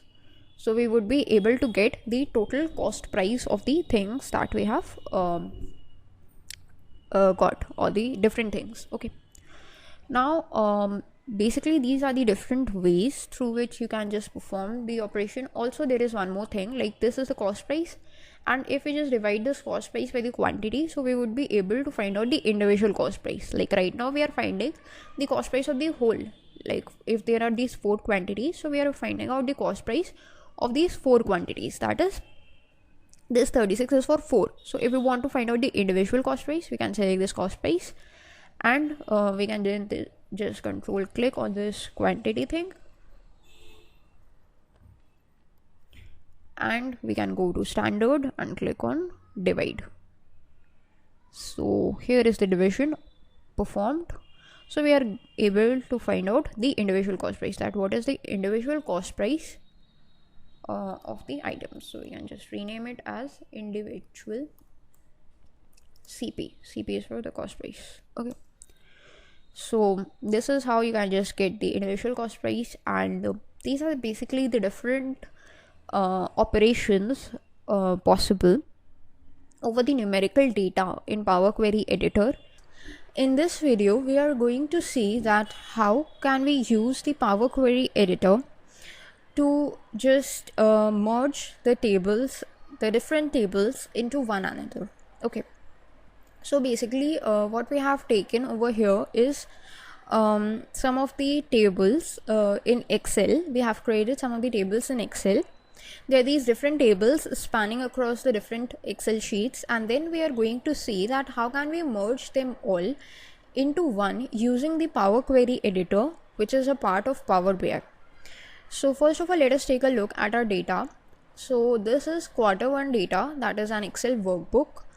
It is actually our source data which we are going to act upon. So over here you can see that we have 3 sheets available: the Jan 2020, the Feb 2020, and the March 2020. So basically this is a dummy data. This is not the actual data. It is of the first quarter and the 3 months of 2020. Okay, so if we take a look at this March table, we have 3 columns: the date column, the product column, and the quantity column. So basically this is a dummy data. That is why what we have taken is the 3 basic columns: the date column, product, and the quantity column, that is a text, date, and a numeric column. Okay, and what we are trying to do is we have listed the 7 records for the 7 days of March, and basically what we are trying to do is we are just trying to get the quantities of the different items. Okay, and the format of the date is DDMMYY. So it is the date first, then the month, and then the year. Similarly for the February month also we have the same kind of data but we have the different quantities and the different dates. That is for the February, we have the dates right now, and that's the products. The products are same, but the quantity and the dates are different. Similarly, for the January also, we have the data for the month of January where the quantities are different. So these are the three sheets and the three tables that we have created or we have in our Excel sheets. And what we want to do is in Power BI, we want to import all three of them, but we want to get the data of the whole of the first quarter. Like, we do not want these three different sheets to be visible to us. We don't want these three different tables to be visible to us. We only want these all this to be clustered together in the form of one single table, and using that table only we are trying to just view our data. So this is what we are trying to do. Okay, so let us see that how can we do that in Power BI. So first of all, let us go to Power BI, and what we can do is since our data is from Excel, so we can just go to import data from the Excel, and this is our workbook, that is Q01 data. You can just click on it and click on open so that this data is loaded into our Power BI. Now for here you need to wait for a few seconds till the Power BI loads that Excel data into itself, and once it's loaded you would be able to see the different sheets and the different tables. Now if you just click over any of the table, you will find the table over here. And if we just click on the sheet also, then since in one sheet there was only one table, so we are able to find the tables for ourselves. Okay, so whatever you want to do, whether you want to import the tables into your Power Query editor or whether you want to import the sheets in the Power Query editor, in this case when there is only one table in one sheet, then there would be no difference. So if you want to import the tables, you can go with it. If you want to import the sheets, you can go with it. So I'm going to go with the tables only. So let us just select these three tables. These are the three tables which I'm going to import. Now what is the goal over here is I want to make some changes to the way the data is loaded in these tables. That is why I need to click on transform data, because this transform data thing will help me to just go into the Power Query editor. Okay, and you need to wait for a few seconds till this data is loaded. So you can see now the data is loaded. We have the table 1, that is for January month, because we are having all the like months for January. Then we have the February month, and then we have the March month. Okay, so the format of the data is DDMMYYY. That is the date first, then the month and the year. Okay, now what we are trying to do is we are going to append these three tables into one. So how can we do that? So for that purpose, what we can do is we can go to this add column options, and here we have the option, or we can just go to this home tab only, and in this home tab we have this option of append queries. Okay, so this is actually a part of the combine group. What is this combine group? This combine group actually helps us to combine the different tables or the different like data into one another. Okay, now here we have two options, the merge queries or the append queries. Now whenever we are trying to like append the queries or append the tables into one another, we can go with append queries. What does appending means? It means that you can list one table, then the second table and the third table one after the other. So that's exactly what we want to do, right? So that is why we are going for append queries. If you just click on this drop down, we are having two options, the append queries and append queries as new. So what happens when we click on append queries is an existing query would be appended and the existing query would be changed, which we do not want. We want to create a new query because we do not want our original data to change. That is why we can just go to append queries as new option. If we just click over it, and then you need to wait for a few seconds for this dialog box to appear. This is this append dialog box which allows us to concatenate rows from two tables into a single table. But the question is, we are not having 2 tables, we are having 3 tables. So not a problem. We are having the data or the option button here as 3 or more tables. So we can just go to this option, 3 or more tables. Okay, now as soon as I click on that, what happens is you must see that over here in our Power Query editor, this table 1 was highlighted, or we were just viewing that table 1. So this table 1 is present by default over here. Okay, next we have table 1.3 that is having the data for the month of February. If you want to just cross check, you can go to Excel and go to this Feb 20 sheet, and here you can see that table 1.3 is the table which is containing the data for the month of February. So you need to make sure that the correct order of the things is also known, because then only the tables would be appended in the correct format. Okay, so we know that table 1.3 is the second table for the month of February. We can just click on it and click on add button. So this table would be added in this column, that is tables to append, or you can just double click over in the available tables option and that table would be added as well. If you want, you can add any table multiple times, so that that table would be appended that number of times into our final query. But if you don't want that, you can simply just delete that particular table like this. Okay, or if you want, you can just change the order of the tables as well using these arrow buttons over here. So I'm happy with the order of table 1, table 1.3 and table 1.3.4, that is for the month of January, February and March, and you can just click on OK. And now you can see that we have got a total of 21 records. That is because each of the sheets had, or each of the tables had 7 records each, and there were 3 tables, so we were supposed to get 21 records, and that's exactly what we're getting, 21 records. First 7 are for the month of January, then the 7 are for the month of February, and then the 7 are for the month of March. And we have got all the products listed over here, and we have got all of their quantities. Okay. Now if you want to make any changes to this data, like you want to only show the binder data or the beanbag data, binder and the beanbag data, you can just select that and click on OK. So only that data would be visible, so all the filters etc could be applied, right? And basically this is the query that we have created. Now if you want to load your query, so you can just click on close and apply. So this Power Query editor would be closed, and whatever changes you have applied into your query, it would be applied, and it would be loaded into your Power BI. Like you can see, we are getting table 1, table 1.3, table 1.3.4, that was the original tables, and the append 1. This append 1 was the name of the query that we had just created by appending the tables. So you need to wait for a few seconds, and then you can see that this append 1 is present over here. So if you want, you can just drag this. You can just expand it, and then you can just drag it. Okay,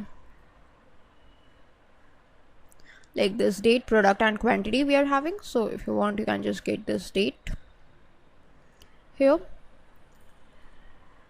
and you gotta wait for a few seconds till it is loaded.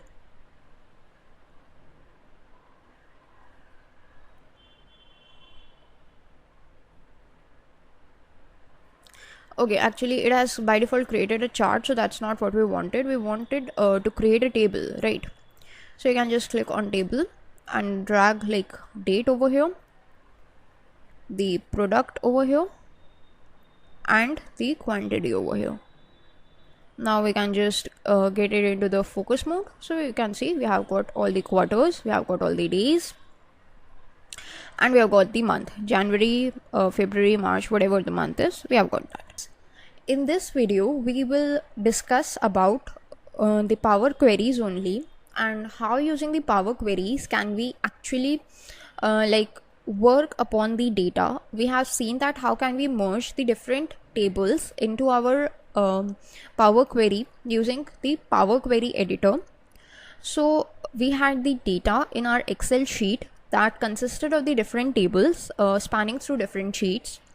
However, in our previous video, the data that we looked about was uniform data, means we had 3 columns in all the sheets, in all the tables, that was the date, product and the quantity columns. Okay, but now in this video what we have done is we have somewhat changed that data, we have updated that data, we have added some columns in the data in some tables, while some of the tables are as it is. Like if you see this January 2020 sheet is having the first table, that is table 1. It is as it is, like date, product and the quantity columns.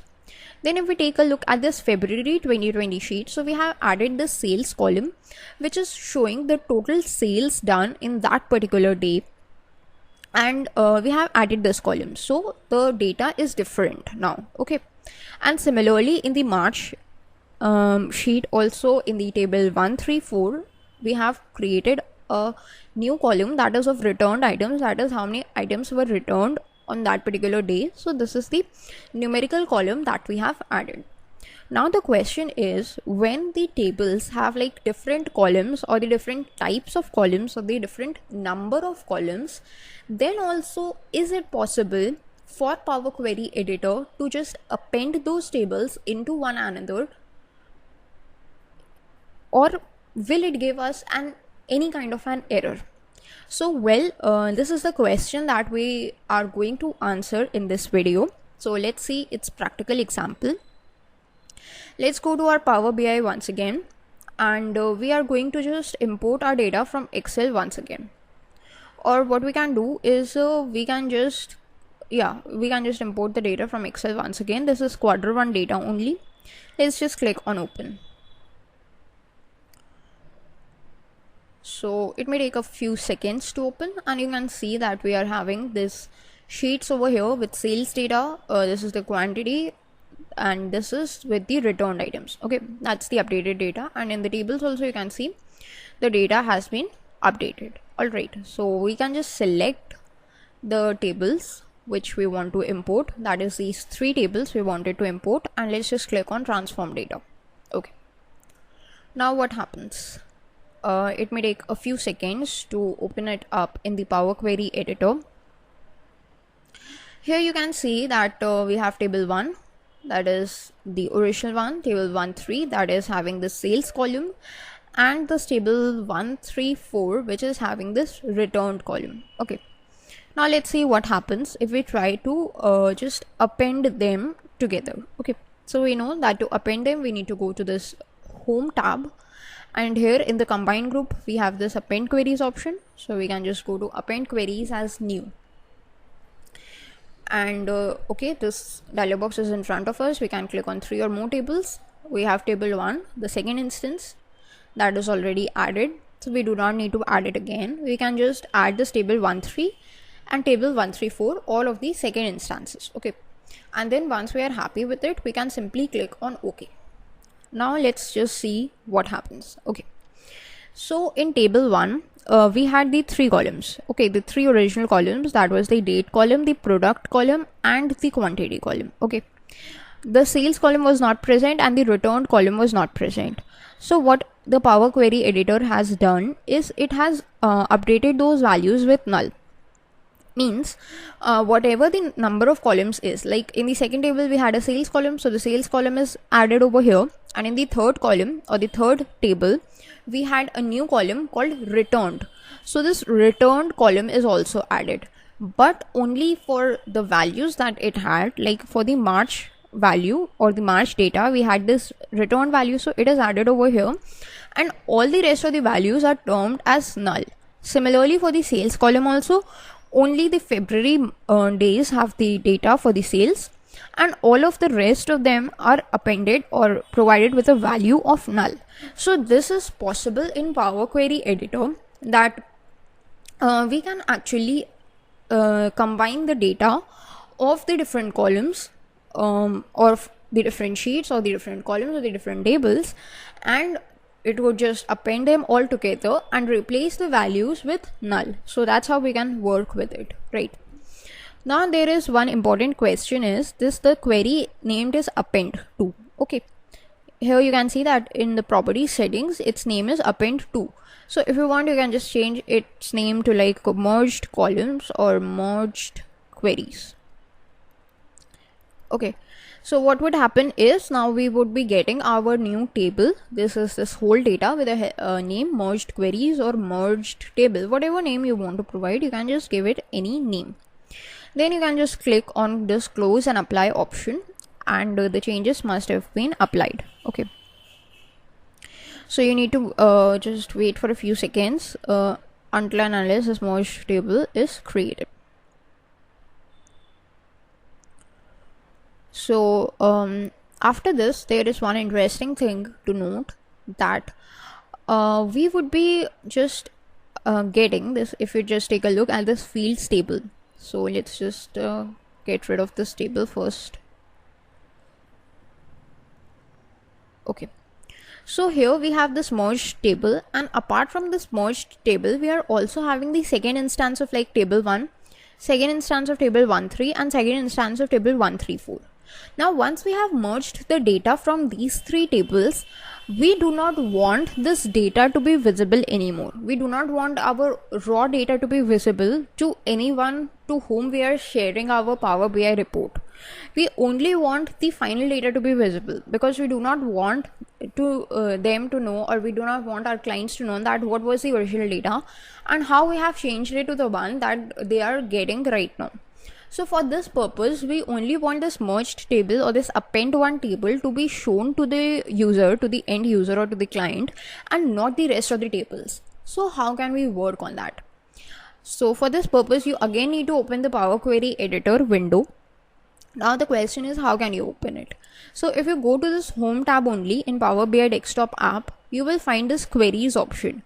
And in this queries option, there is this transform data option. And you can see that it would open the Power Query editor. So we can just click on it, and it would again open the Power Query editor. Okay, now if we are talking about the merged table, now in this merged table, table 1, table 1.3 and table 1.3.4 second instance was the source data. We do not want the source data, so if you want to remove the source data, in the queries pane on the left hand side, you can just right click on that particular table, and here is this option of enable load that is shared right now. So you can just uncheck it, and basically you can just click on continue. Similarly over here also you can click on enable load, uncheck the enable load option and click on continue, and here also. Okay, so what would happen is, you see these three are changed to italics, which means they would not be loaded. We have unchecked the enable load option, which means they won't be enabled now. Their load is not enabled, so they won't be loaded. So now if you just click on close and apply, then you can see that after a few seconds after it's been applied, the changes have been applied, you would be able to see that this merged table is only present and the second instances are no longer present. Why? Because we have changed it.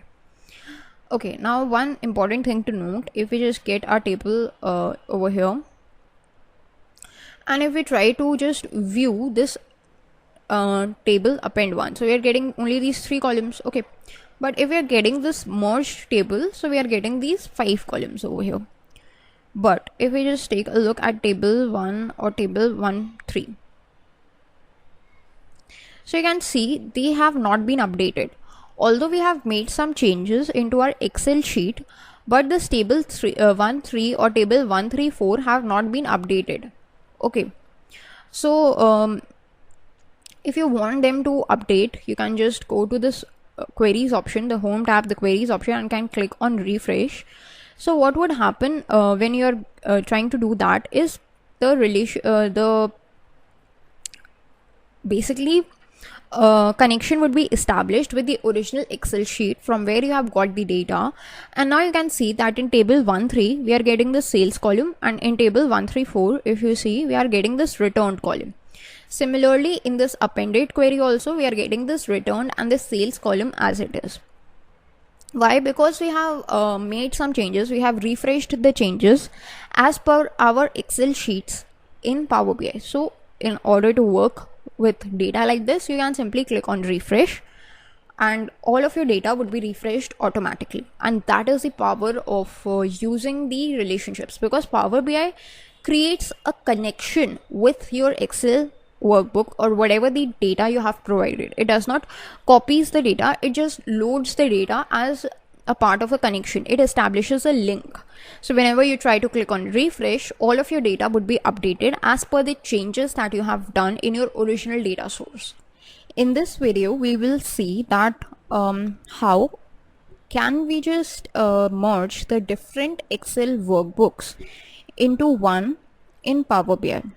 Why we are working with Excel, because in Excel there is a huge possibility that your data is in Excel sheets that you need to import into Power BI. Okay, so there are these different options or the different instances that are available with the working with the Microsoft Excel data. We have already seen that what would happen if we just merge the different tables or the different sheets data into one another. Then what would happen if we just merge the different tables having the different number of columns into one another. In this video we will be basically seeing that how can we merge the different workbooks into one another. Okay, so if we take a look at our data distribution, we have this folder called quarter one sheets. Okay, so this is the whole folder that is containing all of our data that upon which we want to work. Okay, so if you just double click over it, we have three workbooks: the Jan 2020, Feb 2020 and March 2020. These are these three separate workbooks, or whatever data we have is organized into these separate workbooks which we want to merge together, right? Now if we take a look at these three different workbooks together, we have first this Jan 2020 workbook. It is containing a sheet called Jan 2020, and in this sheet we have only one table that is containing the three columns: the date, product and the quantity column, which we have already seen in the previous videos. Alright, so these are the three columns. Similarly, we have the second workbook known as the Feb 2020 workbook, which is also having this Feb 2020 sheet, and the three columns are there. And similarly in the March workbook also, the March 2020 sheet name March 2020 and the three columns. Now we will be seeing in Power BI using the Power Query editor that how can we merge the data that is spanning through the different workbooks into one table or one query. So let's just go to our Power BI and let's just load. So we can just go to get data and click on more. Now basically what we are going to do is we are going to load our data from the multiple workbooks. Okay, all these three workbooks are present in a single folder. So what we are going to do right now is in Power BI we have to select that we have to just get our data or import our data from the folder. So basically we have to select the folder as the option, and from that particular folder we can just load our data. So that's what we want to do. So it's going to take some time, right? Okay, so you have get this folder option. We can just click on folder and click on connect and wait for a few seconds till it asks us for that which folder we want to load. So this is the folder path, so you can just go to this browse option and you can just select it from here. Or what you can do is, since we have already opened our folder, we can just copy this path and in our Power BI we can simply just paste this path and click on OK. Now you got to wait for a few seconds till that particular folder is loaded. Okay, so what we are getting is we are getting these six basically workbooks. Why we are getting six? Because these three are opened up right now. So what we can do is we can just close these workbooks. Okay, Jan closed, Feb closed and March closed. Okay, we can just click on cancel and we need to again load this data. Why? Because there were three instances of the open workbooks already present there and three instances of the closed workbooks or the original workbooks. So we don't want that. We don't want duplicate records to be loaded into a Power BI. That's why we have to cancel that operation. So one important thing that you must note is whenever you are working with this type of data, you need to just close all of the data that you have opened. Like if you are trying to work with the workbooks, you need to close that workbooks. Now you can see that since we had closed those workbooks, now we are only getting these three instances. That is the name, extension, date access, date modified, date created, and everything. Basically this is all the metadata. That is the data about the data. So this is what we have got. Let's just click on transform data. So what will this transform data do? It would open up the Power Query editor, right? Now you can see we have got quarter one sheets, this whole folder, and the sheet name. Now since we have got these three sheets name and the content column. Okay, so basically what is this content column is whatever the data is present in these sheets is actually consolidated in the format of this content column. If you just click over it, so you can see we are getting the name of the sheet or the name of the workbook. Along with it, we are getting the size. So it is basically the content, whole of the content is present here, that is compressed into the size or into these number of bytes. It is compressed and been stored into this content column. Okay, so now we are only concerned about this content column and the name column. So what we can do is we can just control click over both of them, and what we can do is we can just right click. So there is this option of remove other columns. Since we are only concerned about these two columns, we are only concerned about what data is lying inside the workbook and not the data about the workbook. So you can just click on remove other columns, so that now only the data of the workbook would be visible to us and not any other data. Okay, now once we've got that, what we can do is in this add columns option, we can just go to this custom column. This custom column helps us to add a new column as per our choice. So we can just change its name to data, and we can use a custom column formula. So basically there are these different types of the formulas that you can use as per the data source that you are trying to import and whatever you are trying to extract from that particular data source. So what data source we have used? We have used an Excel data source. So we can simply write like Excel, and you can see the first option, that is excel.workbook. If you just click over it, so excel.workbook is written. Why we have used this workbook function? Because this workbook is where our data is originally stored, and when we are talking about this name Feb 2020, Jan and March, these are the names of our workbooks. That's why we have used this workbook. Okay, so what we want to do is we want to extract this data that is pointed to by this binary format. So for this, what we can do is we can just write these parentheses, and inside these parentheses you can see we have a list of available columns from this particular source. So we can just select this content column and click on insert. Now what we can do is we can just click on OK, and you can wait for a few seconds to see that we have created a new column by the name of data, and now this data is containing these tables. So if you just click on this kind of an arrow option, make sure that all of them are selected, and we can just click on OK. Now what happens is we are getting these 6 names, we are getting its data, we are getting the items, like what are the items, different items like Feb 2020, table 1-3 and so on, and we are also getting its kind, that whether it is a sheet or whether it is a table. So these are the different types of data or the metadata which is about the particular sheet or the particular table. Now we do not want the data about the sheet or the table, we want the data inside the table. So into this kind column, what we can do is we can make sure that only the tables are visible. We can apply a filter to make sure only the tables are visible. And you can see now we have 3 tables, table 1-3, table 1 and table 1-3-4. Alright. So basically we do not want this table data, we only want the data inside the table. Okay. So what we can do is we can just take up this sheet column or the workbook column, that is the name of the workbook. The data.data is basically containing the original data, and this data.name is containing the name of that particular table. Okay, so we want these 3 columns right now. We can just right click and click on remove other columns. So all the other columns would be removed and we are left with these 3 columns, right? Now we can just rearrange them. So first we are getting the name, then we are getting the name of the table, and then we are getting the table data. Now if we just click over this table data, then you can see we are getting the original data of that particular table. Okay, let us just undo that step, or we can just select any of the cells, and you will see on the downside that all of the data is previewed to us.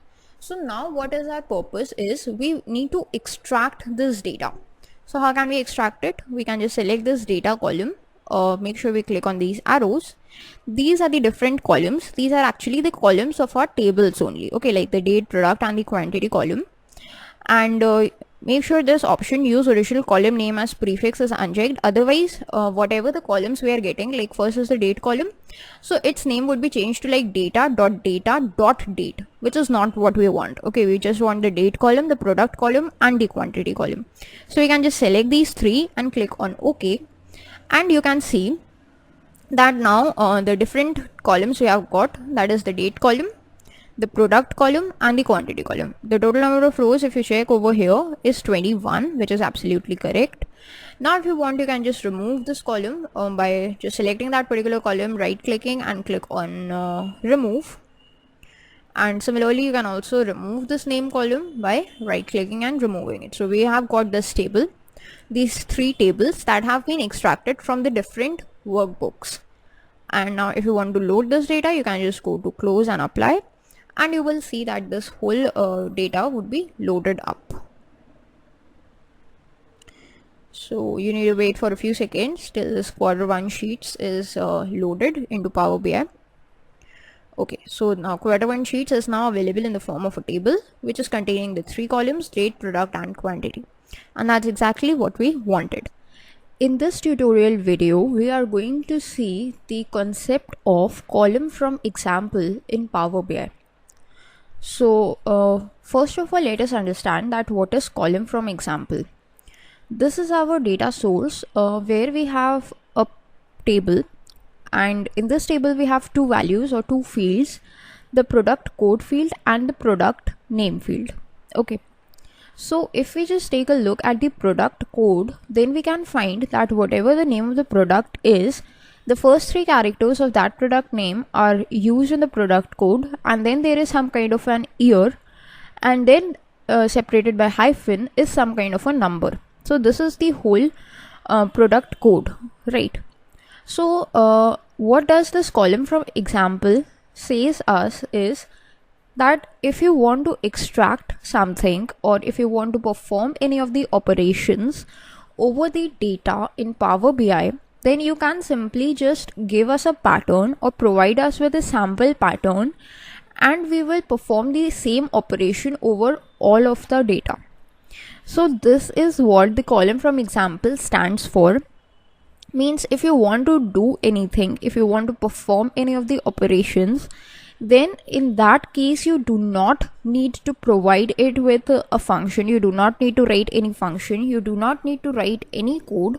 All you could do is just provide with a pattern, and Power BI itself will learn from that pattern and apply the changes over all the data.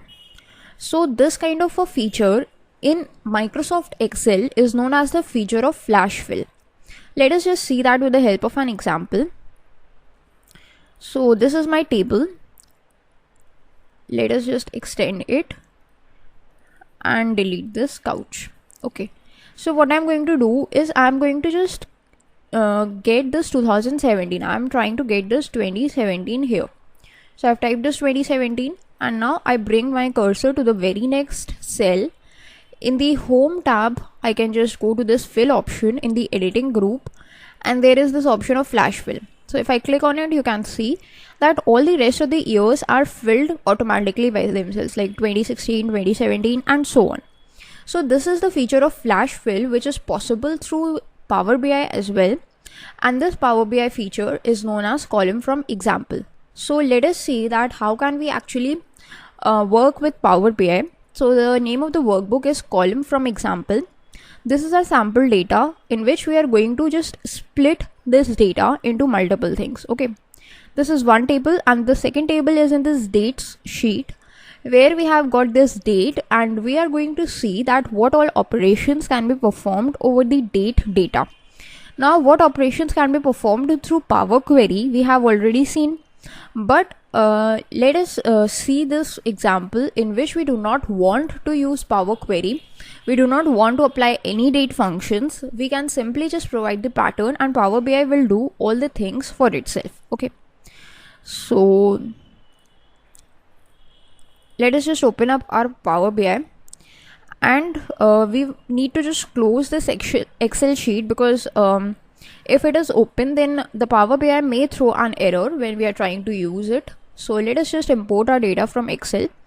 which is this column from example workbook. Let's click on open, and we need to wait for a few seconds till this data is loaded into Power BI. Okay, so dates was the name of the sheet, and the splitting text was the name of the sheet, right? So if we just go to this date 1 table, and I think table 1, yeah, so these two were the tables. So table 1 and date 1 table are the two tables that I'm going to import right now. Okay, so let us just click on transform data. Why? Because we want to open it in Power Query editor before loading it into the Power BI desktop app.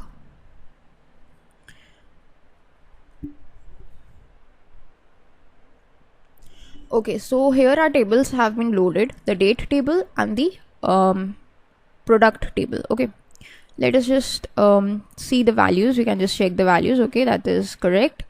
So this is the product code column which we are going to act upon. Okay, so for this purpose we have two options, either the transform option or the add column option, but we are going to add a new column. If we go to the transform column, then we had to use this text functions, which we do not want to use. We want to use the column from example option. So we need to go to this add column option, and here you can see there is column from examples.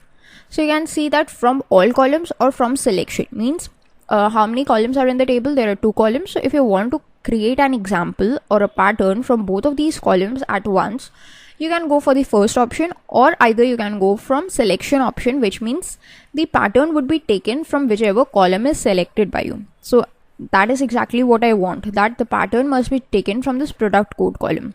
So let us just select this from selection, and over here what we can do is we can just provide a pattern. So suppose we want years, so I can simply provide it with 2017, and as soon as I press enter, you can see that all of these years have been extracted like this. Okay, and here you can see that this is the transform function that is being used, text.between delimiters from the column product code, and what are the different delimiters, it's written, and you can just click on OK, and as soon as you do that, you can see a new column is being added with all these years. So you can just write like,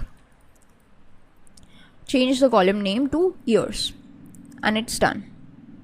Okay, similarly you can again go to product code, column from examples, from the selection, and suppose we want to just extract these four code. So we can just double click here, provide the code, press enter, and you can see in the light gray option that all these codes are written, which means this is what the Power BI will extract. So you can just check the data, cross check the data once, and if you are happy with it, you can just click on OK. Now you gotta wait for a few seconds. Okay, so this is applied, so we can just change its theme to code as well. Okay, now if you want to see that which function has been applied over this particular column, what you can do is go to this applied steps option, and here is this corg sign. You can just click on it. So you will be able to see that it is a text after delimiter. That's the text function that has been applied, and the delimiter has been automatically provided from the start of the input. Means the advanced options have also been used, and everything like this. Okay, so basically you do not need to go to the text group and apply the text functions over the data if you are working with the column from examples option. Let us take another example, that is from selection we want to do. Okay, so we need to come to this step, and then we need to go to column from examples. Otherwise that would be added before renaming it, so it would cause a problem. So we can just write, suppose we want TABCHA, that's the first thing that we want. We can simply write TAB over here, and if you want, you can just change your column name from here only, like name. Okay, that's the simple name that I'm writing. It could be anything. Then here you can just press enter.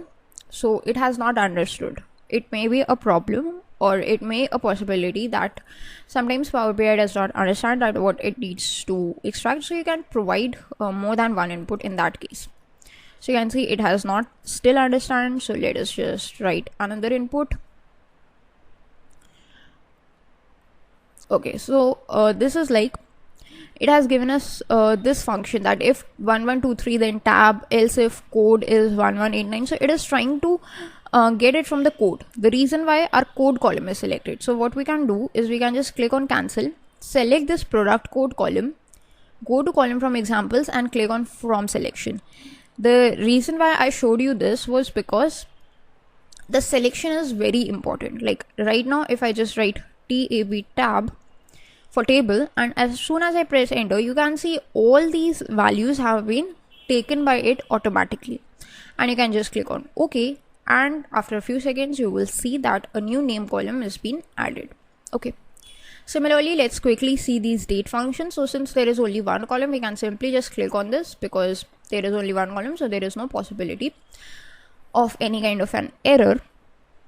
Suppose we want to extract month from dates. So we have seen the date function separately through Power Query. Let's see how can we extract the month. So suppose you want to apply the month function, you can simply write mon. Then what would happen is it would automatically give us all the month functions. Like I want the month name, so I can just click on this and press enter, and you can see that automatically according to the data it has given me the different months, and I can simply click on OK. So the month name column would be added automatically. Similarly, you can just go with other examples, like if you want to work with the year function, so it would give you the year as well. Okay, basically you can just select this and press enter and click on OK. Similarly, if you want like quarters, okay, so quarter was also a possibility in the date function, so we can just simply click here and write like quarters. We want the function related to quarter, so quarter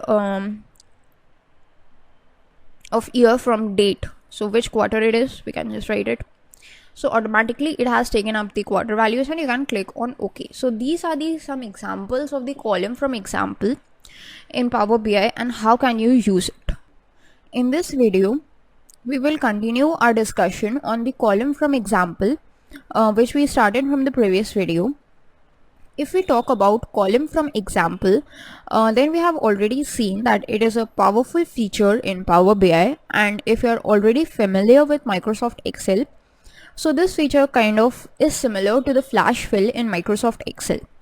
But of course, since Power BI is more advanced software, so applications of column from example feature are far more better than the flash fill feature in Microsoft Excel.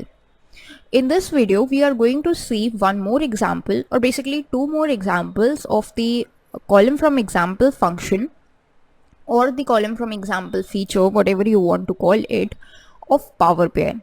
So first of all, let us take a look at the data that we have got for ourselves. This is the data that we have got, which has 4 columns: the first name, mid name, and the last name. And then there is this year of joining. So basically this is the data, and basically the names of different people and how in which year they have joined a particular organization. So this is what we are going to take into account, and we are going to see that how can we merge the data. Like if we are trying to work upon the name, we may want to just merge the first, mid, and the last name together into a single column of name, instead of getting out like the different names or the different columns of the names. We are going to just merge all these 3 names into a single column and name it as name. Okay, or employee name, whatever heading you want to give to the column, or whatever name you want to give. Then the second sheet is of alphanumeric character. If you just take a look at this, so you will see that we have some data like name, code, city, and ID. So basically it is the names of the different employees, their employee code or the city code, whatever you want to say. Then there are the cities from where these employees reside, and then there is some kind of an employee ID. So these are the 4 fields we have got, and they all are merged into one another, and apart from that it is a combination of the alphabetic and the numeric data. So we will be seeing that how using the column from example feature we can just change this data, we can split it into different columns as per our choice. Okay, so this is sample data. Let us just close this Excel sheet and open it up in Power BI. So we can just go to Excel, column from example is what we want to load, and let's click on open. So this may take a few seconds to apply some of the or to just load this data. So if we just take a look at our tables, we have got this alphanumeric table and this table 2. So this table 2 is for the employee data and this alphanumeric is for the alphanumeric data. We want both these tables, so let us just check on it and click on transform data.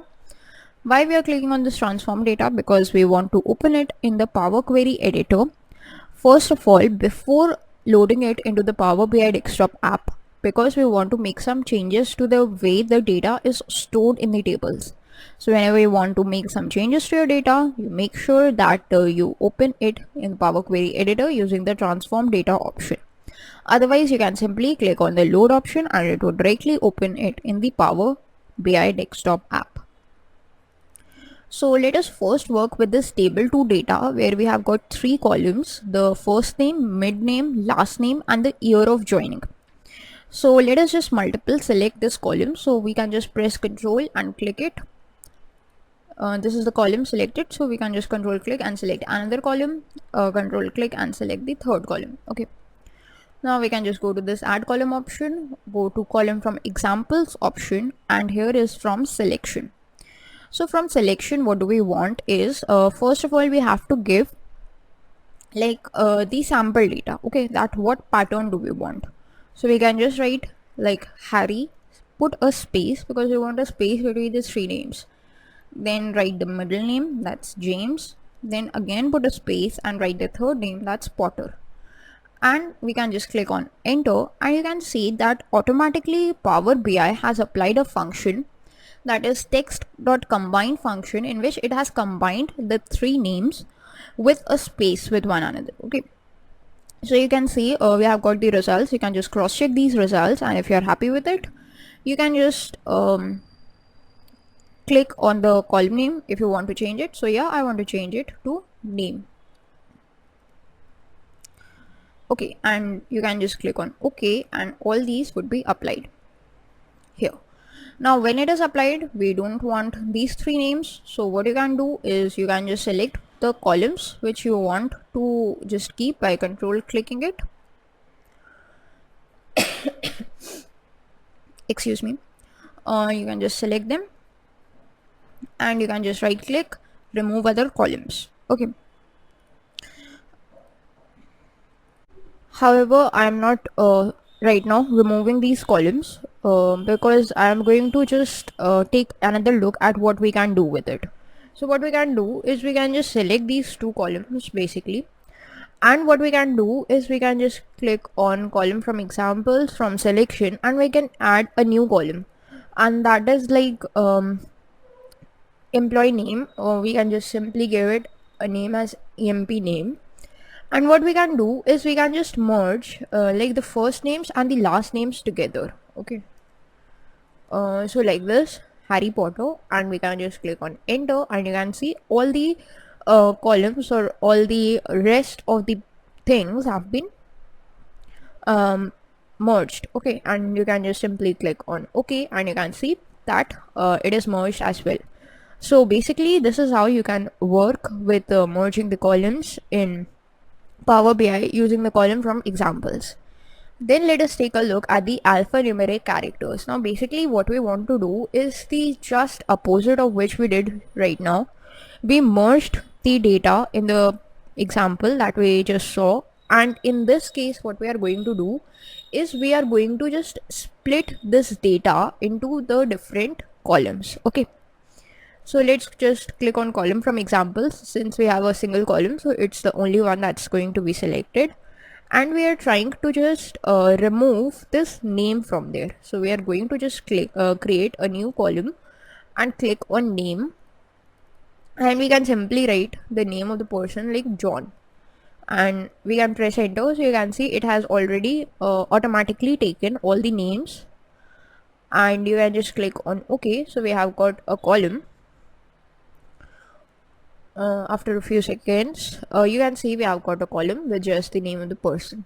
Okay, then we want to extract this code thing, so we can just again select this column this time and go to from selection, because there are 2 columns present right now. Okay, and we can just type in code and let us just give the code as 231. Press enter. So you can cross check that all the values are correct. Click on OK. So you will see the code data would have been extracted. Right. Then again we can just extract the city. So let's click on city. So first case, the city is Mumbai.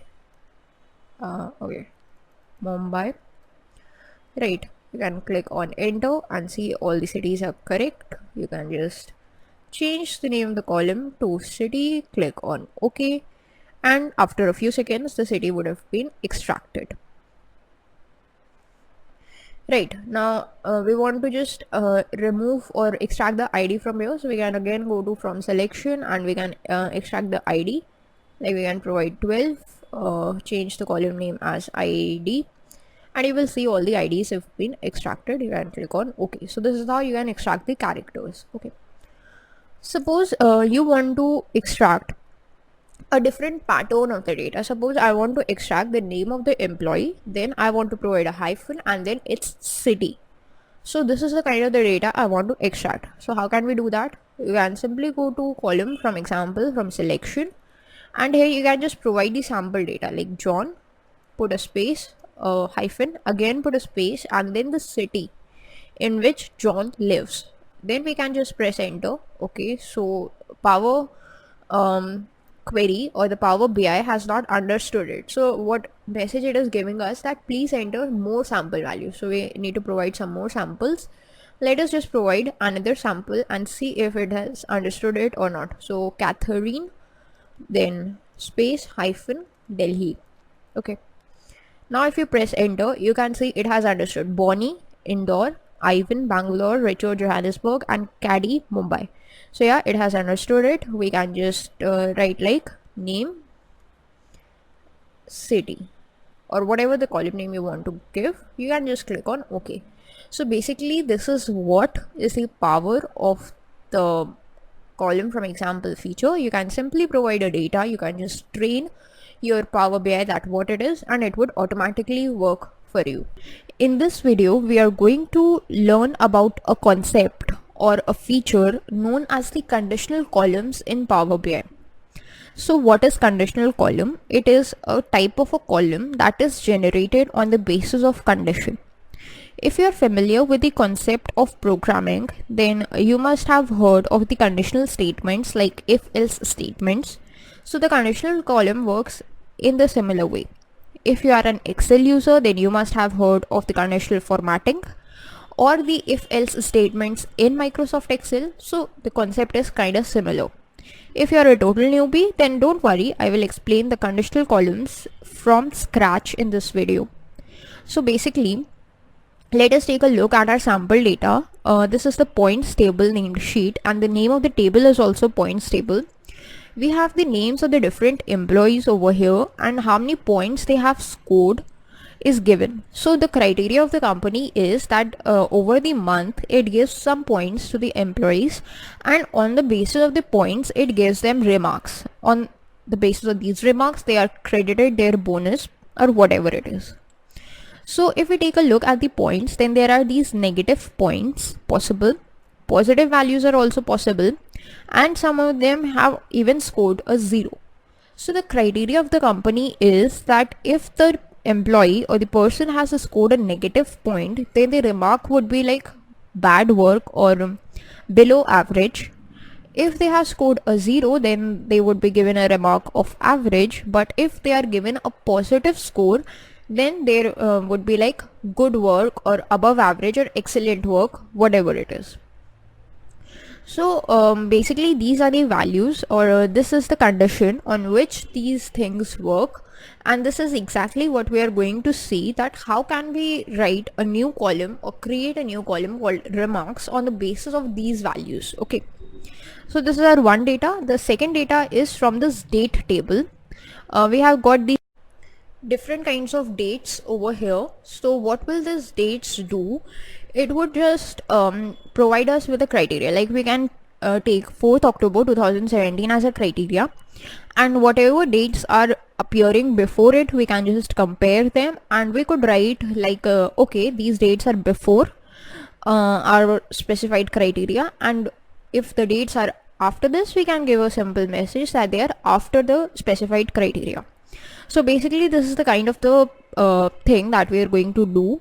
This is usually done with like date of joining or date of selling or whatever it is in the databases. So we have taken a simple example just to explain that what or how it works with this date data. So this is the two operations that we are going to do, and these operations are possible through conditional columns in Power BI. So let's just take a look at it. Here we have opened up our Power BI, but before that we need to close our Excel sheets in the background. Then we can just extract this Excel data, which is this conditional column workbook. We can click on open and wait for a few seconds till that sheet is loaded into our Power BI. So once it is loaded, we need to just select the tables which we need to like use in our Power BI. So yeah, we have these tables like the points table for the points and the date table for the date data. So we can just check them both and click on transform data. So why we have clicked on transform data? Because we want like to open these tables in Power Query Editor before loading them into the Power BI desktop app. Now once they have been opened, okay, the points table and the date table have been opened. So we would first work upon the points table, and we know the condition, the positive value, the negative value and the zero value. Okay, so we can just go to this add columns option, and inside this add column there is this option of conditional column.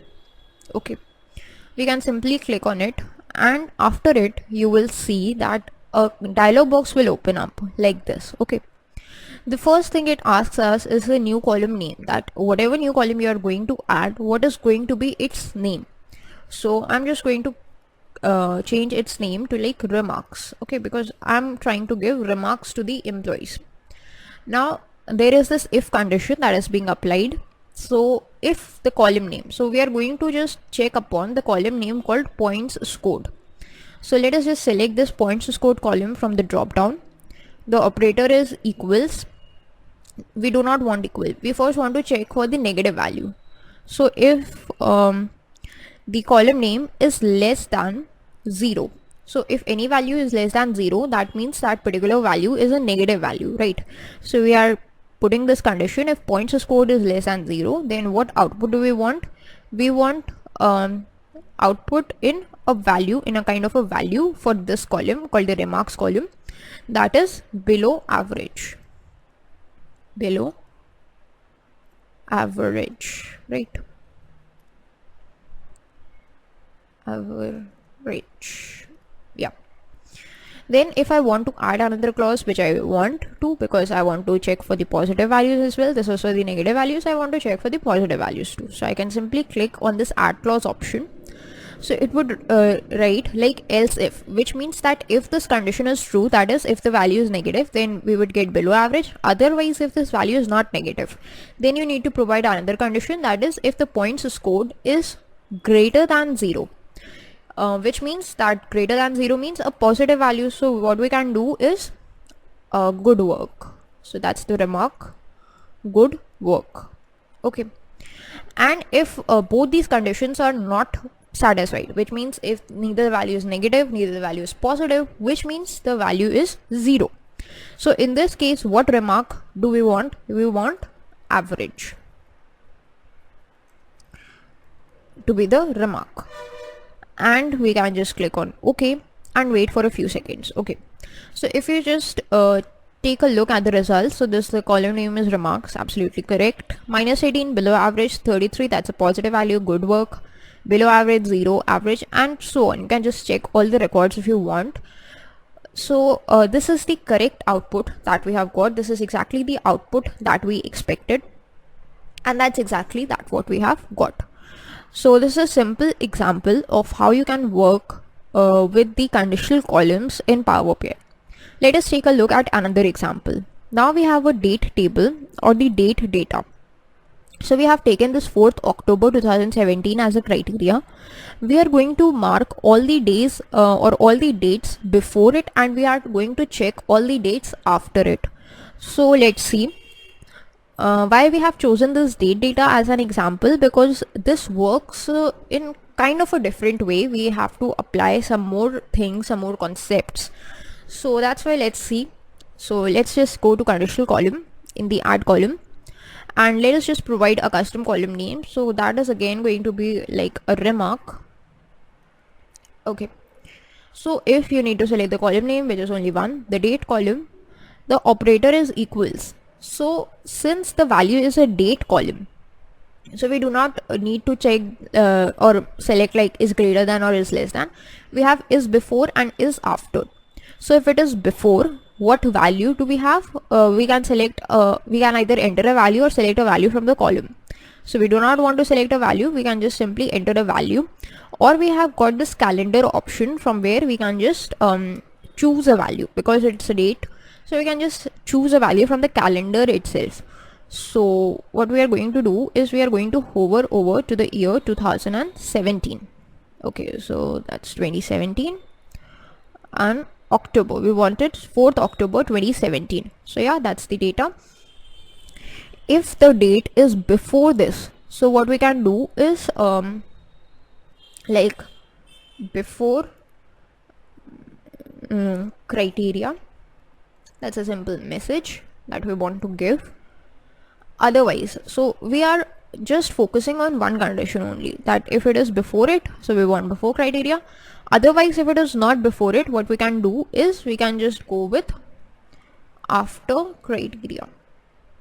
In the previous video, we had two conditions, that whether it was a positive value, whether it was a negative value, or whether it was a zero value. Okay, but here we have only one condition, that if it is before or if it is after. So after criteria and before criteria. You can click on OK and see that 2019 is after criteria, 2018 is after criteria. This is also taken after criteria. Why? Because we clicked on is before. So that's why this exact date is also taken as after criteria. Okay.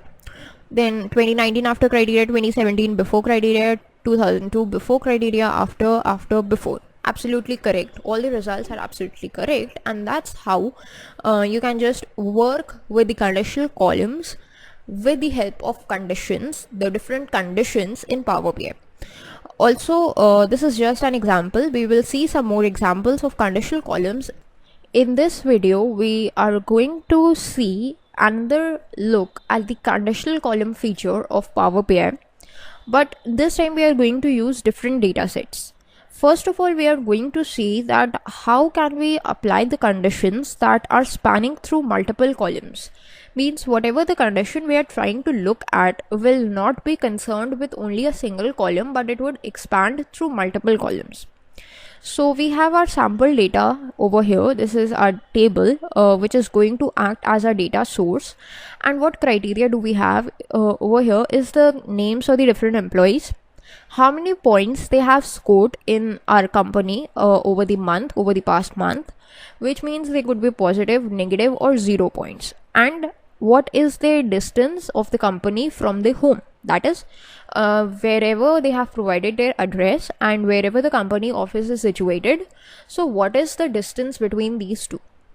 So on the basis of the points scored and the distance between their home, we want to provide a confirmation that whether they should be given the transport allowance or not, or the bonus for the transportation or not.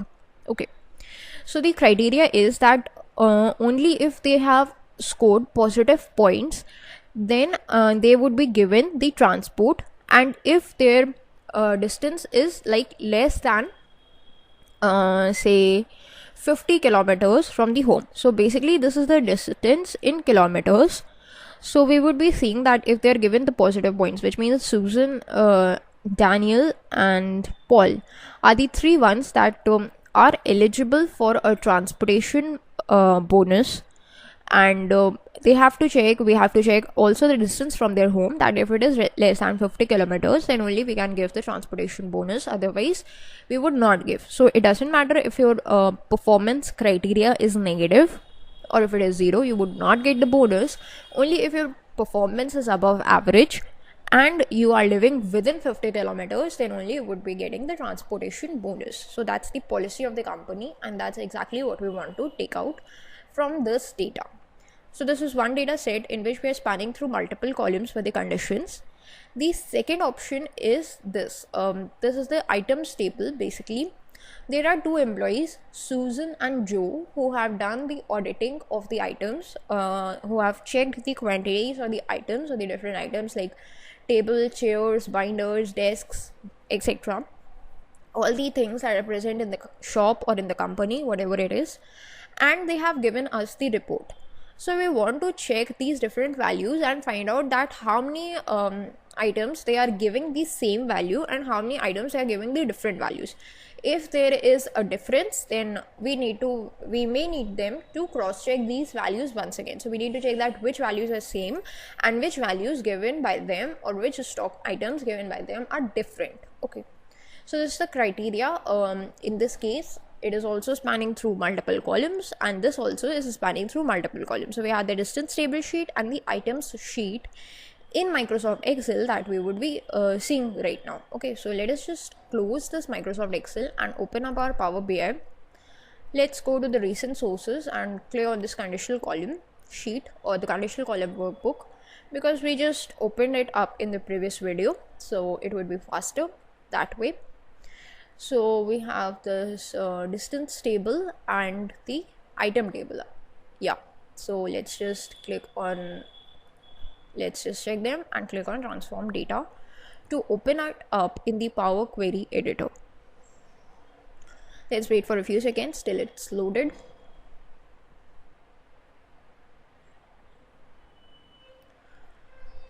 Okay, so once it's loaded, we would be able to see the Power Query editor, and in this both of the tables would be present, right?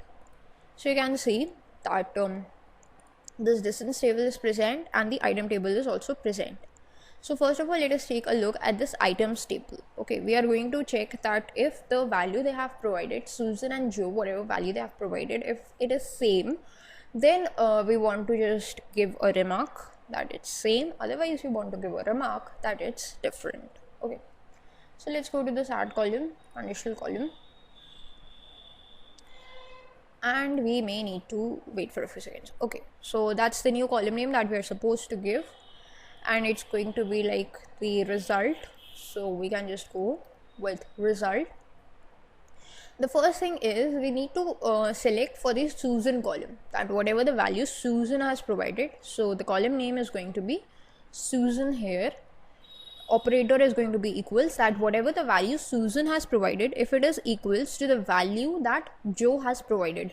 So we cannot give the value for Joe. What we can do is select this column called Joe. So we need to select a column instead of providing a value. So that's kind of a different approach. For this, what we can do is go to this drop down, and instead of enter a value, we can just go with this option that is select a column option. And what column we can select? This is the Joe column that we can select. Means if the value of the Susan column is equal to the value of the Joe column, then we need to give the output in the result column that it is same. Otherwise, we can just give the output that it is different. Okay, and that's the criteria. I hope you all have understood it because it is pretty simple.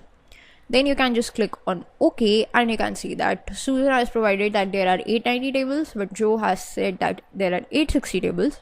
So we are getting different. Amount of the chairs is also different. Amount of the binders is same, 457 for both. So we are getting same. So you can just check the whole criteria one by one, all of the records one by one if you want. But if you do not want, you can just trust Power BI. So this is one way how you can apply a condition spanning through multiple columns. Likewise, there is another condition. Let's just go to this distance table, and where we have the points scored and the distance value. Okay, so we can just go to conditional column. The new column is transport. We can just provide with like yes value or no value. So if the column name, that is points scored, is greater than 0.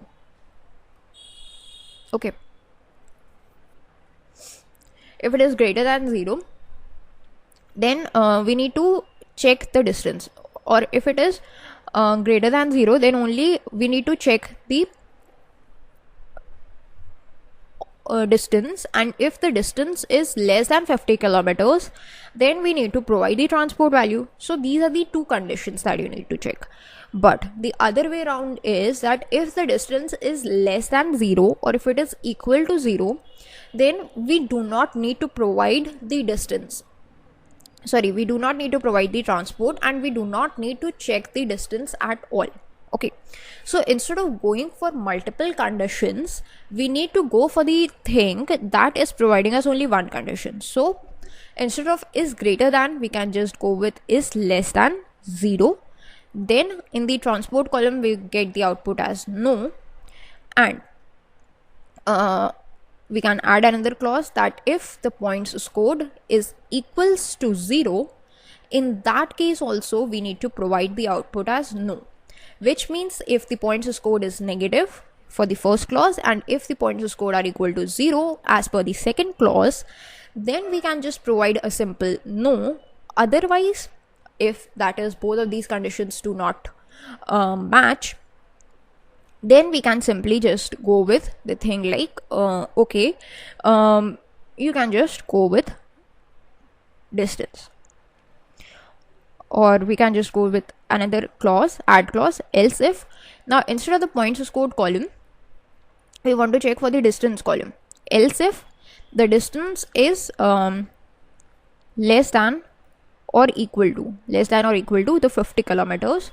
So if it is 50, we can just provide the value as yes.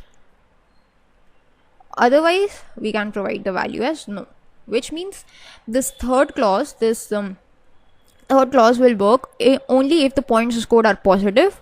So we would check that if the distance is less than or equal to 50 kilometers, if it is, then we would get yes. Otherwise, if the points scored are positive but the distance is like more than 50 kilometers, then we do not provide the transport value, so that is no. So this is kind of a condition that we can provide. This is a messed up condition, that's why we have chosen it in the example. And you can see negative, so we can just check for the positive values like Susan, it's 33 and 32, so yes. Then we have Daniel, 38 and 2, so yes. And for all the other values we have no. So that is how the criteria is applied, spanning through multiple columns and through multiple conditions. So this is something that you must know for yourself by practice, that how can you just work upon the conditions and how can you just apply those conditions, and this would help you to just solve any kind of query